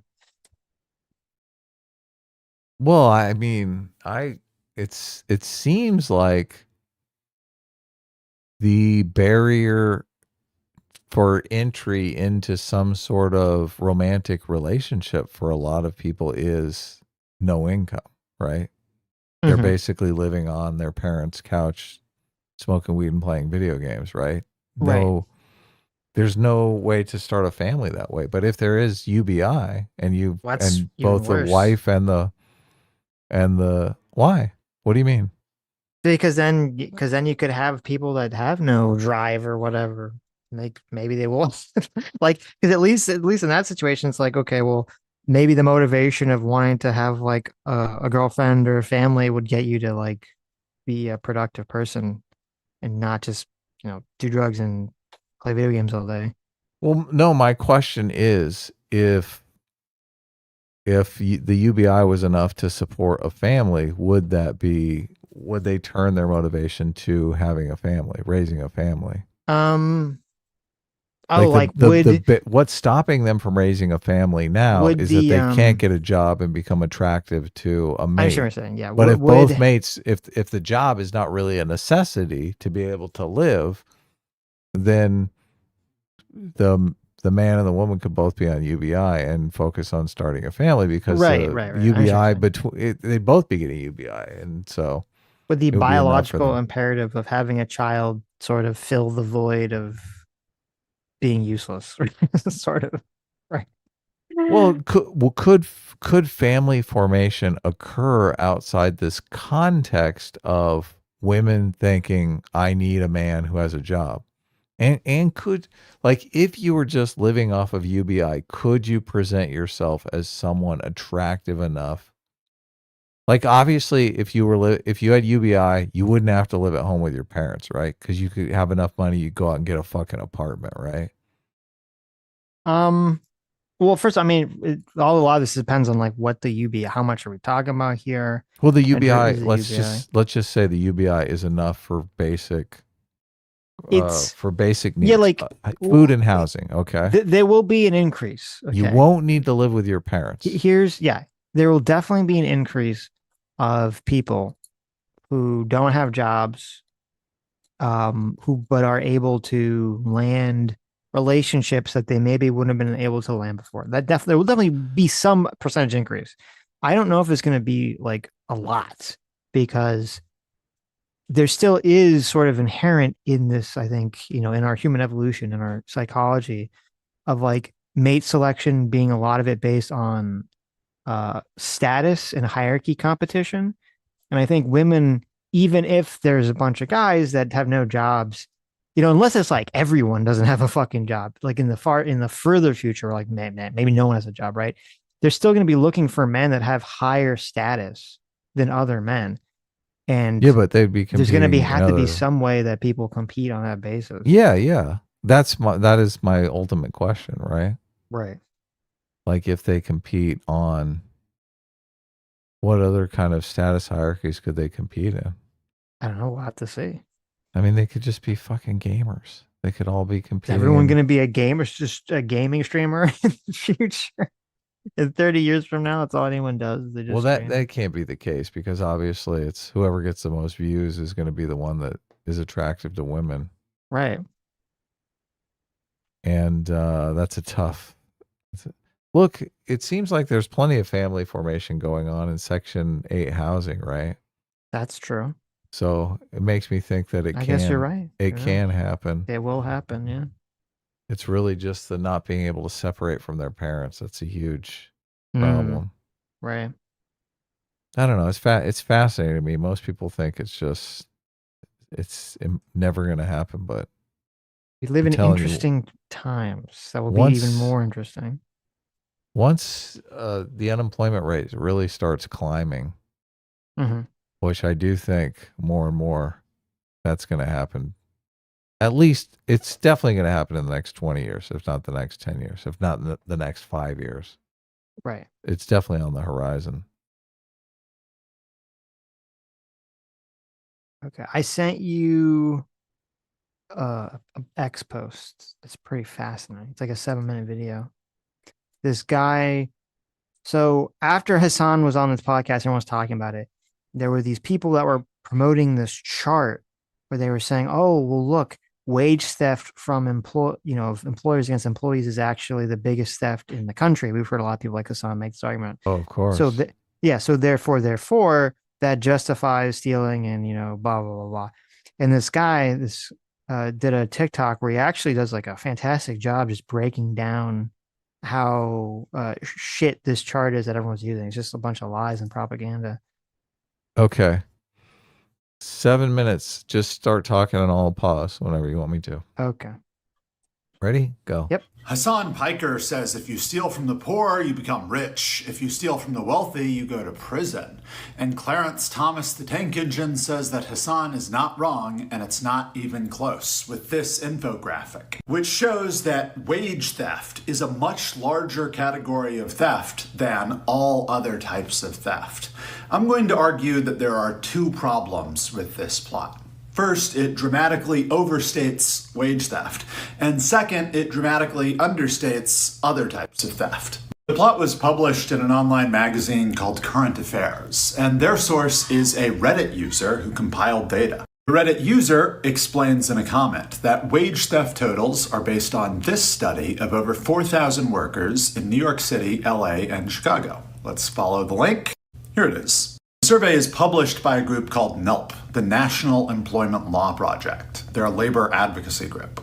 And that matters because of how they conduct their survey. The authors want to get adult, frontline workers, meaning not a manager, someone like that, working in a low-wage industry.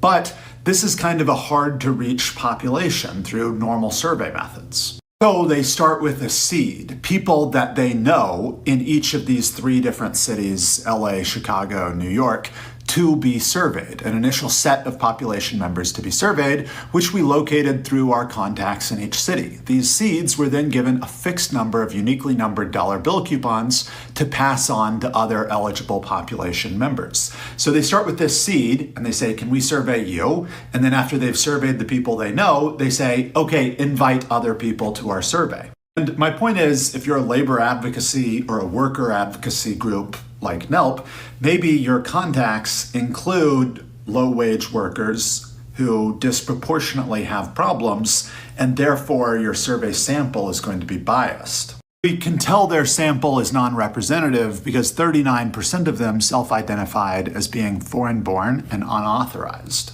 So when they say there's $25 billion in minimum wage violations, companies are paying less than minimum wage, a lot of what this infographic means is illegal immigrant workers work for less than minimum wage. And because they're surveying these three big cities, they aren't getting farm or agricultural workers in their workers in the surveyed occupations. So again, unless you think 40% of the low-wage workforce, excluding agriculture and farm workers, are illegal immigrants, you just have to think this survey is non-representative. And they calculate minimum wage violations in a problematic way. What they do is they ask the respondent about the work week immediately prior to the interview.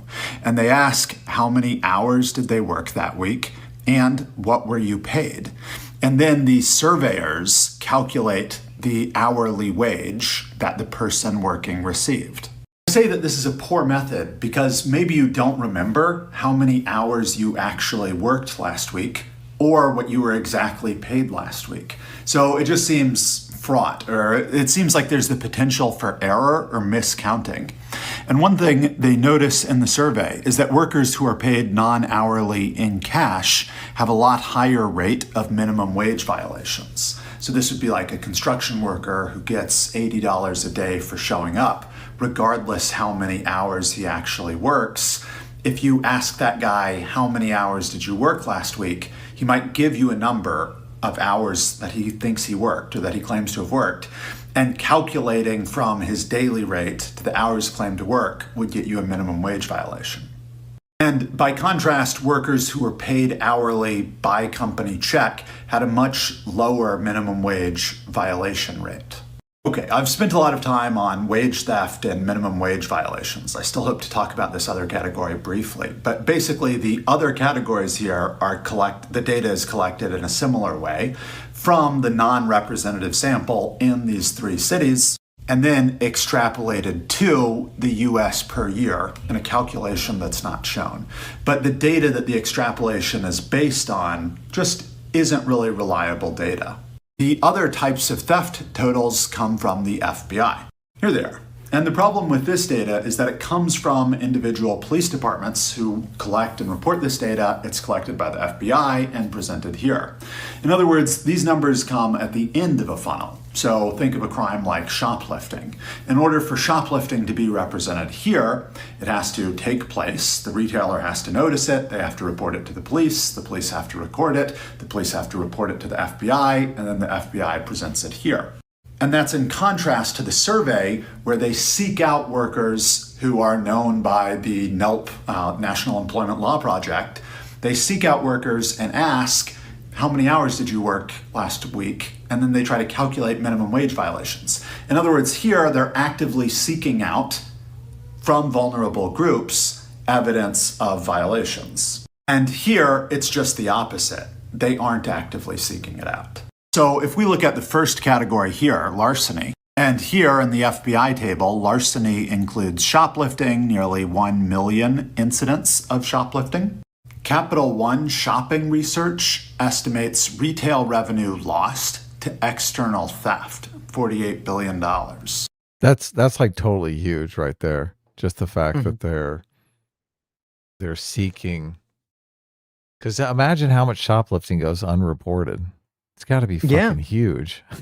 Of course, 32 to 40 billion dollars of estimated, so it's probably even higher. Yeah. Right, and that chart only talks about like 5 billion or 5 million or whatever. Yeah. Yeah. This of course. insane. I mean, that's why you look at the trend and you say, okay, there's no way that the shoplifting is this low. Like, this is retarded. Yeah, yeah. I'm at 552. Okay. Adjusting for inflation back to the 2012 number, that's $32.5 billion in 2012 dollars. In other words, larceny, one subcategory of larceny, this one, shoplifting, it's not even the biggest subcategory of larceny, should be the biggest rectangle by far, 32.5 billion compared to 23.2 billion. So it should be like the size of these two rectangles combined. If we were to listen to the retailers in a similar way to the way that surveyors go out and ask employees to get information about wage theft. Is there a huge difference between what the FBI shows and what the surveyors or what the Capital One research shows for retail theft? Well, one answer comes from the National Retail Foundation, where they look into reporting and prosecuting retail theft. They write that the majority of retailers, 64%, say that they reported less than half of their store-related theft incidents to law enforcement, mainly because law enforcement did not respond when the retailers reported theft. That gets back to the funnel I was referring to earlier. Most retailers report less than half of retail theft, so retail theft just doesn't show up a lot in a table like this. And that's why it's bad to compare a kind of proactive survey of workers to FBI collated crime statistics. You're missing out on a huge amount of crime. So Hassan's not wrong, and it's not even close. Well, I agree it's not even close. Thanks for your time. Such dumbasses. But they don't care. Look, their whole point is to come up with propaganda like this. Yeah. No, they're fine that it's a bunch of lies, right? Yeah. So that was, I think so, on TikTok. Great TikTok debunking all that fucking nonsense. But of course, that's what you find out. Like, the source for this chart is a literal communist publication, and the communist publication is sourcing a Reddit post. And all these fucking retards just circle us around the internet. And they're like, well, it's in a chart, so, it's a graphic. They all gobble so it must be up. true, right? They all gobble, gobble, gobble. Right. Well, also, I mean, he didn't talk about it, but it's funny too, because if you look at the chart in the little graphic, like the way they draw, even with the data being wrong, they still even drew the boxes in like a kind of a dishonest way too, to overemphasize rest break violations and underemphasize burglary, larceny, and auto theft. So just the way they kind of like structured the chart on top of it. Yeah, they live in a fucking dream world. 3.2. Oh. So much of it is just boss hatred, right? Yeah. I mean, I hated a bunch of bosses. Gunshots at the Trump rally? Shut the fuck up. I've had good bosses too, but I mean, I've had bad bosses. I mean, listen, when I had bad bosses, though, I didn't have the internet to go around and just complain all day on. When you're a worker, you hate your boss, and when you're a boss, you hate your workers. Okay, you realize people just suck. That's the real thing. Most people just suck. I hate to be the bearer of bad news, but yeah, running a business, hiring people is the hardest part. But this is why I think obviously the jobs apocalypse is coming, because as soon as they can find an automation solution for worker, people are going to jump in with both feet. Mm-hmm. My dentist is like looking for a new dental hygienist, and oh God, I'm thinking, can you imagine having to hire a good dental hygienist? Holy fucking shit, that's got to be. Yeah, I guess. I mean, you've had bad experiences. Most dental hygienists I've had have been pretty good, but you've had bad dental experiences. So at the dentist who was a fucking crook, his dental hygienist was amazing. She was the best dental hygienist I ever had. Oh wow, okay. It's kind of crazy, yeah. Right. She's actually the one that told me he was a crook. It was like, got me wise to his fucking shit. Yeah. That's hilarious. She's like, listen. Yeah. I just work here so I can warn people. Yeah. That's kind of funny. Thank goodness. They kind of fucked up. Yeah, no, I just look. Fuck. Hiring people's tough. Mm-hmm. Yeah, hiring people is really tough. Anyway, Okay. Hassan wouldn't know this. No. Well, he can't even figure out how to hire people. Mm-hmm. So.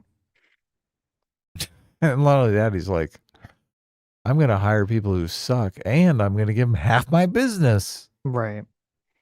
So this is, I haven't seen this, so we'll see if it's worth going through. Compilation every time Hassan Piker cheered political violence. This is Drew Pavlo on X made this compilation. This There's is a Hassan 20 minutes of Hassan cheering on political violence. I don't know if we'll make it the whole way through, but we'll see. Shout out to the Trump rally. Shut the fuck up. No. Dark America deserved 9/11, dude. Fuck it. Classic. I'm saying it. We fucking totally brought it on ourselves, dude. Holy shit. every type of armed resistance against both the settlers and also the Israeli occupying force in the West Bank. Doesn't matter if it's your favorite podcasters like Wife that participate in these raids, the violence that the Palestinians... Going after Ethan Klein's wife. Yeah. Particularly disgusting. Yeah. Wow. This is a man, Adam, who stole Pokemon cards from a friend. He obviously has no moral character. Yeah. Engage in an act of resistance against this illegal occupying force is literally legal, definitionally legal. If you cared about Medicare fraud or Medicaid fraud, you would kill Rick Scott. Okay? The moment is clear. You got to sick like the ACP guys on him. Okay, that's it. You got to get one of those like Haz al-Dink type motherfuckers to just like eat his ass alive, you know? 874 Bellevue Drive. Listen, he was talking about Nick Fuentes. Obviously, he meant in a gay way, not in a violent way. Okay, come on, let's be real.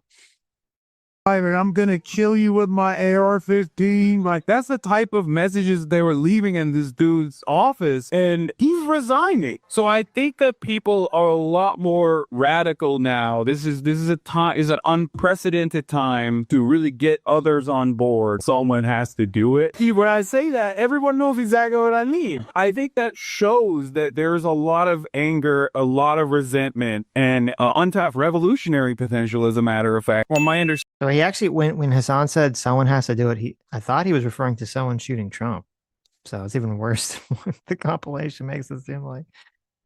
Understanding is that the property owners who have properties there choose just not to rent it at all. Yeah, kill them. Kill those motherfuckers and murder those motherfuckers in the street. Let the streets soak in their fucking red capitalist bloods. I'm not gonna read all that. I'm sick and tired of it. Left-wingers, liberals, you need to be fucking showing your opponent's guts on there, okay? You need to be gutting them.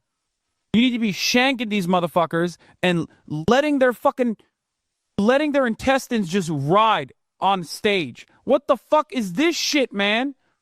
Slice them up. I think this is just a one dude who is genuine in his actions and maybe, you know, a little bit brain broken. Regardless of your background, any kind of fucking Zionist tendency should be treated in the same way as being a fucking rabid neo-Nazi. And you shouldn't even let someone be the fucking local dog catcher as Felix was posting if they've ever exhibited any sort of like positive feelings about the state of Israel. I'm so serious about this. Him and Drew are the same. Tim Pool and Destiny are the same. If there was obviously a real karmic justice out there or any sort of real lawfare out there, real rule of law out there, they would be treated in the... When do I get to cry uncle on this? We can stop now. I was about to stop it. It's pretty painful. It's pretty painful, yeah. Yeah, we all know Hassan is a piece of shit. So yes. Okay. On the 21st of April, with only a few hours left. Harrison Dill says, Adam is a Project 2025 apologist that wants everyone to lose their jobs to robots and for the tech overlords to take over. True. Yes. I want people like Hasan to be humbled. And if it means 30% of adult workers have to lose their jobs, that's a small price they're willing to pay for my justice against Hasan. Okay. This is an interesting video. We'll watch after I read some supers. Last of the Mohicans for $10. There's plenty of family formation in Section 8 housing. Adam, I know a lot of Adam. I should be a period there, but whatever. Adam, I know a lot of kids are being formed in Section 8. I don't necessarily think those are all leading to proper family formation. The question is, I think the problem with Section 8 housing is that while they give you some kind of basic income, it's really not enough to live off of. So the people turn to like selling drugs and petty crime and stuff like that instead of focusing on forming like a moral, upstanding family life. I think if the money is not a problem, if you have enough money to live, why would you be engaged in illicit activity? And if you are going to engage in that kind of illicit activity, wouldn't you be?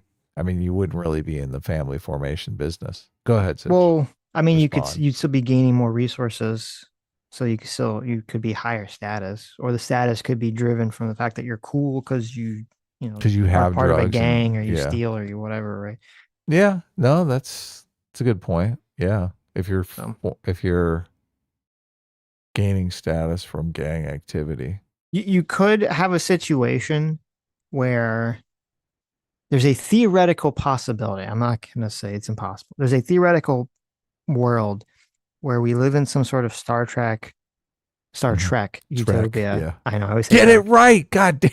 It's my Florida accent. You killed Star Trek. It's my Florida accent. You're being biased against Floridians. In the Star Trek universe, where we have replicators and you don't need to work and blah blah blah, and so our status is built on is based on something else, right? And maybe it could be based off of like how well you have a family and how well you have kids and something to that effect, right? But it's going to require more than just our physical needs being met. It would require a massive cultural push, I think, to kind of like indoctrinate people to make that the cultural meme that people care about. I don't think that's something that would just happen naturally over time. Sadly. Yeah, I don't know. I guess we're going to find out. A no run area for $5 says, why is Obama saying we don't know the motive of the shooting on X when we have the manifesto? Obama is an ex-president, okay? He hasn't got time to read no manifestos. What are you talking about? Then also he doesn't want to say like left what violence a dipshit. So really? That's probably the real reason. Obama is fucking up. I know. Lethal Strand for $5 says SPLC released a statement that the shooter was not on their payroll. Well, that's good to know. Karen Man for $2 says, I can recommend The Feral Historian. Dope content. Okay. That's a guy we haven't checked out. I've never heard of that guy. Okay. I'll check him out.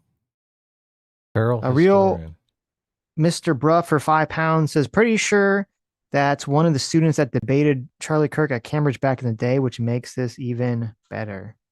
Oh, wow. Are we talking about the shooter, or are you talking about the person in the Hasan video? Well, I'm not sure.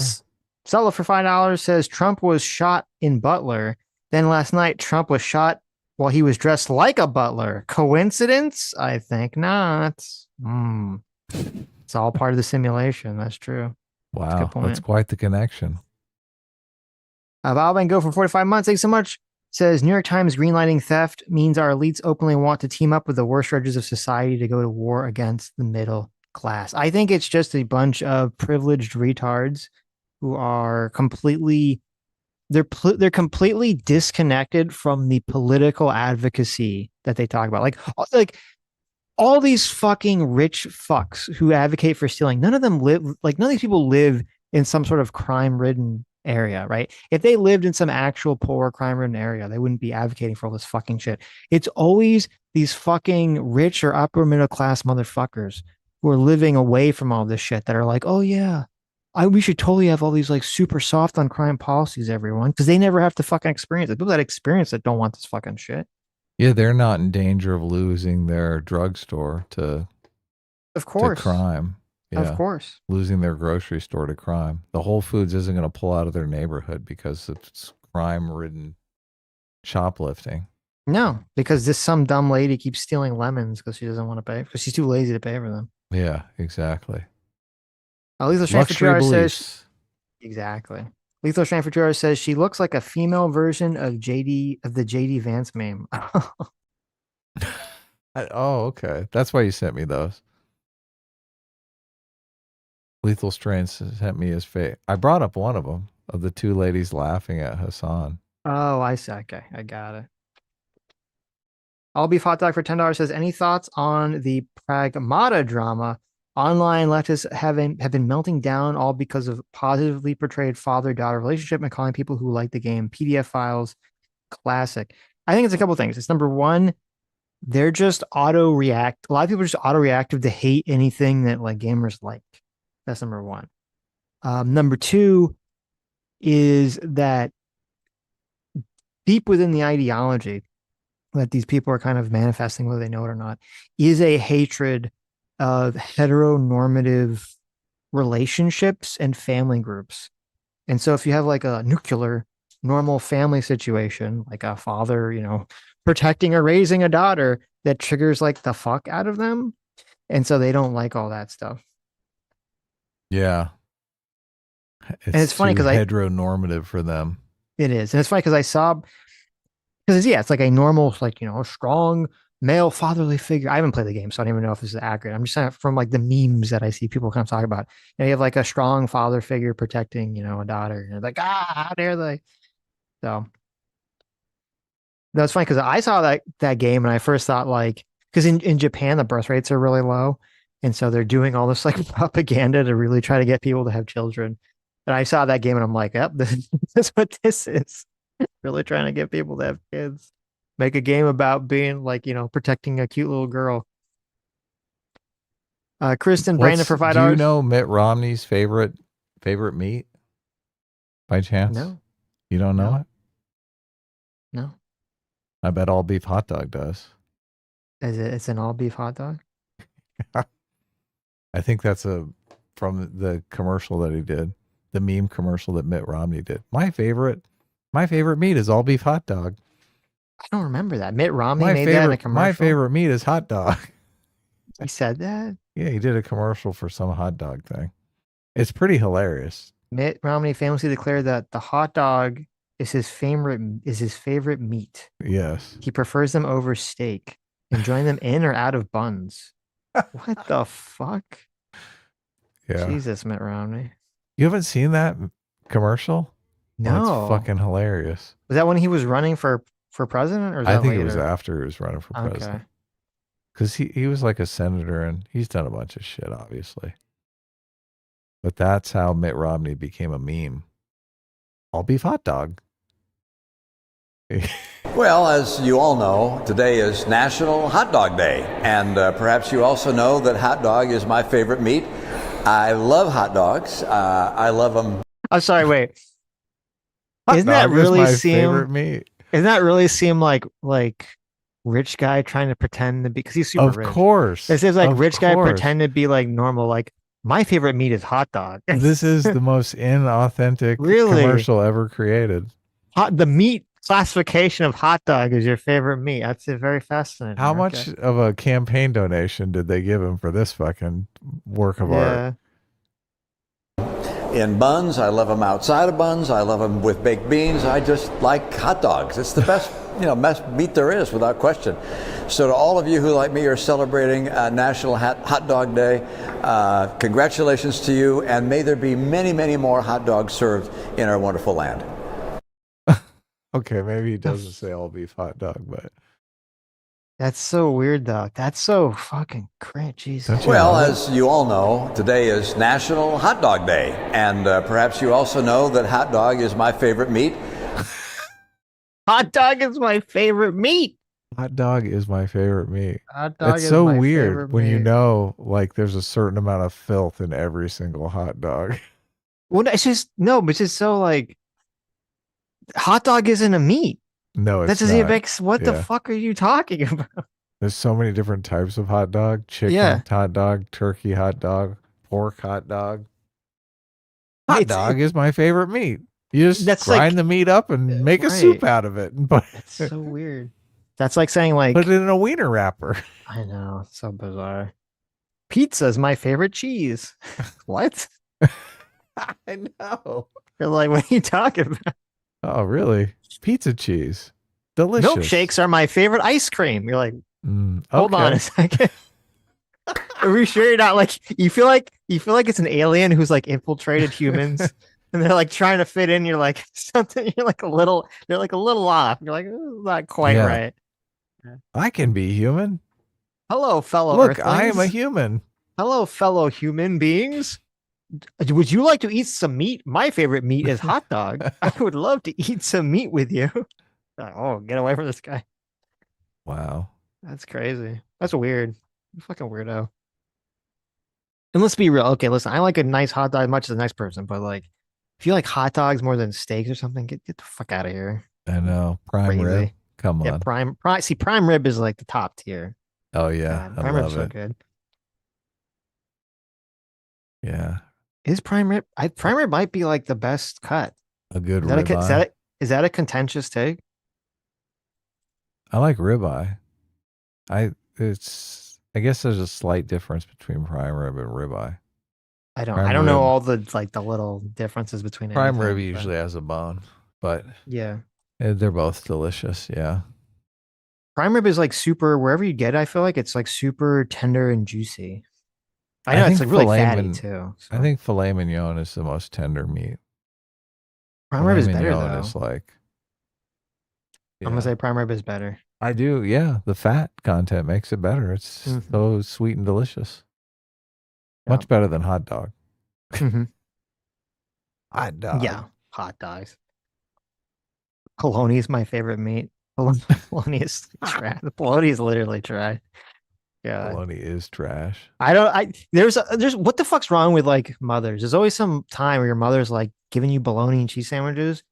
And then at one point you eat a ham and cheese sandwich and you're like, Mom, what the fuck have you been doing this whole time? It's got Why have you been giving me bologna bologna has instead to of be ham? so much cheaper. That's what it is. It's just Is like, that what it is? I don't want to spend a bunch of money on this. I don't know kid. what the Why- fuck. I don't know what fucking. I don't even know what bologna is. I don't even know what the fuck it is. It's just not good. There It is is such not a good. discrepancy over the different types of ham too, because Mhm. some ham is as bad as bologna, and some ham is just like, oh my god, this ham is delicious. I think if you go into a grocery store and you get like the generic Ham. Oscar Mayer or the grocery store brand ham, it's going to be better than bologna, than the grocery store brand bologna every time. Yeah, but there are some bolognas or some hams that if you get like the cheap ham, oh Mhm. god, it's so disgusting.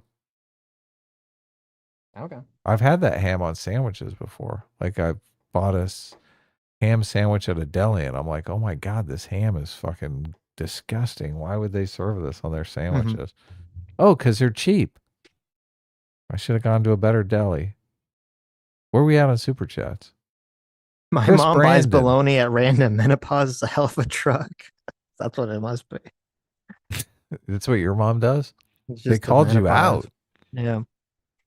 Yeah. Kristen Brandon for $5 says, so guess you don't like the sentence that piracy is not stealing because of price increase on streaming and anime piracy. Maybe. What? I'm confused. I'm The not Albert doing thing- a lot of piracy these days, but Me neither. I've done some piracy back in my day. That's for sure. The Albert for 39 months of outside the simulation. Thanks so much. Says, quote, I would steal priceless art because I'm such a man of the people. Hassan. It's true. Oh, man. Philip Huggins for 39 months. Thank you so much. It says, so Herman Goring stealing all the art from Europe is okay. Oh, yeah. Of course. The Nazi. That's some Nazi propaganda. I don't know who Herman Goring is. Is he a Nazi? I think I still have the meme. That's what made me think of that, because I was looking. I have a bunch of screenshots that from what I've used in thumbnails. Mm-hmm. And I'm like, why? I'm like, can I just delete these screenshots? And then I saw the Nazi propaganda weird. And I was like, wait a second, I can't delete that. Joe the Maker $2 says, I'm a Nepo baby, but I steal because it's trendy. That's essentially it. Peak Brita. That's exactly right. Death by Sloth for 49 months says, Hassan is such a kidder. He tells jokes the same way that fellow comedian Nick Fuentes does about baking cookies. Such a laugh riot. That was his argument. I'll see if I can find a video. It was so pathetic, but he's like, I was just joking about the Louvre. Also, he says Louvre weird. He keeps calling it like the Louvre or something. The Louvre? I don't know. He keeps saying it weirdly. I don't know if he's trying to say it like Frenchy or something, but it's bizarre. Do you guys remember the Nazi propaganda lady? I do, of course. I think Majan did the drawing of the Nazi propaganda lady. Oh, do you have the picture? Which I still have, yeah. Nice. Zero Fucks said they did the drawing. Oh, Zero Fucks did this drawing? Okay. I stand corrected. Lethal Strain for $10 says, at this point, Hassan tells them that he's actually the owner of Whole Foods, and this is an episode of Undercover Boss, so he forgives her for stealing. I can believe it. Joe the Make for $5 says, they used to have to cut off hands to deter theft. We're going to need that level of deterrent again after Hassan et al. Normalize it. You could be right. I just... When we were watching the compilation of Hassan endorsing violence, I started to think, how many times have I endorsed violence on this live stream? Because I am in favor of cutting the hands off. There you go. But look, for a good cause, right? Yeah, exactly. We're supporting violence for good. We want to clean up the streets. Not like them, right? Yeah. We want to put these degenerates into prison. Clowny Moosebean for 25 months. Thanks so much. Says, if Invader Zim ever got a good reboot, what do you mean? The movie was good. I nominate Sitch to do Zim's voice. He'd be perfect for it. Mm-hmm. Listen, no one can replace Richard Horvitz. Okay. But thank you. He's the man. Richard Horvitz is the man. Yep. Sade Ray for 5 SGDs says, would people who hate stealing also hate and impeach Trump and his family for corruption? Supporters of both Hassan and Trump can't criticize one another. That's a good point. That's wrong when Trump does it. So, he's stealing in a bad way, right? Not a based way. Val Van Gogh for $5 says, Sam Hyde was all about giving Hassan the chaos he longs for, but Hassan all of a sudden wasn't interested. Of course. Because he's a pussy. Val Van Gogh for another $5 says, Hassan started incorporating a Kaya cam where she always looks dead in her place. Think it's possible that he's now drugging his dog? I wouldn't put anything past him. I would 100% believe that. Wow. What a loser. Or she's just so demoralized from all the shocks at this point. Living in Sucks, Walter Timberlake for $2 says, I'm here for Sitch's righteous anger. Well, thank you. Oh, yeah. I forgot about this one. Joe the Meg for $5 says, My what? favorite. What do you look? Oh, you have your artwork. And no. It's the Taylor Lorenz horse face. Oh, just going through all the memes. Oh, yeah, you just have them all still like set up. How can I delete these? I know. These are works of art. I can't delete horse face. You can't now. Joe the Make for $5 says, quote, we could have all this. Sitch, you need to get caught up in the Western residents in Japan literally spamming commie nonsense. It's galling. Oh God. That would make I can't even, Joe. I know. I would get so mad I'd have a stroke. Painful. Okay. I literally can't even. Also, it is so just ridiculous. As I said, Japan is like the most fucking capitalist country on fucking planet. Even their shrines selling knickknacks. Okay, you walk to their shrines and they're all just selling good little goods and shit. That's a place that loves their fucking capitalism. Commerce. That's where it's at. A Cube We taught them that after World War II, right? That's true. Well, listen, we just had to knock them around a little bit, right? Look where the Nazis led you guys. There you go. See that we just gotta nuke a bunch of people, right? That knocks their heads in line, right? Work with Japan. That's one way to clean the streets up. QB Mazra for 125p says, how do you guys feel about defenders of BLM saying 93% of BLM protests were peaceful? I hate them, and I think they should be sterilized. I don't know if I would go with the sterilization route. Come on, we're on a roll. We're on a theme roll. The problem I have with that argument is it is kind of a dishonest framing. The way they talk about it, because they're like, well, yeah, because if every little tiny protest in the country, you're gonna say that counts as one, right? But my problem when people talk about the BLM, when the people defend it, it was those people, if they just said, yes, those people shouldn't be doing that action, yes, the police should crack down on that, and yes, protesters, they should actually go home at night before when the curfew is in place, because they had to put curfews in place so that the crimes don't occur. If they said all that, and then they were just saying the BLM protests were mostly peaceful to defend it, like as a concept, I wouldn't have a problem with it. It's just that they would almost always exclusively use that argument while they were sort of downplaying or defending the riots and the looting also, right? They weren't actually in favor of stopping the criminal activity from occurring. Nope. Anyone who was in favor of that, they wanted to throw in prison. Right. I mean, that's the thing. Like, if I was out there and I was part of some BLM movement and I really believe in the cause, I would be like, it'd be hard because on one hand, you'd want to be like scorched earth on the rioters because they're giving you a bad name. They're giving your cause a bad name. But on the other hand, how can you be scorched earth on them? Because then you're basically asking the police to go ham on them, but you're protesting against the police. So you're kind of in an impossible situation. Yeah, it's a real lose-lose, right? Yeah. What are you gonna do? Right. Rich Jammer for 49 months says Hassan condones stealing from corporations because all this stuff is manufactured in China because you're actually stealing from communist China. That's a good point. Brian Bishop of 31 months of discipline equals freedom. Thank you so much. Says I hate them using Jean Valjean so much. He agrees he committed a crime and intends to go to prison, but he doesn't want Cosette to die, so he runs. Well, I'm going to be real with you. I think Les Mis is like the worst fucking play ever made, but that's just me. Sex moves from China for 2 Aussie bucks says thoughts on Blue Exorcist. I have never seen Blue Exorcist, so I have absolutely no thoughts on it whatsoever. What is that? It's an anime. So I think Sam likes Blue Exorcist, but don't quote me on that. Sounds shitty. I don't like the name. There you go. An alien for 10 Aussie bucks says, I know more important things have happened now, but it would be great if you covered that thing I sent you guys on Twitter about most USA jobs going to foreigners. It seemed crazy to be true. Resend it to me. I was going to look into that, and then I totally forgot. Resend it to me. Because I am curious about that. That seemed crazy. Yeah, you sent me this thing that said it said something crazy. Like, was it like 80% or 90% of recent jobs went to foreigners, which seems impossible. Mm-hmm. I just believed it. Okay. I looked at it and I was like, this seems factual to me. So. Okay. The gut but tells Sitch immediately was like, I can't spread fake news. I can't just bring this up. I have to look into it. Intuitively, that seems like that can't possibly be true. Doesn't even make sense. Really? Yes. Hmm.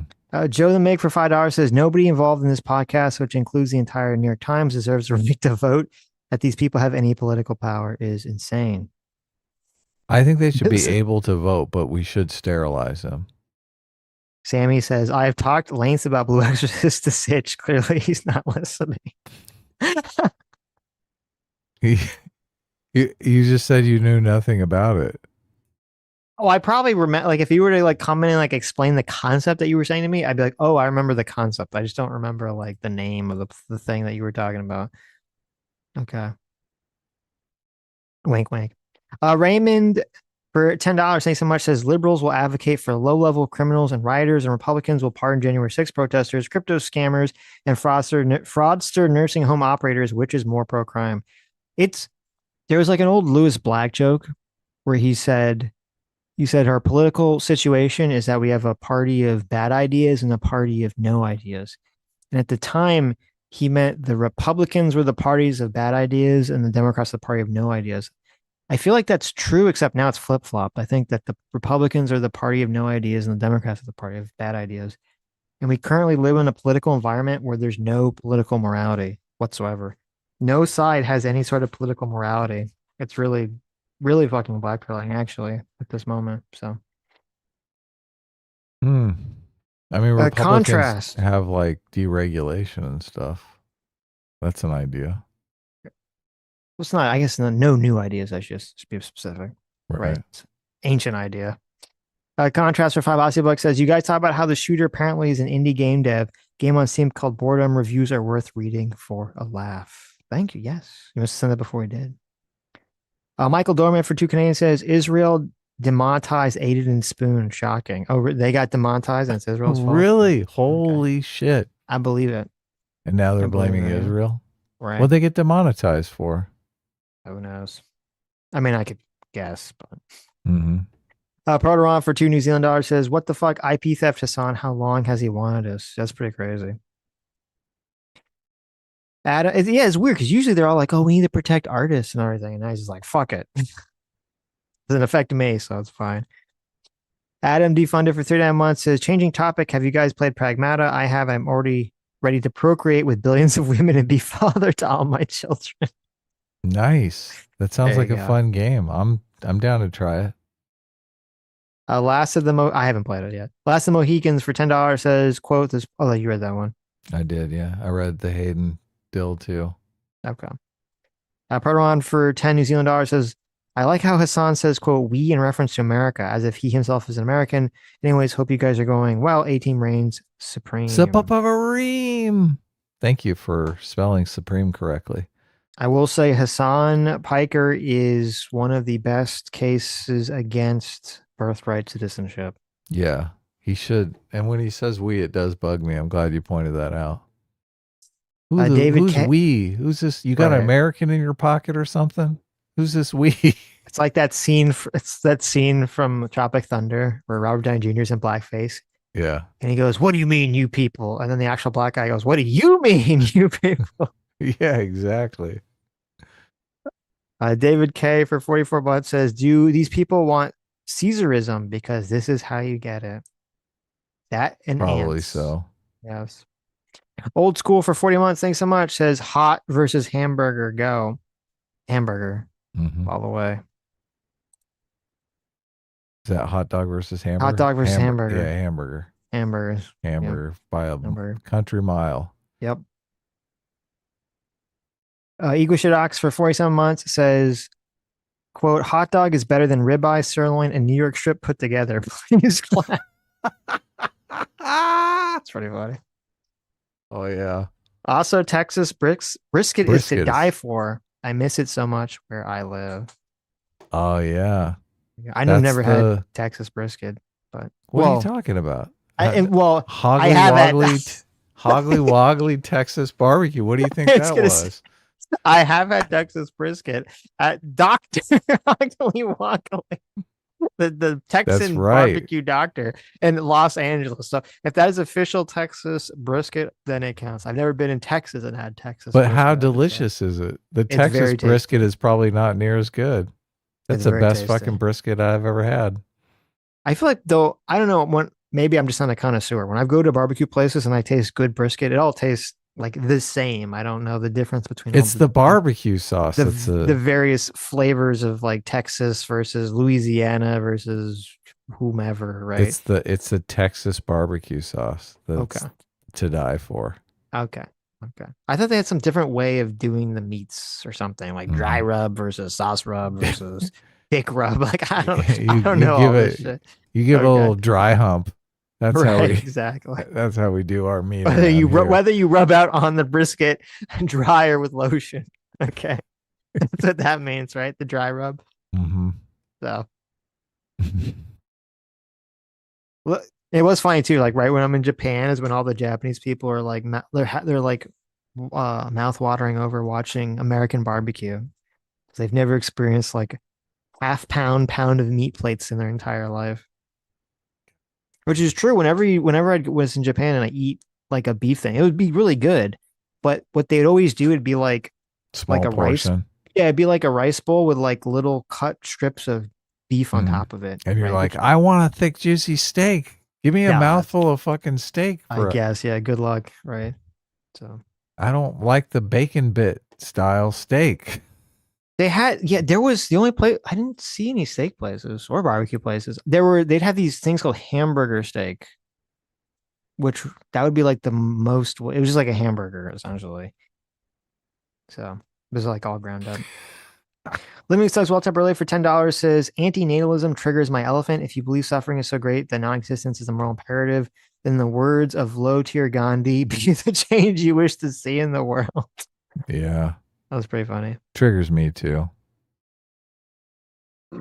Lethal Strain for $10 says Google Jared Lakey death. If George Floyd made you mad, the video will traumatize you. It happened prior to Floyd. Family just got their settlement last year. Zero national coverage. Oh. Terrible. Jared Lakey, never heard of it. We'll check it out. Jared Lakey, 28-year-old man, died because he was tased 53 times, causing him to die in cardiac arrest. Holy shit. Wow. Former officer sentenced for murder. Crazy. The Rooster for $10 says political morality is fake and gay. Sitch. Anyone who has it will lose political power, especially in a multicultural society with big tent coalitions. Trump was almost imprisoned and killed multiple times. Well, that's very third worldism of you, the Rooster, but I should expect no less.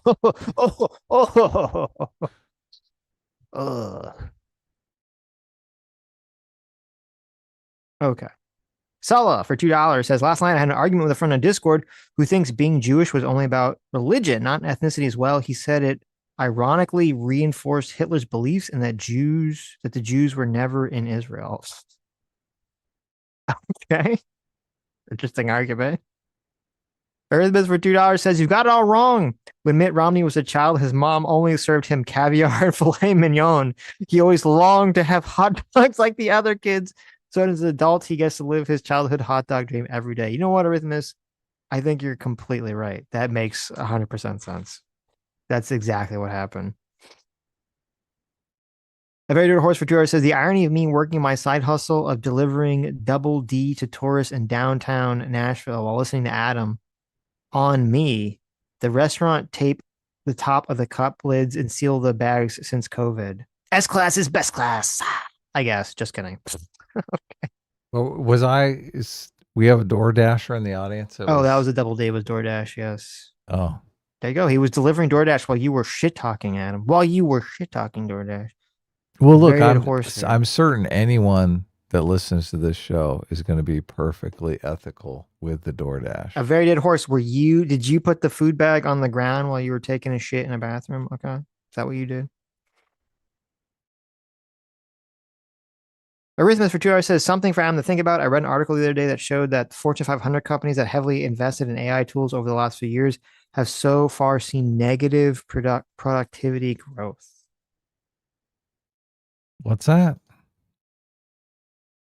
Arrhythmus said he read an article that showed that Fortune 500 companies that have heavily invested in AI tools over the last few years have so far seen a negative productivity growth.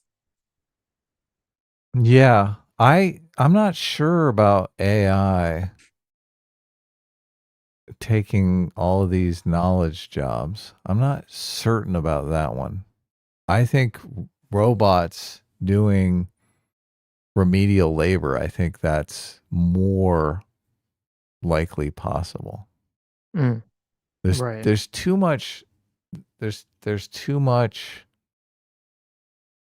non-accuracy. A lot of the knowledge work is error laden.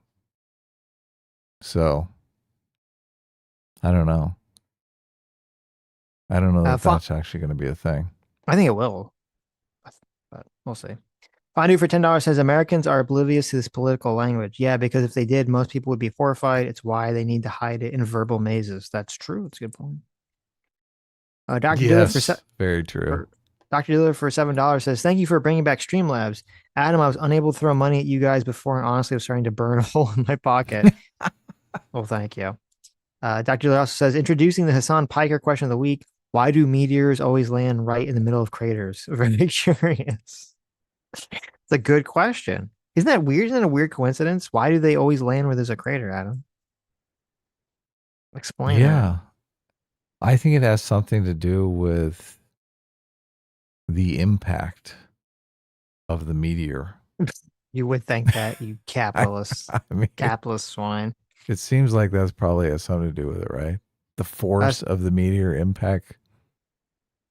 No, obviously not. Sales temp for $10 says, God, this New York Times interview is the worst thing I've seen in a while. It's like a caricature of an out-of-touch rich people, but somehow way worse. The fact that they call it micro-looting makes it even more pathetic. It is, yeah. And I'm telling you, micro rape. Yeah, exactly. Guys, start talking to your friends and family about micro rape and see how they take. Oh, actually start talking to them about micro looting and see what they think of that. Right. There's this weird side story I guess we should talk about for a second before I watch this video here. Michael Tracy and Jim Acosta were like... I retweeted that. Oh, yeah. I did. I was like, go for it. Someone was like, yeah, so there's like some kind of like fight brewing, like in they're in high school or something, where Michael Tracy or Jim Acosta, it looked like it was Michael Tracy, was challenging Jim Acosta to meet him outside to fight. Which I fucking hate Jim Acosta though. Right. So, well, I kind of hate both of them. right. So, I mean, obviously, we had that conversation with Michael Tracy where he was completely running defense for Epstein's crimes in Florida. So, neither of them in particularly good shape. But it's kind of interesting. I sent you a tweet if you want to bring it up. We should really clip out Michael Tracy when you got him on the context of that deposition. Oh, of course. I mean, totally, oh my God. Yeah, totally. Oh my God, that was so bad. That was pretty bad. So, but well, does it surprise you that when I looked into this, because I'm sure you didn't look into it at all. You know what started this fight? I look into everything. What are you talking about? Oh, do you know what I spent all weekend looking into it. Do you know why they were fighting? Or you know why Michael Tracy was challenging him to fight in IRL? Okay. I don't actually. It was about Epstein. Made up no way. Oh, it was related to Epstein. Holy shit. Holy. So look, now I am on. I hate Acosta though. Jim Acosta is the worst. I know. Okay, so here, I'll read through the tweets here. So first, Michael Tracy, he tweets out, Jim Acosta threatened to fight me tonight at the Substack party. To which Jim Acosta replies, that's because you are trash. I think that's the one I retweeted. He totally ratioed the fuck out of him too. It's kind of hilarious. Jim Acosta's, I mean, he's huge. So I guess I don't like Jim Acosta. Like that's the guy that like really hates Trump, right? Yeah, he's the avatar of TDS. Right.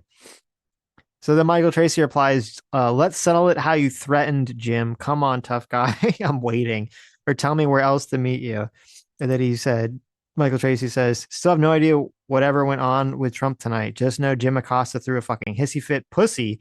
Jim, meet me in front of the Hampton Inn. And then he put the address of the hotel. He also posted a picture. He was there. A picture of the hotel, yeah.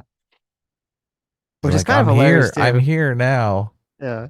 Which, I mean, you guys see Michael Tracy, not exactly the most physically intimidating individual. I don't know. Though I think, isn't Jim Acosta like 5 feet tall or something? Isn't he like tiny? I don't know. That'd be a pretty funny matchup, though. Right. I mean, Michael Tracy could be like a big fat tubbo for all I know. I've only ever seen him from like the midsection up. He's a talking head. Michael Tracy is fat, yeah. How come I can't see Jim Acosta's height? I have a feeling Jim Acosta's like a short guy. If he feels like a short guy. Anyways. So I was curious. I'm like, what the fuck started all this? So Jim Acosta posted, we saw what you did at the Substack party. You were bullying Julie K. Brown in a menacing way that would not let her walk away from you. Your behavior was shameful and ugly. So yes, I stepped in and did as several other people did, including security, to escort Julie K. Brown away from you. So Julie K. Brown is the woman that wrote the famous Miami Herald article attacking Epstein and kind of like reopening the case. Uh-oh. So then Julie K. Brown weighs in and she says, thank you to all the kind people and security guards who helped me tonight. No one should give someone a platform to attack and harass people, even if you disagree with them. Jim Acosta was a true gentleman who came to me. He miladied her, was a true gentleman who came to my aid last night after Michael Tracy began screaming and blocking me from trying to leave the event. Acosta and several other men had to stand in his way to stop him from following me. He's been harassing Epstein victims for a long time, even to the point of showing up at Virginia Giuffre's vigil yesterday. This is insane. This is crazy. I like. Is any of this true? I'm going to believe it's true because it's funny. I like that the visual image of Michael Tracy at like Virginia Giuffre's vigil, right? Because she's dead. And he's just like screaming questions at like the family. Like, why did you have her lie about Epstein? Somebody replied to her saying, does harassing mean them asking very basic questions about their stories? It's weird that this is so offensive to a journalist, especially when you can't seem to answer such simple questions. To which she replies, he was screaming at me. Had he not handled himself like a crazy person, maybe it would not have been offensive. There's no excuse for cornering a 5-foot tall 64-year-old woman while shouting and threatening to sue her. So give me a break. He treated the Substack event as an opportunity to harass people. Wow. Interesting. Wow. Do you think the Substack's going to fight him back after he challenged Jim Acosta to a fight? Probably unlikely. The fight outside the hotel? They're probably going to ban him from Substack. I don't know the politics of Substack, but they might. Right. Hilarious. Hilariously cringe. God. Come fight me, bro. I'm in front of the Hampton. Jesus. It's pretty funny. I'm glad he does. It's hilarious. It's good comedy. I mean, I dig it. Comedy, yes. Okay.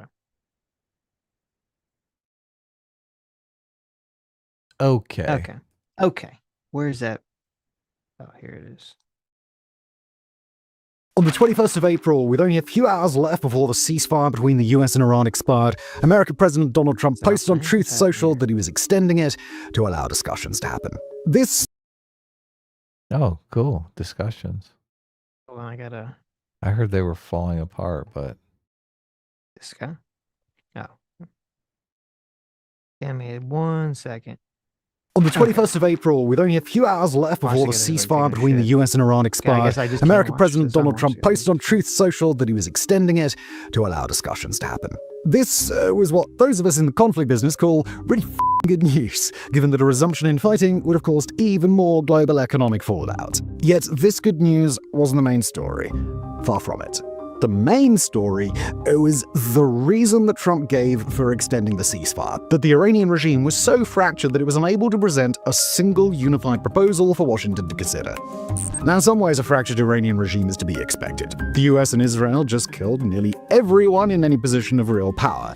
Some upheaval should be expected. Still, very few people would have predicted just how acrimonious the relationship between Tehran's various factions would become. I mean, who had the Iranian Navy calling the nation's top negotiator an idiot in front of the entire world on their bingo card? Not by the tweets of some idiot. But these split... Yeah, it's not really a good sign when the military is calling the government official who's supposed to be making these decisions a fucking retard publicly. I don't like that whenever I hear like a lot of people discuss the situation, like they're kind of just framing it as like the attack Trump or like defend Trump situation.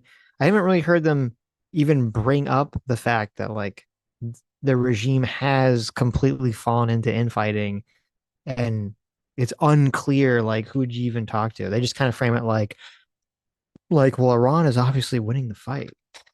Like, are they? I mean, they can't even decide who's in control of the country at the moment. Yeah, it's hard to call that a win, right? It's often more than just disagreements. Right. They represent a growing power struggle within the regime, one which could ultimately decide the shape of the Middle East for decades to come. Who's actually running Iran? Just a moment ago, we mentioned how the US and Israel had killed most of Iran's leadership. What we didn't mention was how thorough a campaign of assassinations this really was.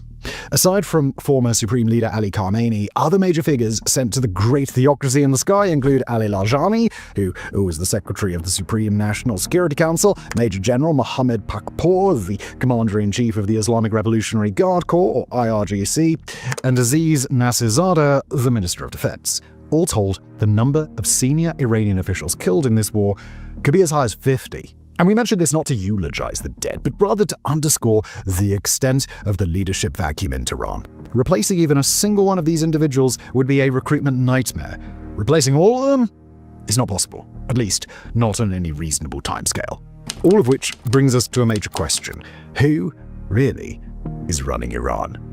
The conventional answer would be to point to Mujtaba Khamenei, the son of the former supreme leader who was chosen to succeed his father in the chaotic days following the latter's death. However, unlike his father, his power has been severely constrained due to a number of factors.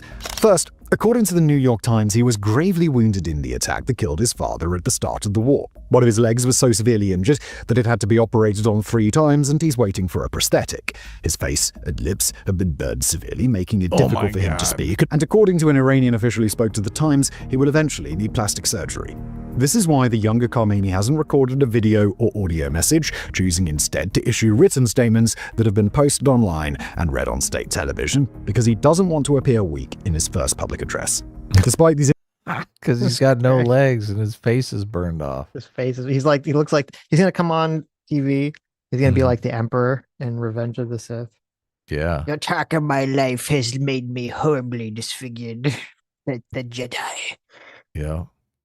That's not giving me a lot of confidence. Obviously, that person doesn't sound like a person who's going to negotiate for peace if he has any sort of political power. That guy's, I can see that guy's just going to be in it to burn everything to the ground at that point. Doesn't have a fucking face anymore. Mm-hmm. Injuries, the Times reported that Khamenei was mentally sharp and engaged. The second reason is that the new supreme leader is currently in hiding. Government officials don't visit him because they fear that Israel may trace them to his location and kill him. Instead of meetings, he gets handwritten messages delivered by couriers who travel on highways and back roads, in cars and on motorcycles until they reach his hideout. His responses go back the same way. Even in the best of times, this would be an inconvenient method of communication, like only ever holding meetings via Slack. But when the stakes are higher, for example in the middle of an existential war, it becomes a lot more problematic. So according to Abdul Reza Davari, an advisor to former Iranian President Mahmoud Ahmadinejad, Mujtaba is now running the country like the director of a board. Davari told the New York Times, quoting him here, he relies heavily on the advice and guidance of the board members, and they collectively make all the decisions. The generals of the IRGC are the board members.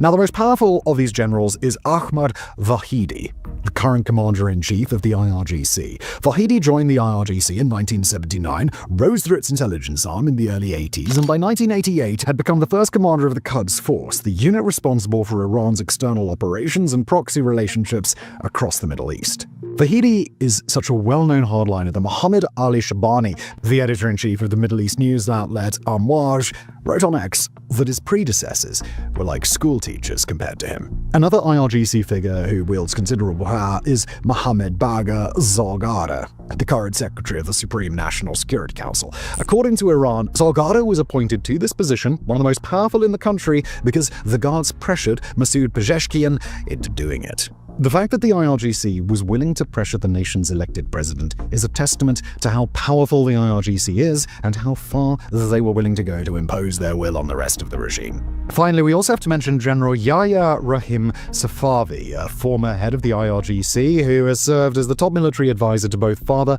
and son supreme leaders. Guided by these three men, and many others who operate with a much smaller public footprint, the IRGC has become so powerful that according to some analysts, it now eclipses the supreme leader's power.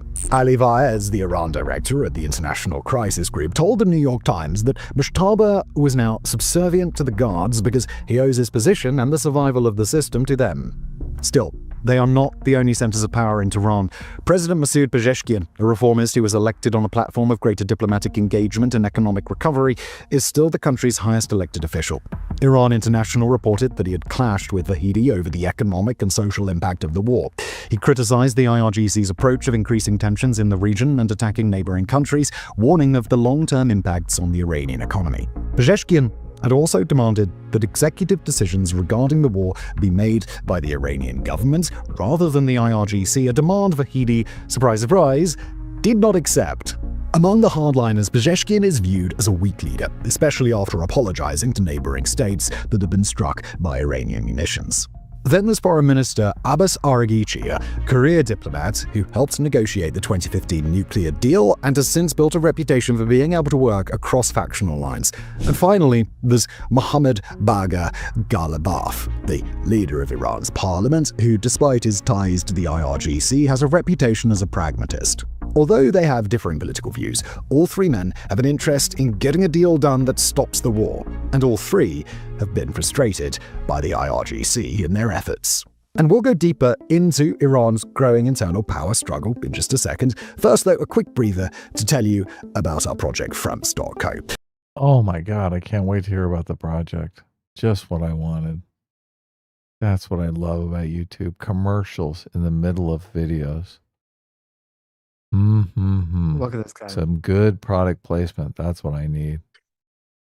That's another reason why YouTube sucks now. All these content creators putting commercials in their videos. It's not a big deal. Look at this guy. It's a huge deal. I hate it. I can't stand it. Everyone should subscribe. I wish I was subscribed to this guy so I could unsubscribe. Everyone should subscribe to Warfronts. They do good content. Okay. You should subscribe to Warfronts right now so that you can unsubscribe immediately for background music and for ads in the videos. I mean, what do you mean? Have you heard anyone do as good a deep dive in explaining all the different people that are kind of vying for power in Iran? In Iran? Yeah, because I haven't. No, it's great as far as the information goes. Okay. I don't like the fact that it's fed to me in a propagandist format and with stupid ads for, well, let's see what this ad is. From Stock.co is our subscriber website for anyone watching this and thinking, this is great, but I wish it could go deeper, Simon. Wait, what's the propagandist format? It's just for you. This is the perfect ad for you. What's the propaganda format? It's setting an emotional tone with what's going on. It's like, here's some information and here's some background music that makes you think, oh, isn't that shady? Well, it's Iran, so it is shady. I mean, I guess that's fair, right? Okay. You're like, but the propaganda is in the right direction. I am in favor of the propaganda. I listen to these videos very quietly. Half the time you talk about background music, I don't even know, I don't notice it or even hear it till you point it out. But your brain does. Okay, your brain knows. Maybe it does, Mr. Plank. Your brain is like, this is happy music. This is something I should agree with. If he had playing the happy music, I would have been like, oh, I'm really positive about these Iranian leaderships now. Are you still following the Iranian war? Of course. Oh. No, I'm sorry. I'm kind of over it. Yeah. Kind of over it. Yeah. Yeah. I mean, we bombed them back into the Stone Age. Now what is there really to? And Trump's policy now has kind of he's looking for an excuse to get out of there. So it's going to be their problem. It's going to be Europe's problem soon. That's true. Simon. Well, every week we publish 2 exclusive videos, 2 expert-written articles, and an hour-long podcast covering the conflicts shaping our world. Some of this is Iran-related, like our Middle East Roundtable podcast, but we also go in depth on other conflicts. Notice how the happy music is when it's an ad for a product he's selling. Like, oh yeah, happy Happy, happy, happy. Featuring pieces written by former frontline Ukrainian drone commanders, videos on things like the evolution of the Islamic State in Africa, and a weekly briefing on the biggest overlooked conflict stories of the previous 7 days. The subscription costs just $5 a month or $50 a year, and in return you get access to a whole load of exclusive content. That's fronts.co, and now let's get back to Iran's hidden power struggle. Are you really that interested in Iran's hidden power struggle that you're going to be like, I'm going to pay $5 a month so I can really keep up on this? Why are you being such super niche topic? You're being so bitchy about this. This is crazy. I don't know. It's weird. What's weird about it? It is weird. I mean, your maybe reaction to this is weird. Maybe for an Iranian studies major in college or something. Oh, man. Negotiations. The first round of US-Iran talks in Islamabad lasted 21 hours. While this is a long time to be negotiating, the two sides left without an agreement. While most analysts will point to the dramatically opposed demands of Tehran and Washington, according to Iran International, fractures within the Iranian negotiating team are also to blame. Sources familiar with the meeting told the outlet that during negotiations, Araghchi showed signs of flexibility, particularly regarding reducing or halting financial and military support for Iran's proxy network, such as Hezbollah. That approach drew a strong reaction from Mohammad Bagher Zalgada, who submitted a report to the IRGC saying that Araghchi had deviated from the delegation's mandate and engaged in discussions beyond the leadership's directives. The IRGC subsequently ordered the delegation to immediately return to Tehran. This incident reveals that the Iranian negotiators didn't really have the authority to negotiate. At most, they are glorified messengers shuttling messages between American negotiators and the IRGC, which would make the final decision. And none of the information in here is stuff that we didn't hypothesize when all of this first broke out. It's interesting that he's just kind of like putting the details in for what we thought was going on anyway. Well, that's why I like it. It confirms what we hypothesized to be true. Yeah. You've got 250,000 IRGC guys who are like, we want to maintain power. We've got a grip on the culture because we have all the guns, and fuck you.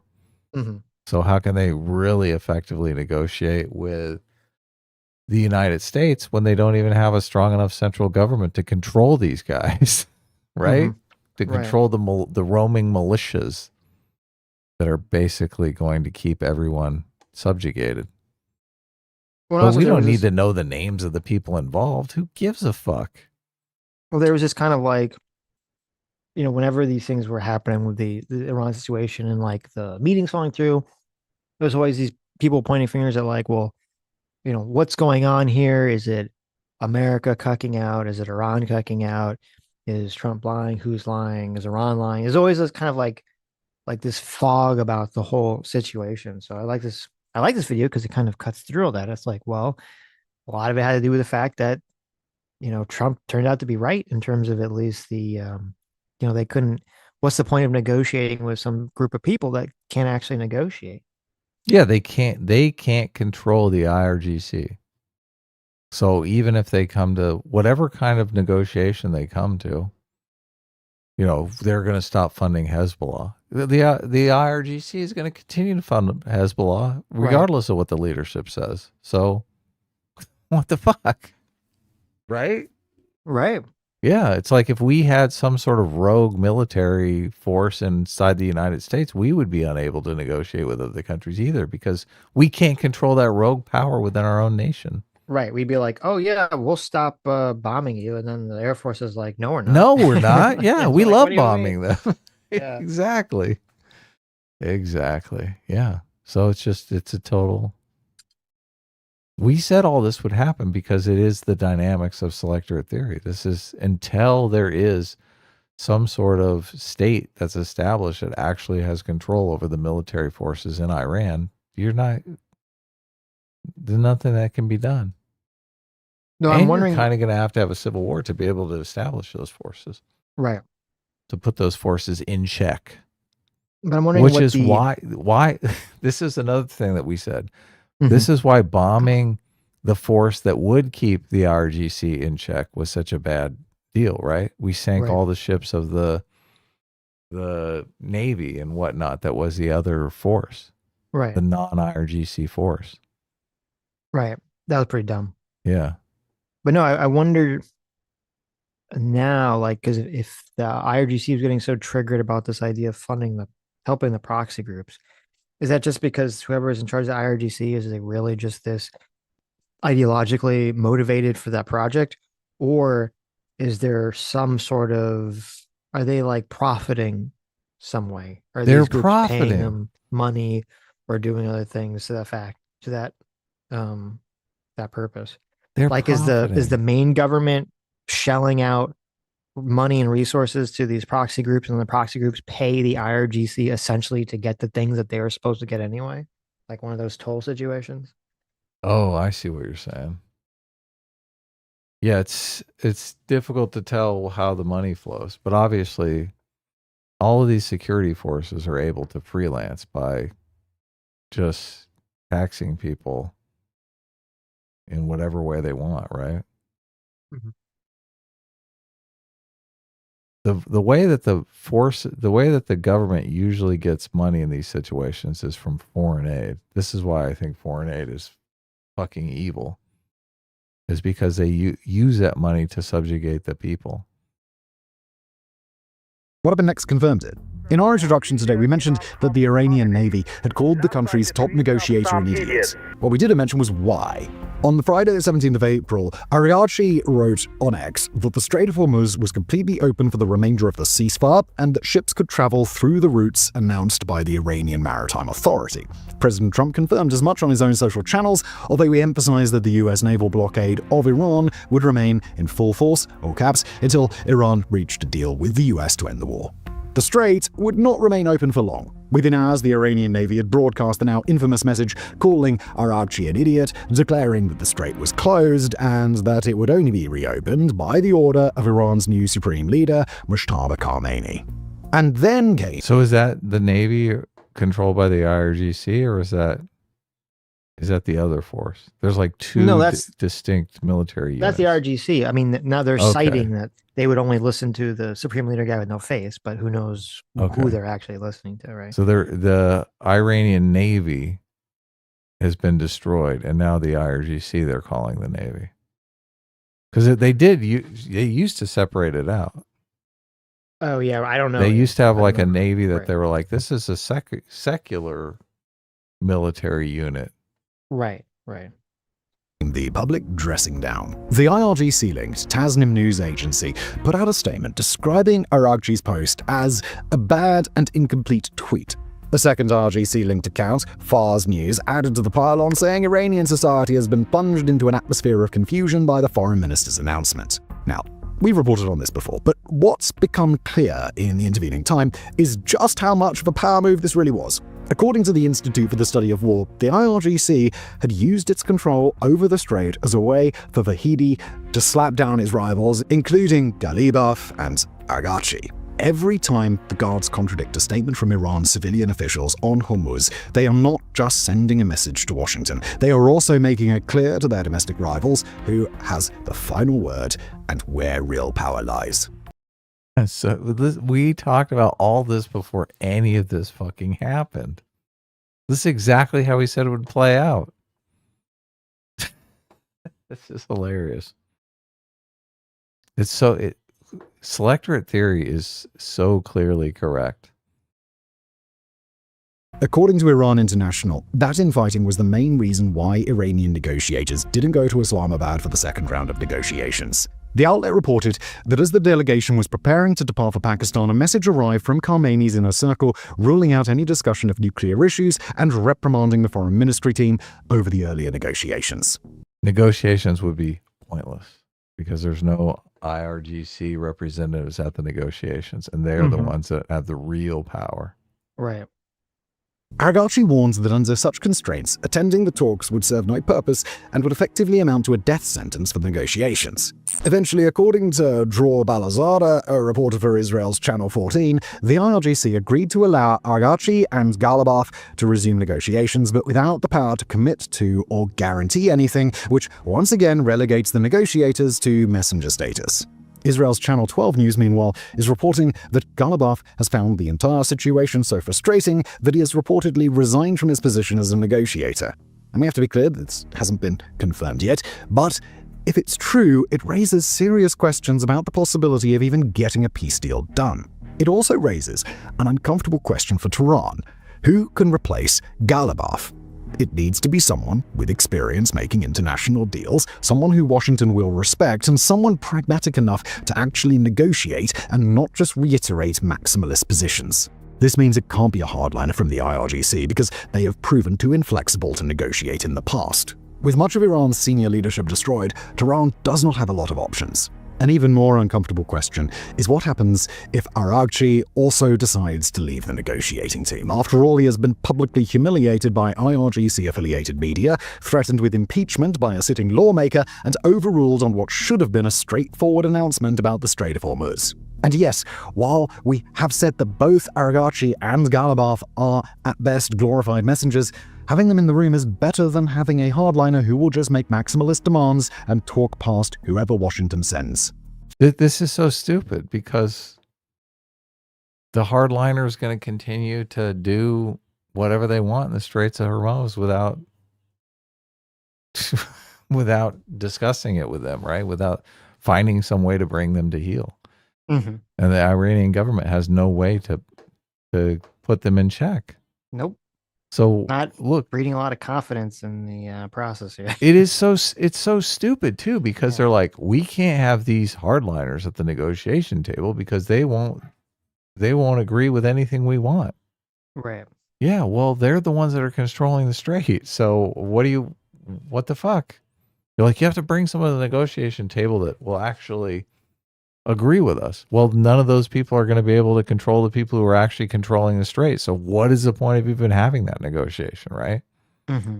It's stupid. All of this is fucking retarded. Look, and all of this could have been, gamed out ahead of time. It's so obvious this is what was going to happen.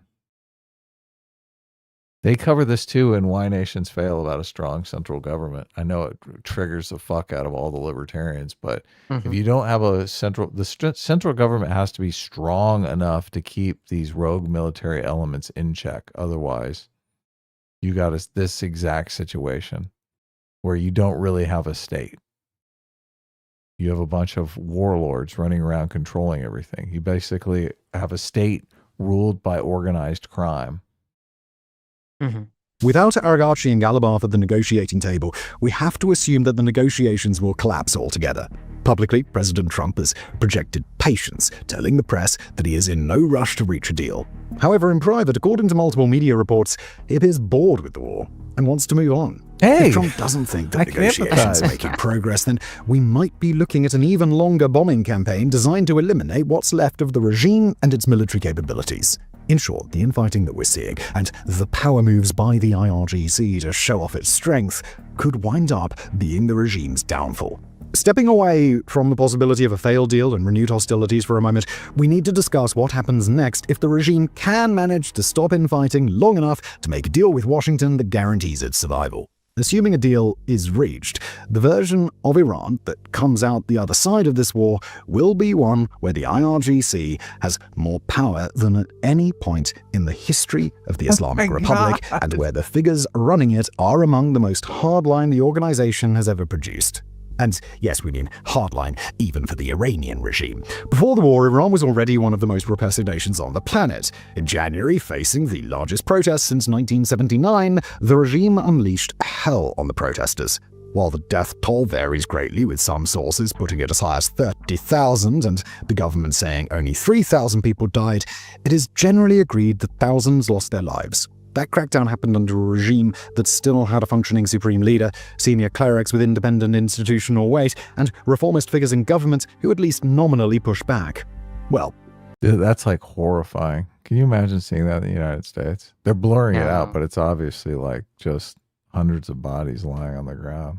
Oh, no, it's crazy. All these people that whined about Palestine or whined about, police brutality in America, right? Mm-hmm. Crickets. Oh, yeah, of course. Crickets. It looked like that guy shot like 5 people just in that 5-second clip. Yeah. You get up to 30,000 pretty quick. Mm-hmm. That regime's gone. In its place is a regime that is led by someone so brutal that he makes the people who did this look like school teachers. Vahidi is wanted by Interpol for his alleged role in the 1994 bombing of the Emir. Doesn't this guy just look like a fucking mass murderer? Yes. This guy. I mean, he looks like he's only like, he looks like he's half chimpanzee, like his face structure. He looks very simian. He's got a real mass murder vibe about him. Okay, yeah. Well, listen, maybe we do have to try the strategy, okay? We just got to keep killing these people. Eventually, you'll get a good person, right, in charge if you just keep killing all the bad people. According to Dave Smith, this is the guy that we should trust right here. This is just... Oh, doesn't really? this guy have like a trustworthy face on him? I have a trustworthy face. Look at me. Crush me. He's not... This is not the guy who's looking to get a nuclear bomb. I just want it for defensive purposes. I'm never going to use it, guys. Totally trustworthy individual. Oh my God, you're on a roll. This is fucking hilarious. They just listen. No, Trump is right. Just keep killing, just keep drone striking and killing these people. All right. I know. Until you get like someone in charge you can work with. Right. Oh, that's a good strategy. I like that strategy. Yes. Yeah. Until the docile ones take over. Right. Jewish community center in Buenos Aires, which killed 85 people, and he spent more than 10 years building the Quds Force into the instrument of regional destabilization that it became. He is surrounded by people who won't check his power in any meaningful way. Yeah, because you Apart from die. the RGC, Vahidi will have at his beck and call the Besiege, a paramilitary volunteer militia with tens of thousands of members. Before the war, the Besiege were spread out all over the country with 32... Guys, my name is Hasan, and I would unironically vote for the Iranian government because, like, they do less harm in the world than America. The American government, I know. Yeah. Okay. Look at this still. Look at this little video he's got of the police force here. Talk to me. Vahidi will have at his beck and call the Besiege, a paramilitary volunteer militia. Talk to me when this is what the New York Police Department looks like. Yeah, remember that they're like losing their minds over ICE wearing masks? Yes. Yeah. I imagine this is like the police roll up to that outfit. Jesus. It's not good. Oh my God. Not good. Yeah. Yeah. Okay. With tens of thousands of members. Before the war, the Besiege were spread out all over the country with 32 provincial command units and between 40 and 54,000 resistance bases embedded inside mosques, schools, universities, and factories. The war has made them even... They have 40 to 50,000 resistance groups. Oh my, it's not good. So fucked. Even more decentralized, with The Economist noting that they have been broken into tens of thousands of small mobile cells, which are perfect for quickly quelling protests. In fact, according to Dr. Meir Javedanfar, an Iran scholar at Radicalization University, they are already attacking civilians, taking revenge against those who are believed to have supported the war. Internationally, a more hardline Iran would probably do more to support its various proxies, viewing them as, if not an effective deterrent, an effective way to make any future conflict even more painful for the region. A hyper-militarized... That's what I was thinking. I was like, there's no way these people are going to rise up because they're going to know the U.S. is going to pull out, right? Mm-hmm. There's not going to be any support. There's not going to be any cavalry coming. We're not going to put troops on the ground. Can you imagine that? You actually throw your lot in with the Americans, and then the IRGC is hunting you down, hunting your family down, killing you and your kids and your wife and your brothers and sisters and aunts and uncles. It's like, and there's no force to counteract that. Whatever they're doing is technically illegal because they make the laws. Nightmare. Iran, where the moderates have even less power to check the hardliners than they do right now, is the worst case scenario, not just for the Iranian people, but for the entire Middle East. Countries from the Gulf to Turkey will have to live knowing that a group of people who authorized firing missiles at their nations to get revenge on America are consolidating power on their doorstep. Meanwhile, ordinary Iranians will likely find themselves living in a regime that considers the mass killings in January to have been an example of what to do whenever dissent rears its head. The worst part, such a transition will mean that this whole war was just an expensive exercise in replacing one regime with an even worse, more extreme version of itself. Like replacing Lenin with Stalin. Yet it seems like this is now the most likely outcome of the ongoing power struggle. Now, we're not saying that any of this is guaranteed. Should the war resume, there's a chance that the combined forces could kill the new leaders of the IRGC, or hey, maybe there's some form of negotiated settlement that could be reached that would help prop up the regime's more moderate elements. But both of those outcomes seem unlikely. So the world needs to start thinking about how it would deal with a post-war Iran under IRGC rule, because we can guarantee that the IRGC has already envisioned what comes next, and it's unlikely to be good news for the rest of the region. Thank you for watching. Hopefully they fight enough amongst themselves that they don't reconstitute that nuclear enrichment program, right? That's what they kind of have to do. They have to keep fomenting internal struggle. This is like the mow the lawn strategy. Yeah, That's I know. why Israel's like, we'll just bomb them back, set them back. Mm-hmm. So that was Warfronts YouTube. Subscribe. Good channel. There's something, I don't remember if it was Pape that said this. Someone said this, and I thought, oh, that's probably true. Was that the motivation by Iran, or really the IRGC, could just be, they feel historically kind of emboldened by the fact that they took these Americans hostage, and the Americans being held hostage for so many days destroyed Jimmy Carter's presidency. And they could be thinking the same thing with Trump. Like, they're just not going to negotiate just because they want to destroy his presidency. They don't really have any sort of, like, that would be like the primary motivating factor. Well, I was thinking, like, it had to be a huge wake-up call for Trump, because if they managed to kidnap that downed airman and behead him on camera or something like that, my God. Oh my God. That's why they were like, yeah, that's why Trump was like, yeah, send everyone in. I know. How badly would that fuck up his presidency? Right. The video like that floating around. Oh my God, Trump would maybe be mortified. I didn't even think about it till you said it, but that could also be another reason maybe why Trump is like, well, the ceasefire is indefinitely too. So yeah, he doesn't want to. He doesn't want to be in the same situation again. Yeah. He finally woke up. He's like, oh my God, I didn't realize they could shoot us down and torture us. Holy shit. Right. Send the drones in. Send the robot pilots in, right? Right. Yeah. Oh well. This ended horribly, just like I predicted it would. In the lighter news, did you see the Piers Morgan Russell Brand clip? Of course not. Okay. I've kind of been avoiding Piers Morgan. You can bring it up here. So Russell Brand was on Piers Morgan recently talking about the court case that he's involved in. Some sort of, I believe it's a sexual assault. This is where he admitted to raping a 16-year-old. Oh, I guess he didn't rape her. He just had sex with her. He had consensual sex with a 16. That's not the clip that we're gonna that I have here, actually. Like, is it? I mean, technically, I guess it is rape if you can't. I mean, not in England. Someone. Oh, okay, I got it. It was in England. Right. I was gonna say it can't be consensual if they're not beyond the age of consent, right? Right. I mean, how old was he? I think it's 16, but if there's a 10-year age difference, and it's like you can't be 50 having sex with a 16-year-old, even though the age of consent is 16. Well, it depends where you are. I don't know what it is in the UK. Right. But he was probably like some geezer, right? He's like 45 having sex with a 16-year-old. I don't know how old he was.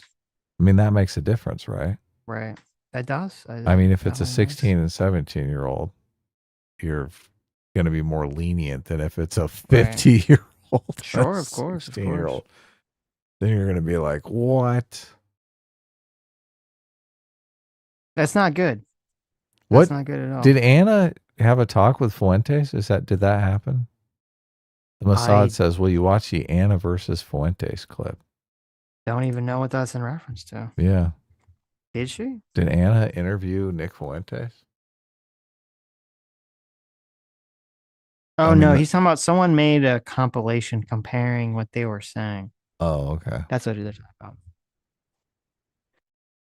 But so here's Piers Morgan on. He was 31. 31. 1631. Okay. So more than more than 10 double, years. Or Yeah. almost more than double. Quite right on the a lot of the age of consent laws are if it's a 10-year age difference, then it's outside the age of consent. Right. So if you're 27 dating a 16-year-old, you're going to go to jail, even though the age of consent is 16. I think it's that way in California. The backdrop to this clip is Russell Brand brought a Bible to him when he was in the court, and Piers Morgan asked him about it. Okay. Where's the clip at? It's on the watch. I sent it to you. Oh, we have to watch it on Twitter? It's an X clip. Oh, okay.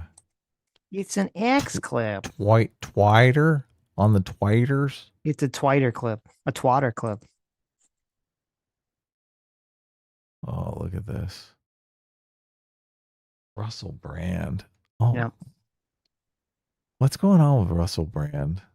I mean, he's probably fabulously wealthy. Why is he so desperate to be a born-again Christian? It's just a little strange. I don't know. He says weird too. His book where he talks about being Christian, it's like it has all these flies on it, and it has a cross, and the cross is made up of flies. And I'm looking at this, and all I can think of is like symbolism here. Yeah, I'm like, wasn't flies associated with like demons and shit? I've seen The Exorcist. This is like some Satan shit. Usually flies are not associated with like the good side of Christianity, the holy side. It's usually the bad side.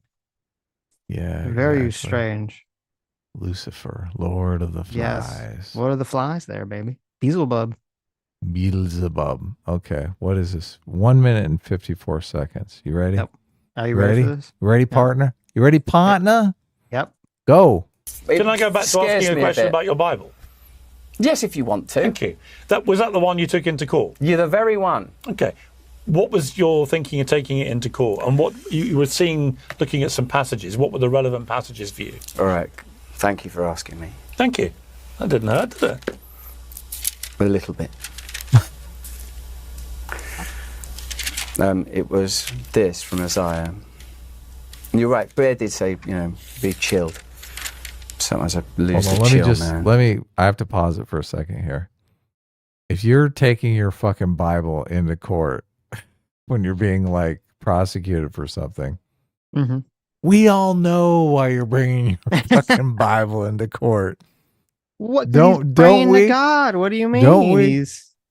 He's praying that God will show the truth to the world through the judicial process, right? That's obviously what you're going to say. That's the cover story. Oh, okay. You're trying to show the jury. Oh, look, jury, he's a man of God. He's reformed. I'm even reading the Bible while this court case is going on. Yeah, exactly. I mean, like if I'm on the jury, I'm looking at someone like reading the Bible while I'm thinking guilty, guilty. Guy knows he's fucked. He's praying to God. You should be listening to the court case, and he's like fucking praying to God. Guilty. That's not good. This motherfucker's guilty as sin. Yes. Okay, play.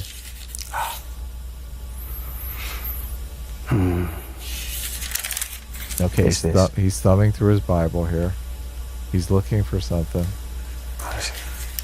You can't find the passage. They don't like that, do they, in the old gallery? But remember, you just said it's a hired spot. This is from Isaiah. Isaiah, you mean?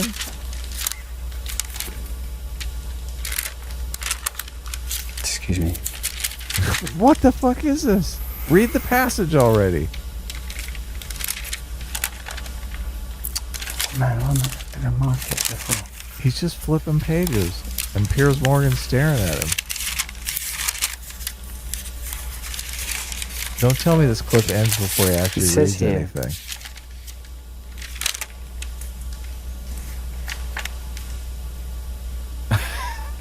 Piers is like staring into the camera now.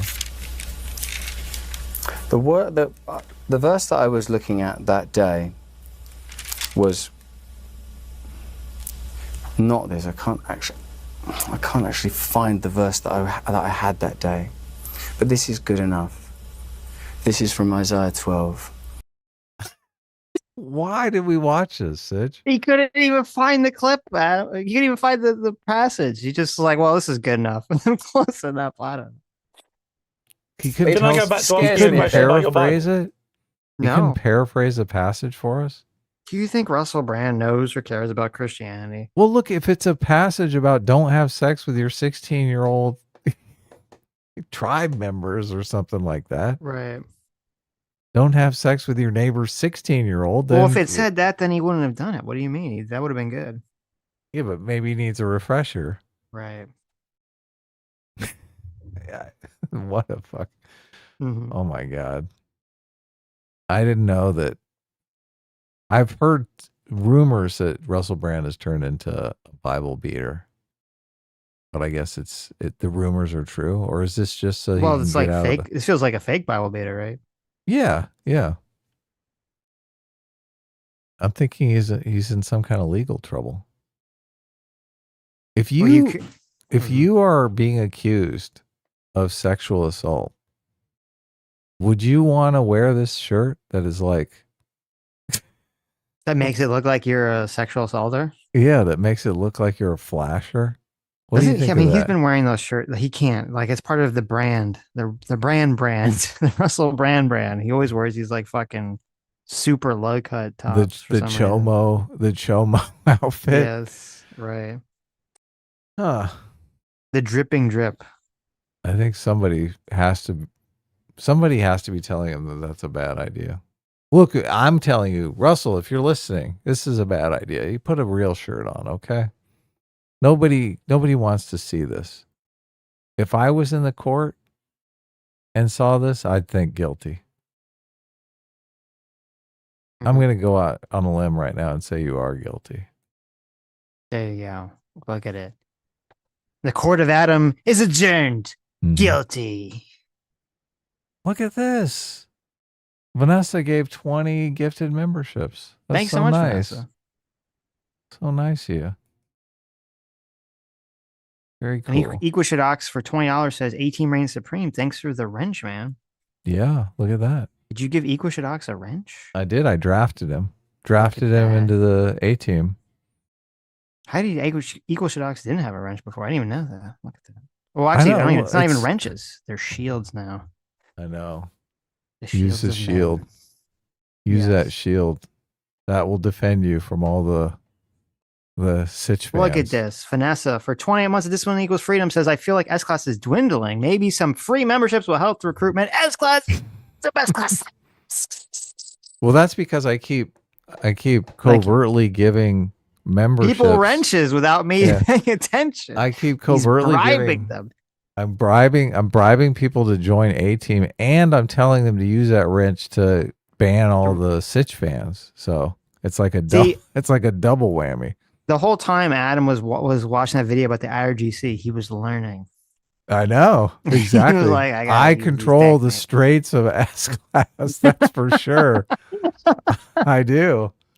Right now, you've got a full blockade, A-Team blockade out there. There you go. No S-Class will pass. Okay, I sent you a link to a Word document. Oh no! If you want to bring really, it up here. Yeah, a Word document. Yeah, a Word document. Okay, I'll bring it up. I cut out some little pictures. Better be good though. It's about the SPLC lawsuit. Don't you want to know the truth? Is it on OneDrive? No. You should be able to just click on it. Oh, I guess it is on OneDrive or Google Drive or whatever. OneDrive, huh? Google Drive. No, OneDrive is Microsoft. What are you talking about? Oh, okay, whatever. I guess you're right. I don't know. How did you do a OneDrive account? That's pretty just funny. The word. What do you mean? It's just the Word. You have a Microsoft account to use Windows, don't you? It's like automatic. Oh yeah, I guess it is. No, I don't know what this link is. Anyway, you can see it though. Do it in this other browser. Click it. You can see it. Well, we shall see. It says OneDrive. Yeah, came up. Should be able to look at. We did it. Okay. We did it. There you go. I even see your little cursor. Guest user. Okay. That's me. I'm the guest user. Right now I'm using it. Oh, A-Team sucks. What? I don't like this. Like I think this account has been hacked. Okay. Anyway. There we go. I appreciate it. We're such children. I know. Okay. So there's this strange, I don't say strange. Cash Patel came out. He was very worried about losing his job, obviously, in a drunken stupor. And he said, we are suing and we're going after the SPLC, the Southern Poverty Law Center, for fraud. And the accusation was that they were basically giving a bunch of money to racists. Okay? Oh my God. I'm so glad you're covering this. I'm so glad, because I was like, I saw a bunch of right-wing channels covering this, and I was like, wow, this is really fucking crazy. Right. SPLC giving money to the Ku Klux Klan? Is this like a false flag operation by the SPLC? So that was because when you hear and the way all these stories are framed, it was like, yes, the SPLC is giving money to racist organizations to get them to go do racisms in the world, so that they can raise money, right? So they can point to the racisms and say, "Well, look at all the racisms. You need to donate money to us so we can fight these racisms. Give us money, we'll beat it. Black Lives Matter." Kind of like a racist false flagging situation, right? Yeah. So I read what the government put out, what Cash Patel put out in terms of what they were charging the SPLC was, in order to see if that was actually what was going on. If that was the actual claim, right? So let's find out together. And I kind of cut out a little bit. This is a criminal. These are excerpts from the criminal complaint. Is that these are excerpts from the government's criminal complaint against the SPLC? Right. Exactly. Okay. I hate the SPLC. So do I. Yes. Right. Hopefully they're not innocent. Well, we'll see. That would be painful. Okay, so the first claim that the government makes is it says that unknown to the donors of the SPLC, they have been funneling money to hate groups. That's exactly right. Right. Evil. Unbeknownst to donors, some of their donated money was being used to fund the leaders and organizers of racist groups, including the Ku Klux Klan, the Aryan Nation, and the National Alliance. Okay, that's the first claim. That's an important claim, because if they're going to claim that the SPLC is defrauding people, right? That's how you do it. They'd say, like, look, when you donate money to the SPLC, you think you're giving it to this organization to fight racism, but they're actually funding the racist, right? Yeah, so that'd be the opposite. That's why this is so powerful. It's irony. Right. So that'd be an important claim. Okay. Claim 2. The SPLC was paying informants who at the same time were actively promoting their racists, while also at the same time the SPLC was denouncing said groups. Okay, so they're saying the SPLC paid informants or field sources who are engaged in the active promotion of racist groups at the same time the SPLC was denouncing the same groups on its website. Now, this is right at the beginning of the document, and this is where the first little red flag goes up in my mind, because it says, well, the SPLC was paying informants. I know. I was thinking the same thing. And you think, wait a minute. Yeah, well, informant? What? Wait a minute. That's a little different than paying someone to do a false flag racist attack, right? It is, obviously. Like, if you're paying some informant so that you can have evidence of a crime. Yeah, it's a little That's a much different situation. Right. Okay, and the third claim says the SPLC also had a field source who was a member of the online leadership chat group that planned the 2017 Unite the Right event in Charlottesville, Virginia. That field source made racist postings under the supervision of the SPLC and helped coordinate transportation to the event for several attendees. So I think this is like the biggest claim. And this, I think, would be the most important claim, depending on what the evidence they have for this legally would be. Because if they do have evidence that the SPLC worked with some leader to promote Unite the Right and actually knowingly paid to have that leader transport people to the Unite the Right rally, like, it's hard for them to justify that was from some sort of informant purpose, right? Yeah, of course. So I think that's going to be at the actual protests. That's pretty bad. Right. So this is the closest thing in the document that we have so far that would kind of be in the line of like the SPLC is paying a racist to do racist things situation. So this is like the most important claim to see what kind of evidence they have that supports this, which we don't know in this document yet, in the charging document, but we'll have to see later. Claim 4, the SPLC opened bank accounts under fake entities to secretly pay their informants, and the SPLC made false statements about these accounts. So essentially, in order to pay these informants, they made these like fake shell businesses in banks. So they're saying, well, we're going to hit you for wire fraud. The racists didn't want to take money from the SPLC. So well, no, they didn't want their racist friends to know they were taking money from the SPLC. Oh, okay. Right. Okay, here's the background facts. Starting in the 1980s, the SPLC began operating a covert network of informants who were either associated with violent extremist groups such as the Ku Klux Klan or who had infiltrated violent extremist groups at the SPLC's direction. That's the whole different ball of wax. That makes it. Yeah, that doesn't sound bad at all, right? Yeah. These informants were referred to some individuals in the SPLC as field sources or the Fs. Being used in part by the SPLC to pay leaders and others with these same violent extremist groups, the money was then used for the benefit of the individuals as well as the violent extremist groups. So that'd be, I guess the argument they make is, well, if you're paying some racist informant guy and then they continue to be racist, like money is fungible, they could just go around and do stuff with it. Sure. But, and then it says between 2014 and 2023, the SPLC secretly funneled more than $3 million into SPLC funds to Fs who were associated with violent or with various violent extremist groups. I mean, that's a tough sell. If you're working for the SPLC and you're some raging progressive that's covertly infiltrating these organizations and you're getting paid to do that, I mean, that's a stretch to say, okay, well, that's part of funding the organization. Yeah. You're actively trying to take the organization down at that point. Right.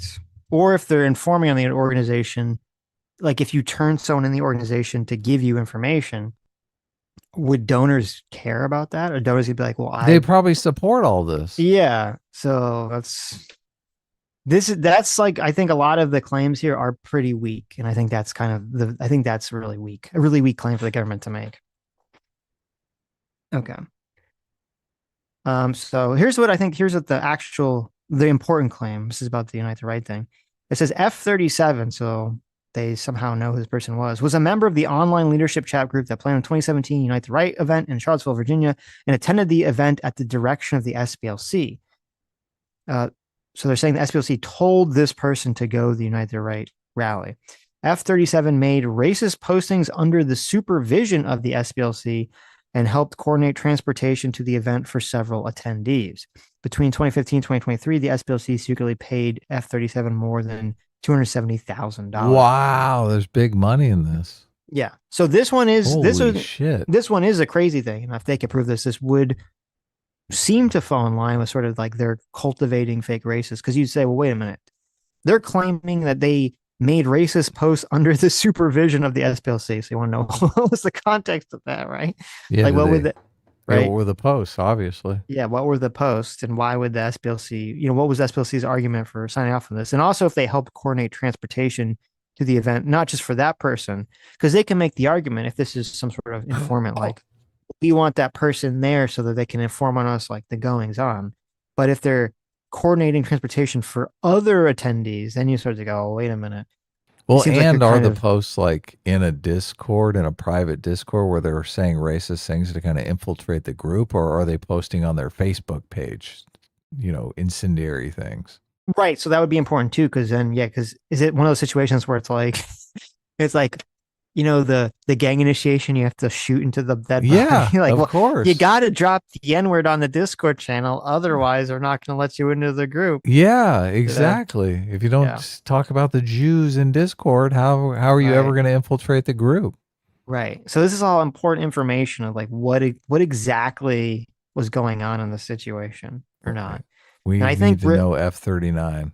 Yeah, or 37. And I think really this information is going to be the make or break for this case, really, or at least for the like publicly important part of the case. If it's just shit talking in Discord, there is no case whatsoever. Yeah. Because that's the only way I could think that you would infiltrate, right? Right. I mean, they might look at your, you might have to cook up some racist account on Facebook or Twitter for them to monitor. Well, that's what I'm saying. It depends. If it's this person had to do racisms on the internet to ingratiate themselves, then SPLC is fine. If it's this person was doing racisms on the internet so the SPLC could point to it and say, look at this racist person, that's not fine, right? Obviously, then that's the racist false flag. Or if it turns out that, you know, a lot of people want to think or claim that this F-37 person is like Richard Spencer or something, like, right? If it turned out to be Richard Spencer, then obviously the SPLC would be in trouble, and that would seem like they were definitely doing racist. That'd be like a huge story too. Right. Richard Spencer would be like, "Oh my God, I've been caught." Yeah. Here's the next one. F9 was affiliated with the neo-Nazi organization National Alliance and served as a source for the SPLC for more than 20 years. F9's activities included fundraising for the National Alliance. Between 2014 and 2023, the SPLC secretly paid them more than $1 million. That's crazy. In 2014, F9 entered the headquarters of a violent extremist group and stole 25 boxes of their documents. F9 coordinated payment for the copying of the materials with a high-level SPLC employee who acknowledged the documents had been stolen.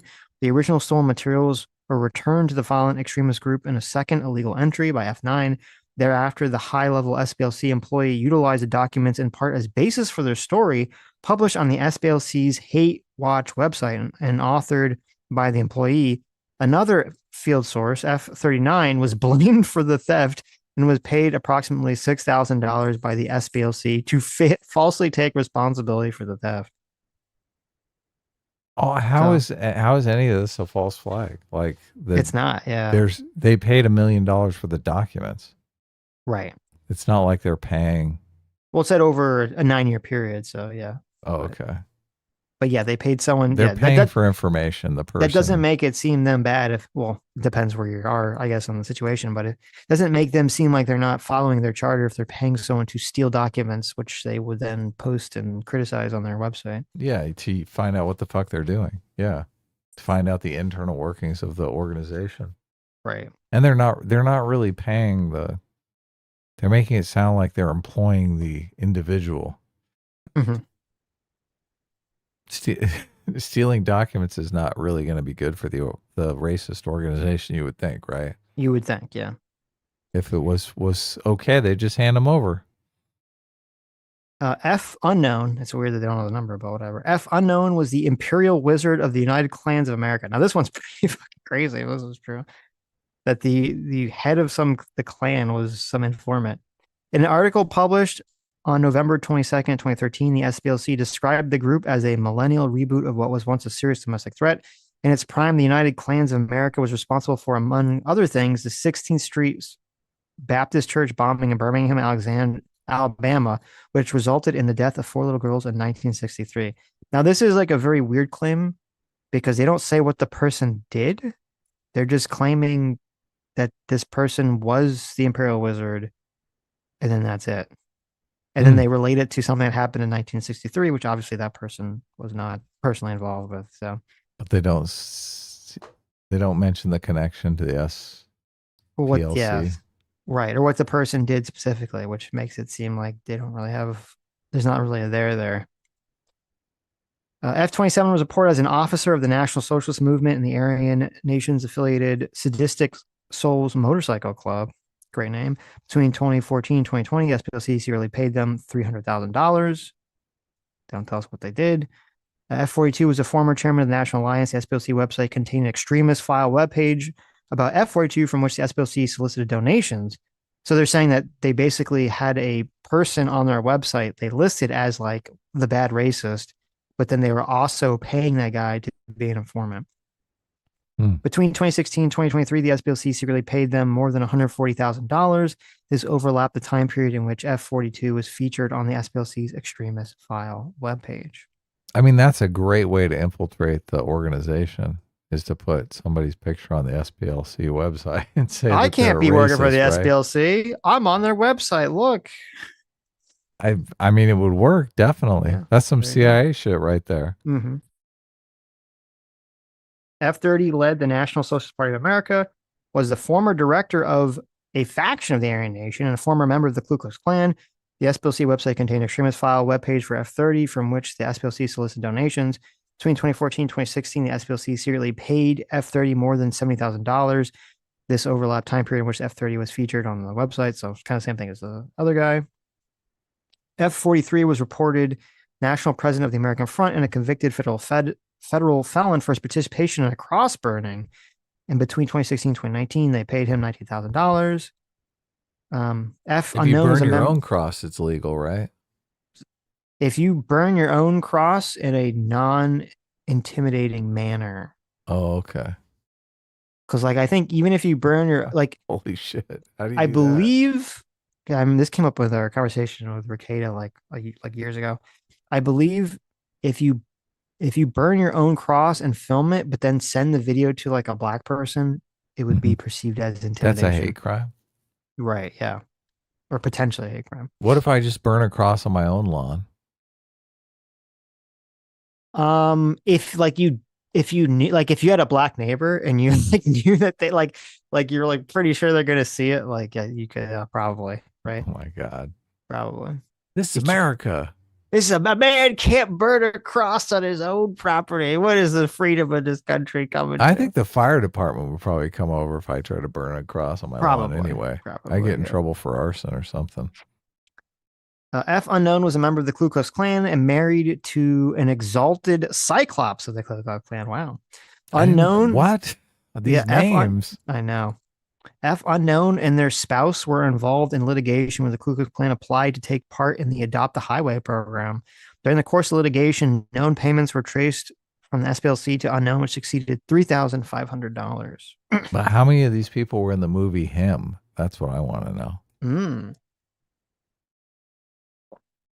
In addition to paying leaders and other associates of the same violent extremist groups that the SPLC sought donations ostensibly to dismantle, the SPLC also used Fs to indirectly funnel money to other violent extremist group leaders. This included the SPLC funneling more than $160,000 from a fictitious entity to F11, who then sent funds to various violent extremist group leaders, including the former Grand Wizard of the Knights of the Ku Klux Klan. So this would be another one that would be like, we'd have to know. That could be like really damning. You have to know exactly what the specifics are. Obviously, if the SPLC is giving the money to be like, hey, give these people money so they like, go do racisms, right? That would be very damning. I thought these indictments were supposed to have actually good evidence.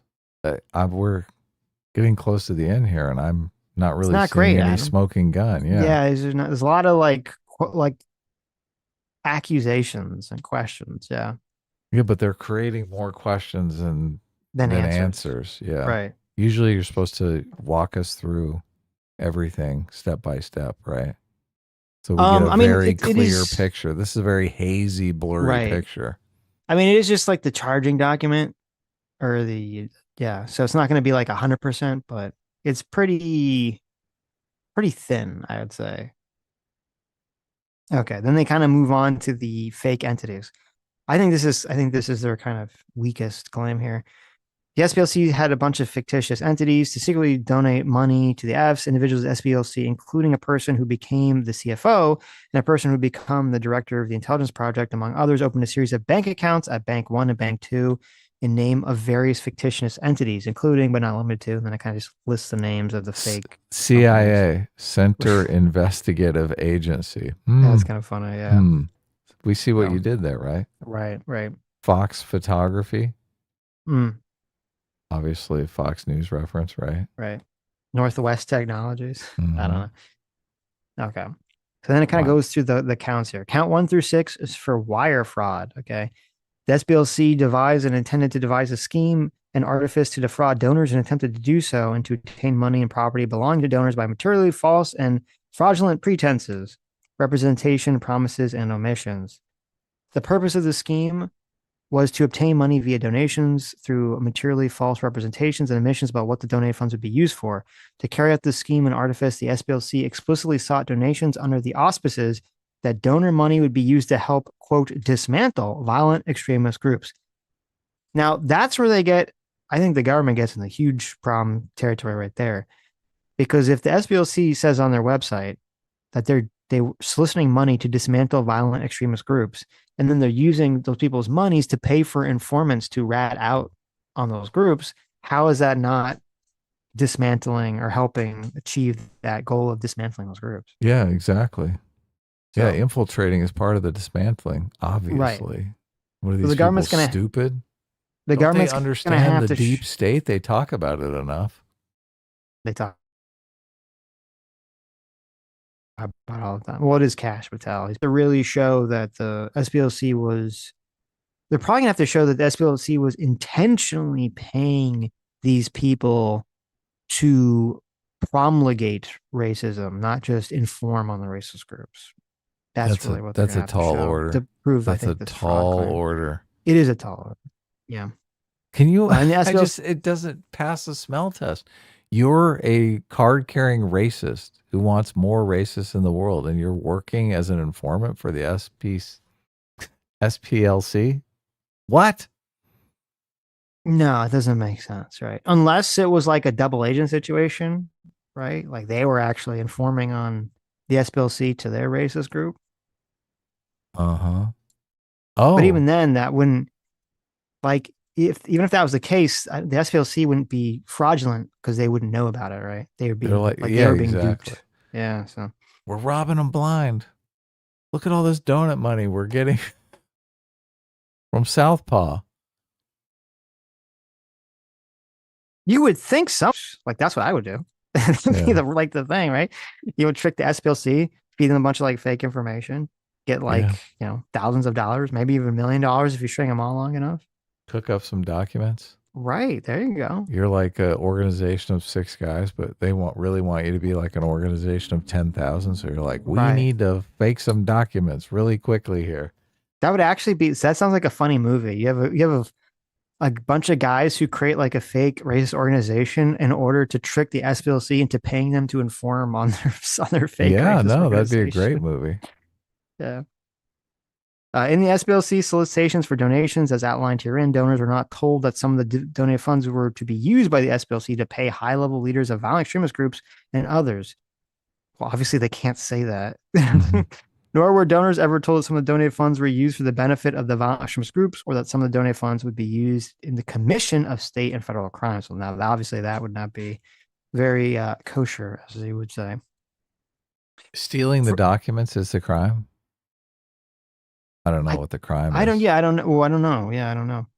But they list from those counts. There's a chart. I didn't post it up here, but because it's too big. They said there were 6 transactions that they were referring to, but it only totaled to $13,000, which those were the doesn't crimes. seem like a lot. When they're throwing around that $3 million earlier, I don't know. This 13,000 seems like a big downgrade. It's like parking tickets, right? Counts 7 through 10, false statements to federally insured banks. The SPLC did knowingly make false statements on applications to a federally insured bank.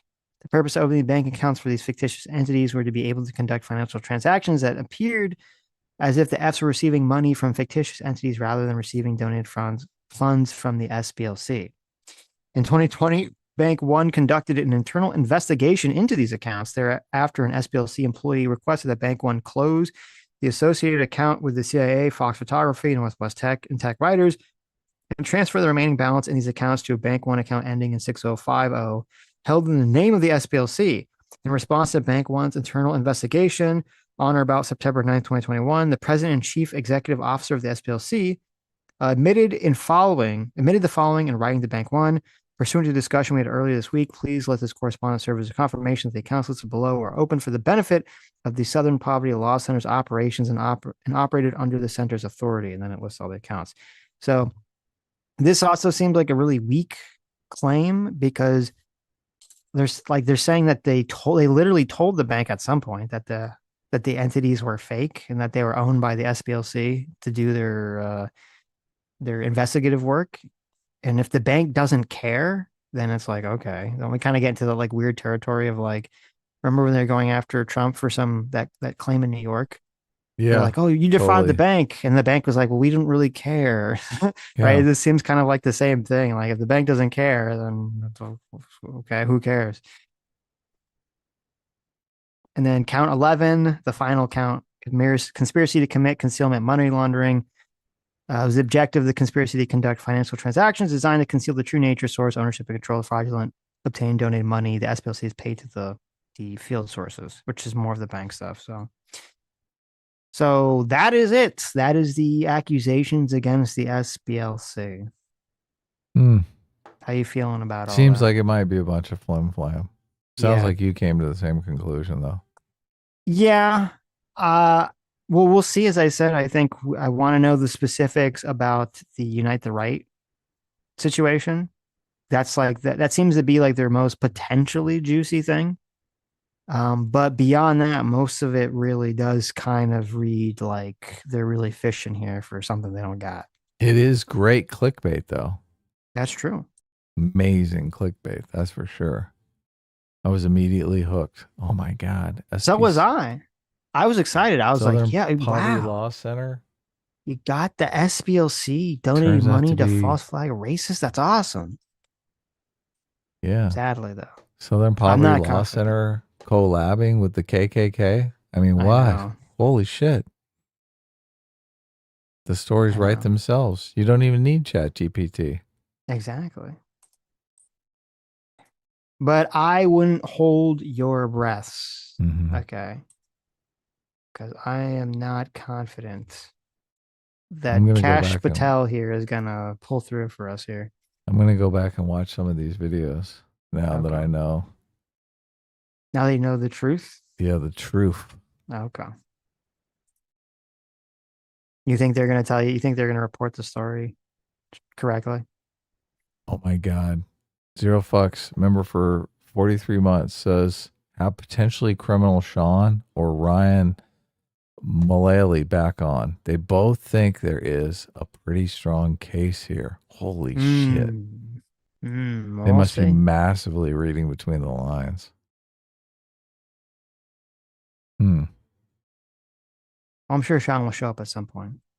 Well, look, they could have a case where maybe they did break the law, but I just, in the realm of doing something shady, the accusation that they're making is these people were funding and creating racist groups in the world. And nothing in that leads me to believe they were actually doing that, but that's what was going on. Right. Right? I mean, I didn't get anything out of it. No, I said except for the Unite the Right thing. They'd be the only one to see the details of that. So, but no, yeah, that definitely didn't come across.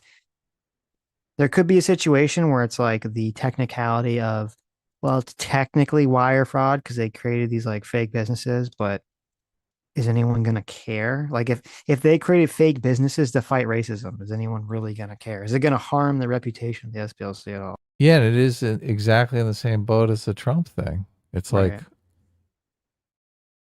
yeah, he made payments to Stormy Daniels, right? Yeah, like who cares? Yeah. If that's all they 34 felonies. Like if at the end of this, all they have is that the SPLC created like fake business names in order to pay racists to inform on racist, and the Trump administration goes after them for that, that's going to make the Trump administration look really bad. It's like, really? That's what you're wasting Justice Department time on? There's, of all things you could spend money on, that's it. So if that's all they end up with at the end of this, that's going to look really bad for them. Okay. We will see. We will see. Sat Games for $10 says, quote, can political violence be justified is a dumb question. Instead, is political violence currently justified? Lefties right to say yes to the first think 1938. No, that's a good point. That's a good point that the question should be framed in the here and now, right? That's a good point. I think most people kind of interpret it that way, but yeah, you should be specific when they ask a question. Joe the Meg for $10 says, sorry, Sitch, you're not getting off that easy. I sent you a link for the Think Before You Sleep video on Japan's American tourist problem. Prepare your samurai sword for the House of the Rising Sun. Okay, I'll check it out. I thought most of the tourist problem that Japan was having was not with American tourists. I thought it was with like Chinese tourists or other countries' tourists. I didn't know if it was American tourists that were causing problems. I didn't see anyone cause any problems when I was there, except for, I mean, it was just super crowded, obviously. So this was actually, I didn't even know this until I got there, obviously, that the cherry blossom, like that whole cherry blossom season is literally the peak tourism for Japan. Apparently everyone likes to go see the cherry blossoms. You were there for it. Yeah. And also this time that I was just there, this was like the highest amount of tourism they've ever, I think, had in the entire history of their country. So, which to be honest, it wasn't even that. There's only a couple places where it was like really bad. But if it was really like the peak tourism, it wasn't as bad as I would have thought it was. So there's only a couple places that it was super bad. Well, that's good. If it's mild even during peak tourism season. I wouldn't say mild, but I'm saying it's not like as horrendous as I would have thought. Mm-hmm. So there's only a couple of times that were pretty You were rough. expecting far worse. Yeah. Let's see. Living Sucks Wallace really for $2 says recommended YouTubers per run for defense economics. Yeah, per run does great stuff. It's very dry, but it's very good. Very good stuff. Yeah, I don't think he uses background music either, which is that's true. I don't think much he does. Better. Yeah. Origuni, thanks so much for the 18 months. Says the best subscription on YouTube is a subscription to Sitch and Adam. Well, thank you. That is obviously true. Yes, very nice of you. That's obviously true. I like that. AKA Batosai, thanks so much for the 5 gifted memberships. Thank you. Yeah, it's awesome of you. Coco Beans for 32 months says, is there any chance you guys will start doing any midweek streams again? I miss you guys during the week. I need more S-Class. The best class. I don't know the answer to that question. I don't know. Adam's waiting to me. He's waiting to me. He's like, Sitch, I don't know. I don't know the answer to that question.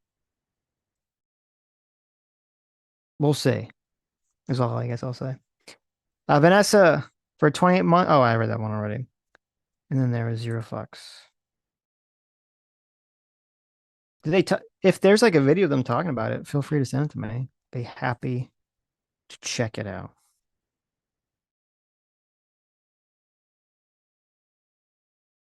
Who Fondue for $6. They're making the argument about why they think it's a good case. Oh, okay. I mean, look, I'd love to have them both on just for fun. Right. So, or they can just both come on. Yeah. Fondue for $6 says they started watching Witch Hat Atlier subbed and dubbed.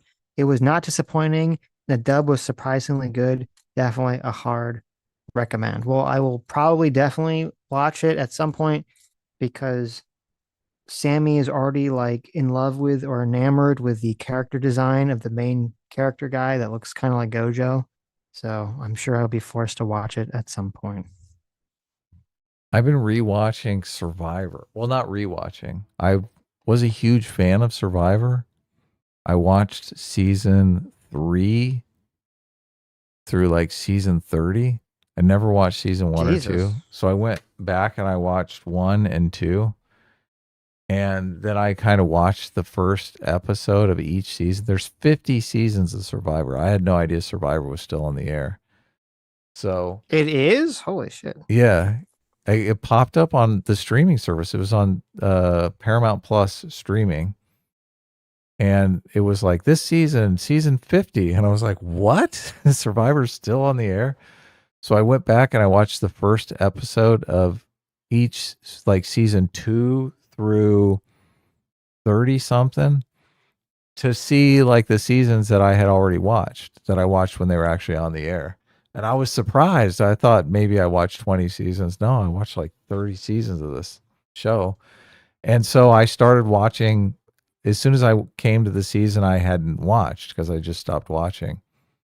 I started watching, and I've watched, I think, maybe 3 or 4 seasons, but right now I'm on season 39, which is like the woke fucking Survivor. And Survivor is the perfect context for a struggle session, because they do these tribal councils where they're going to vote people out of the tribe, right? And think of all the things that they could vote people out of tribes for during peak wokeness. Right? Okay. Like racism, sexism. Oh, someone did a race. Yeah, someone did a racism. It's so fucking evil too. It's so funny. evil. Oh God, I'm watching this, just cringing so hard. It's better that I stopped watching Survivor before wokeness completely destroyed it, because I do like Survivor. It's an interesting look into human dynamics. Yeah, I don't think you've never watched the show, right? I mean, I know what the show is. I've never sat down and watched like a full episode. Yeah. You've never got caught up in the dynamics of it, like it's interesting. There's lots of moral dilemmas. It's funny, the evolution of it, because it began totally before the age of social media. So there's like this moral component. They're like, I don't want to lie. I don't want to lie to people. I don't want to cheat people. But the way the game is structured, it kind of forces you into that. So, but after 30 seasons or so, everyone's like, oh, this is just part of the game. Lying to people and deceiving people is part of the game. There's no moral qualms about it. Right. They do it intentionally. Yeah. Yeah, but you still have people come in that they can't do it. They're like, I'm going to play a game that's completely honest, which is hard to do. They did a season where it's heroes and villains, where all the people who tried to play an honest game were against all the people who just lied indiscriminately. Yeah. That's a cool show. I wonder if I should put a poll up. I wonder how many other people have watched Survivor. I mean, it was really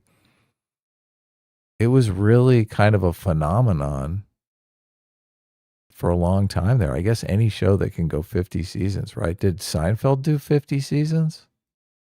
I don't know how many seasons Seinfeld did. Seinfeld wasn't that long. Yeah. How many seasons was Seinfeld? But like voting, like 13, right? Voting people off the island, that's like a cultural. That's completely. Let's see. What is the longest running reality TV show?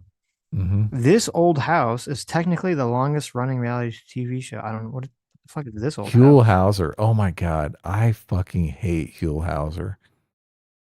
I celebrated when Huell Hauser died. Most people were like, oh my God, he was a fucking, he's a national treasure. Huell Hauser wasn't he the host of This Old House? I thought he was. I've never seen, I don't even know what This Old House even is. You don't know? Huell Hauser is like an interviewer who would ask the dumbest fucking questions in the world. It would drive me crazy. It was like questions for idiots. Okay.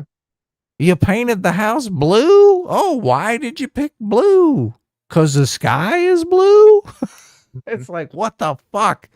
Get this idiot off the television. Oh, man. What was his name? Oh, this is another thing. Hold on. Are you, AKA Batosa, are you talking about Richard Hatch? Richard Hatch won the first season of Survivor, and Richard Hatch was like a nudist and gay. So I remember this. Yes. So look, I'm in like season 30 or something, and we're talking about representation and stuff like that. All the wokesters have invaded Survivor. They're doing struggle sessions during tribal council and stuff like that. And I'm going, they super want representation on the show. And I'm thinking, do these people know the first winner of Survivor was a gay man? The very first winner. I remember it was controversial when he won. Everyone was like, "Oh my god, a new." I don't remember him being gay, but they're like, "Oh, this nudist was weirdo nudist won Survivor." The very first winner of Survivor was a flamboyantly out of the closet gay guy. That's funny. Like, talk about representation too. In the first season, they had this totally rugged ex-Navy SEAL, right? Who became friends with the gay guy. And the guy was like virulently anti-gay and anti-gay marriage, but it was like perfect representation. Even the hard as nails Navy SEAL guy was like, "Oh, I got no problems with this guy. He's great." So it was great representation, but you got all the wokesters coming in 2019 with their TDS being like, "Oh my God, it's so great that Survivor could evolve into something that represents gay people." Fuck you. Fuck you. Oh man. So Huell Hauser did was the host of a show called California's Gold. Okay, it wasn't This Old House. So it was a different show. You want to watch some Huell Hauser clips? Oh my God. It'll drive you fucking crazy. He's got the mind of a peanut.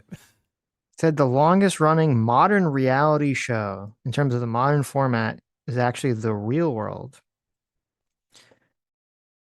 And the longest running reality competition is The Challenge. And the longest running network competitive reality show is Survivor. Oh, it is.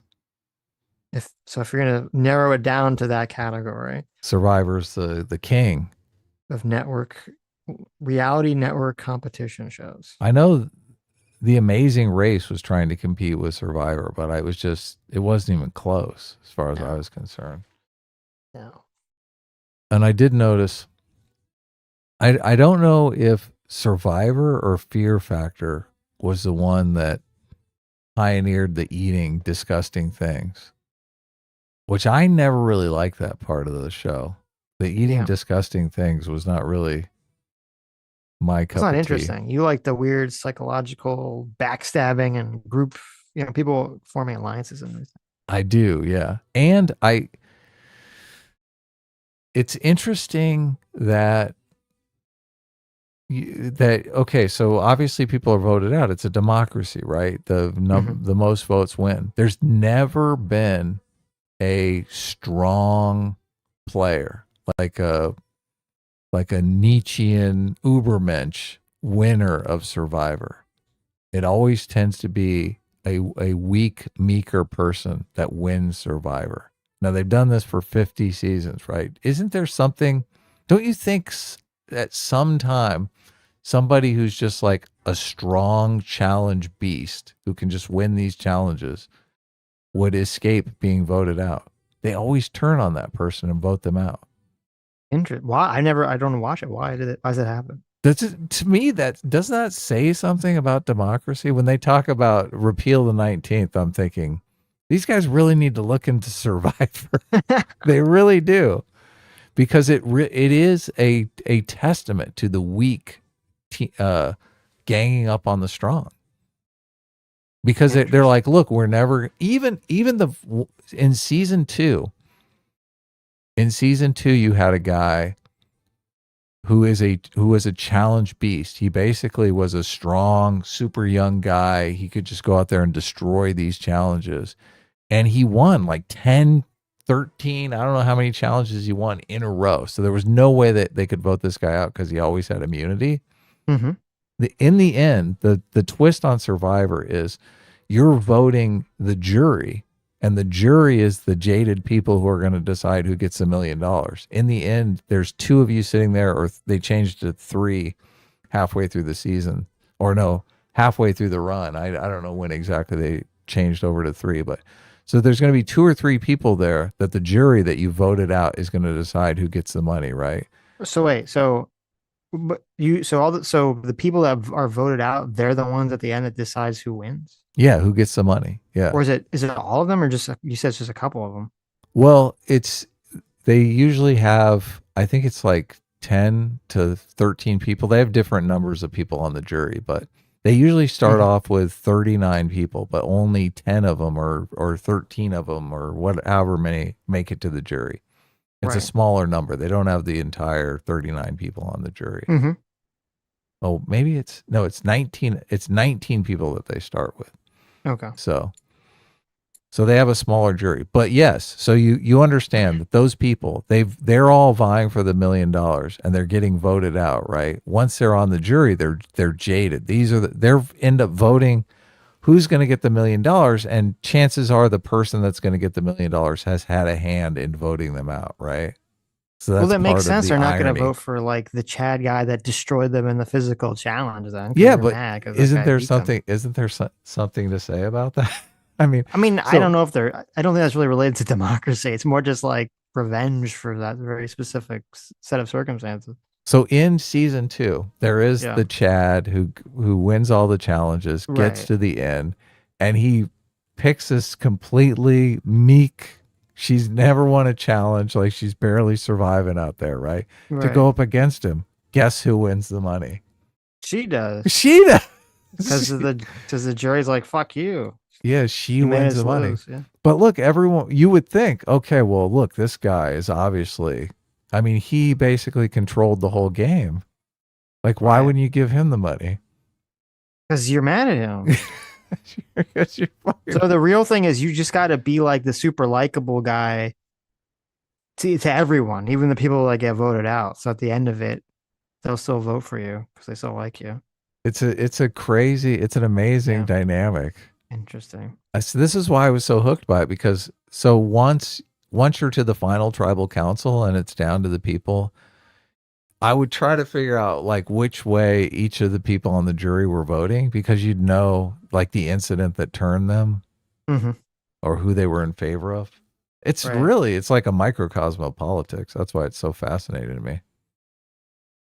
Interesting. Yeah. Okay, well, listen, I'm glad, because when you said you're a big Survivor fan, it just seemed like schlock. But now I understand. you don't really know the show, yeah. Right, yeah. I don't know anything about it. So yeah, it's interesting, very interesting dynamic. And now that I'm rewatching the seasons that are super woke, I'm like, I'm glad I didn't watch this when it was on because it's so fucking painful. It is so painful. Oh, it's like, oh, I can't. I don't like the struggle sessions, obviously. So. That Survivor must make $1 bajillion because they just churn them out. Because this show, it started 26 years ago, but there's 50 seasons of it already. It's a spring. There was a spring and a fall season. Yeah, but that was standard for television because it began in the television era. Not really, because like a lot of the when I'm looking at a list of like longest running shows that have 50 seasons, most of them are like started in 1970, like it's like way before Survivor. Right. So. Yeah. So. But I mean, I don't. Well, I never watched Seinfeld. Did Seinfeld run in seasons like that? No, there's only 9 seasons of Seinfeld. It seems like television before the internet, when there was television, it seemed like television had a season in the fall and a season in the spring. Really? Yeah. It seems like television was kind of developed around the school year because young people would watch television, right? That's how you get the products in front of the young people. That was the demographic that everyone was going after. So they wanted I got you. Television that appealed to young people. Right. I don't know. Who watches television anymore anyways, right? No. Yeah. Nobody. I mean, look, you've heard me talk about how I hate fucking television. That's why it's got to be, you're like, you're watching Survivor. What? But this is another thing. I liked Survivor, so I watched it on broadcast television with the commercials and everything. So now that I'm watching it on streaming, no commercials. It's oh my God. A dream. You're like, this is a dream. Yeah. And not only that, since the seasons are all done, you would have to wait a week to find out the story progression. Now you can just binge watch it. Of course. You're like, huh. You just skip through like the boring shit too. Yeah. Well, they always ended with the tribal council. So the person would get voted out. A lot of times they'd blindside the person that gets voted out. So there'd be a huge fallout from the vote, but you'd have to wait next week to see the fallout. Now you can just roll to the next episode. Yeah. It's great. It's great. There you go, everybody. I'm going to put a poll up, see if anybody else has watched Survivor. Luke Strand for $5 says the SPLC gave the January 6th committee financial information on who financed the insurrectionists. Check your DMs.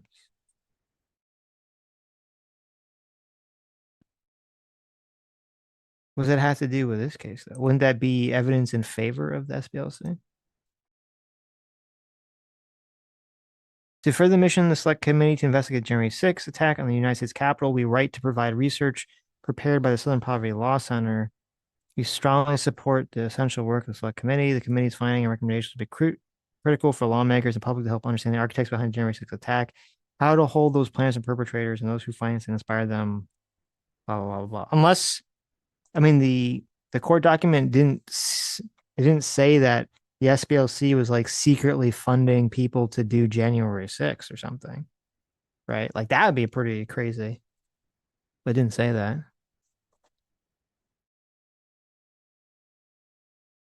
Metalworks for $5 says Huell Hauser looks like a nice, simple guy. I bet Adam hates Mr. Rogers and Bob Ross too. Is this true? No, Mr. Rogers is fine. I mean, he's a little bit fruity for me, but.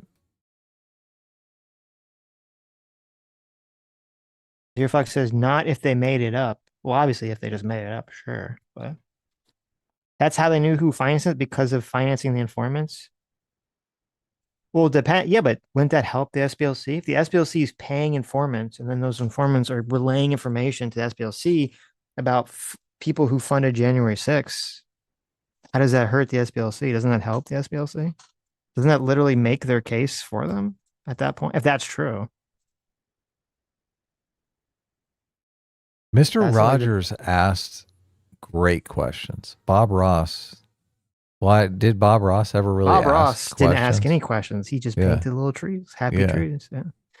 Huell Hauser asks idiotic questions that you know how they say there are no dumb questions? Huell Hauser took that to heart. He really did. He said challenge accepted. Yeah, exactly. Oh God, it's infuriating. We should definitely pull some clips so you can see. He's like a Forrest Gump fucking moron. If you have a club. Takashi's Castle Challenge. Takashi's Castle's awesome. Have you ever seen that show? That's a great show. I think we just lost contact. Oh, it came back. Oh, it did? Yeah. Oh, That's gone. YouTube not receiving enough video to maintain your smooth stream. That's back.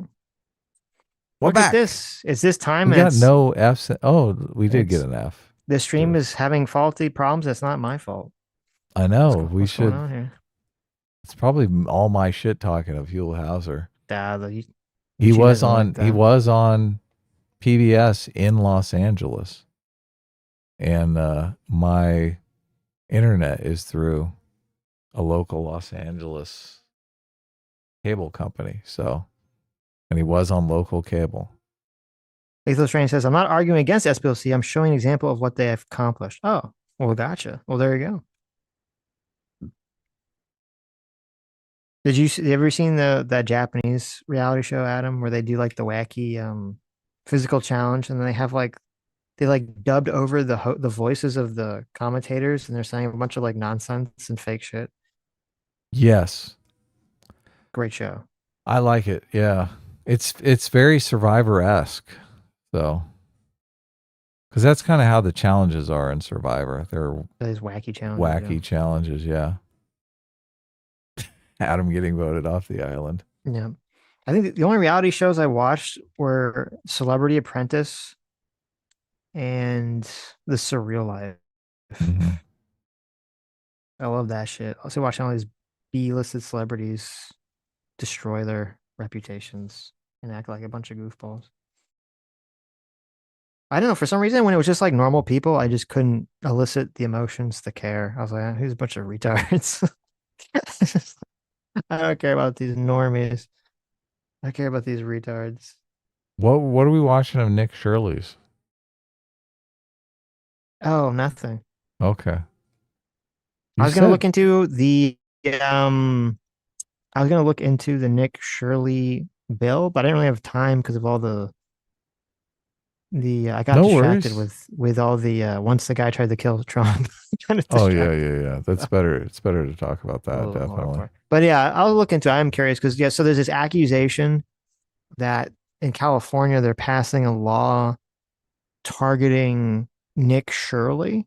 Yeah. Essentially I saw to make that. it like harder for Nick Shirley or for people like Nick Shirley to essentially investigate on fraud stuff. So I was curious about that. Which is insane. Completely insane. Right. We should be motivating whistleblowers, especially of course if fraud is going on right in front of them, right? Right. Jackass definitely counts as reality television. I was gonna say it doesn't count as reality television. Really? Oh my god. They're just like How does it not? Because to me, reality television usually there has to be some sort of like challenge element to it, or a competition, or something. Like just having like a bunch of random guys do like goofy shit. That's not really reality TV. That's just guys doing goofy shit, right? Have you seen Bad Grandpa? I have seen Bad Grandpa. Yes. That's a great movie. Yes. It's a Jackass guys, but I know. Dressed up like an old Johnny Knoxville, dressed up like an old man. Yes. But it's so good because they prank so many people. Mm-hmm. The prank it's all about the prank reactions. Of course. Yeah. The Jackass is a great show. The Jackass movies were fantastic. So yeah, comedy gold. Comedy gold. Very fun. All right, it sounds like we're winding down. Thanks for coming, everybody. Did we do all the super chats? Famously told the story about how watching the Jackass movies helped me come down from a bad trip. I remember that. Yeah. Trip. So it saved you. We did all the super chats. Both of our internet is cutting out at the same time, which is my internet finally started having problems. It's finally hiccuping. Yeah. Now that the internet on my end is doing great. Right. We're completely back in the game here. Now your internet's cutting out. Mm-hmm. What is it about this special time? We have to take turns, obviously. Mm-hmm. Back and forth. Anyways, are we going to do harmonica outro, or are we just going to skip it? Anyways. What do you want to do? It's up to you. You want to talk about isekai protagonists? I mean, I can without harmonicas if you're feeling lazy. Yeah. Can you really? I don't think you can. Anyways, thank you all for coming. Thank you all for incredibly generous donations. You who made it in the stream, you are the true heroes. You are the true free will seekers. You are the true anime isekai protagonists who would always make it to the end of the last round of Survivor. That's right. Every single person here, you would be the last person at the very end. Now, I'm not saying you necessarily would win the $1 million, but you will make it to that last round and maybe get voted out by some jealous fucking cunts to some gay nudist because they just didn't like that you chatted all over them on the physical challenge. But that's the way life goes, baby. Anyway, we'll see you all next week. See, you have so much more zeal in your voice as soon as the harmonica kicks in. You're like, oh, yeah. Then you really sell it. Well, I have to talk over the harmonica, so I have to be louder. It's great. That's the psychological trick. All right, bye-bye, everyone. See you next week, and maybe during the week. Who knows? Maybe. We'll see what happens. Don't get your hopes up.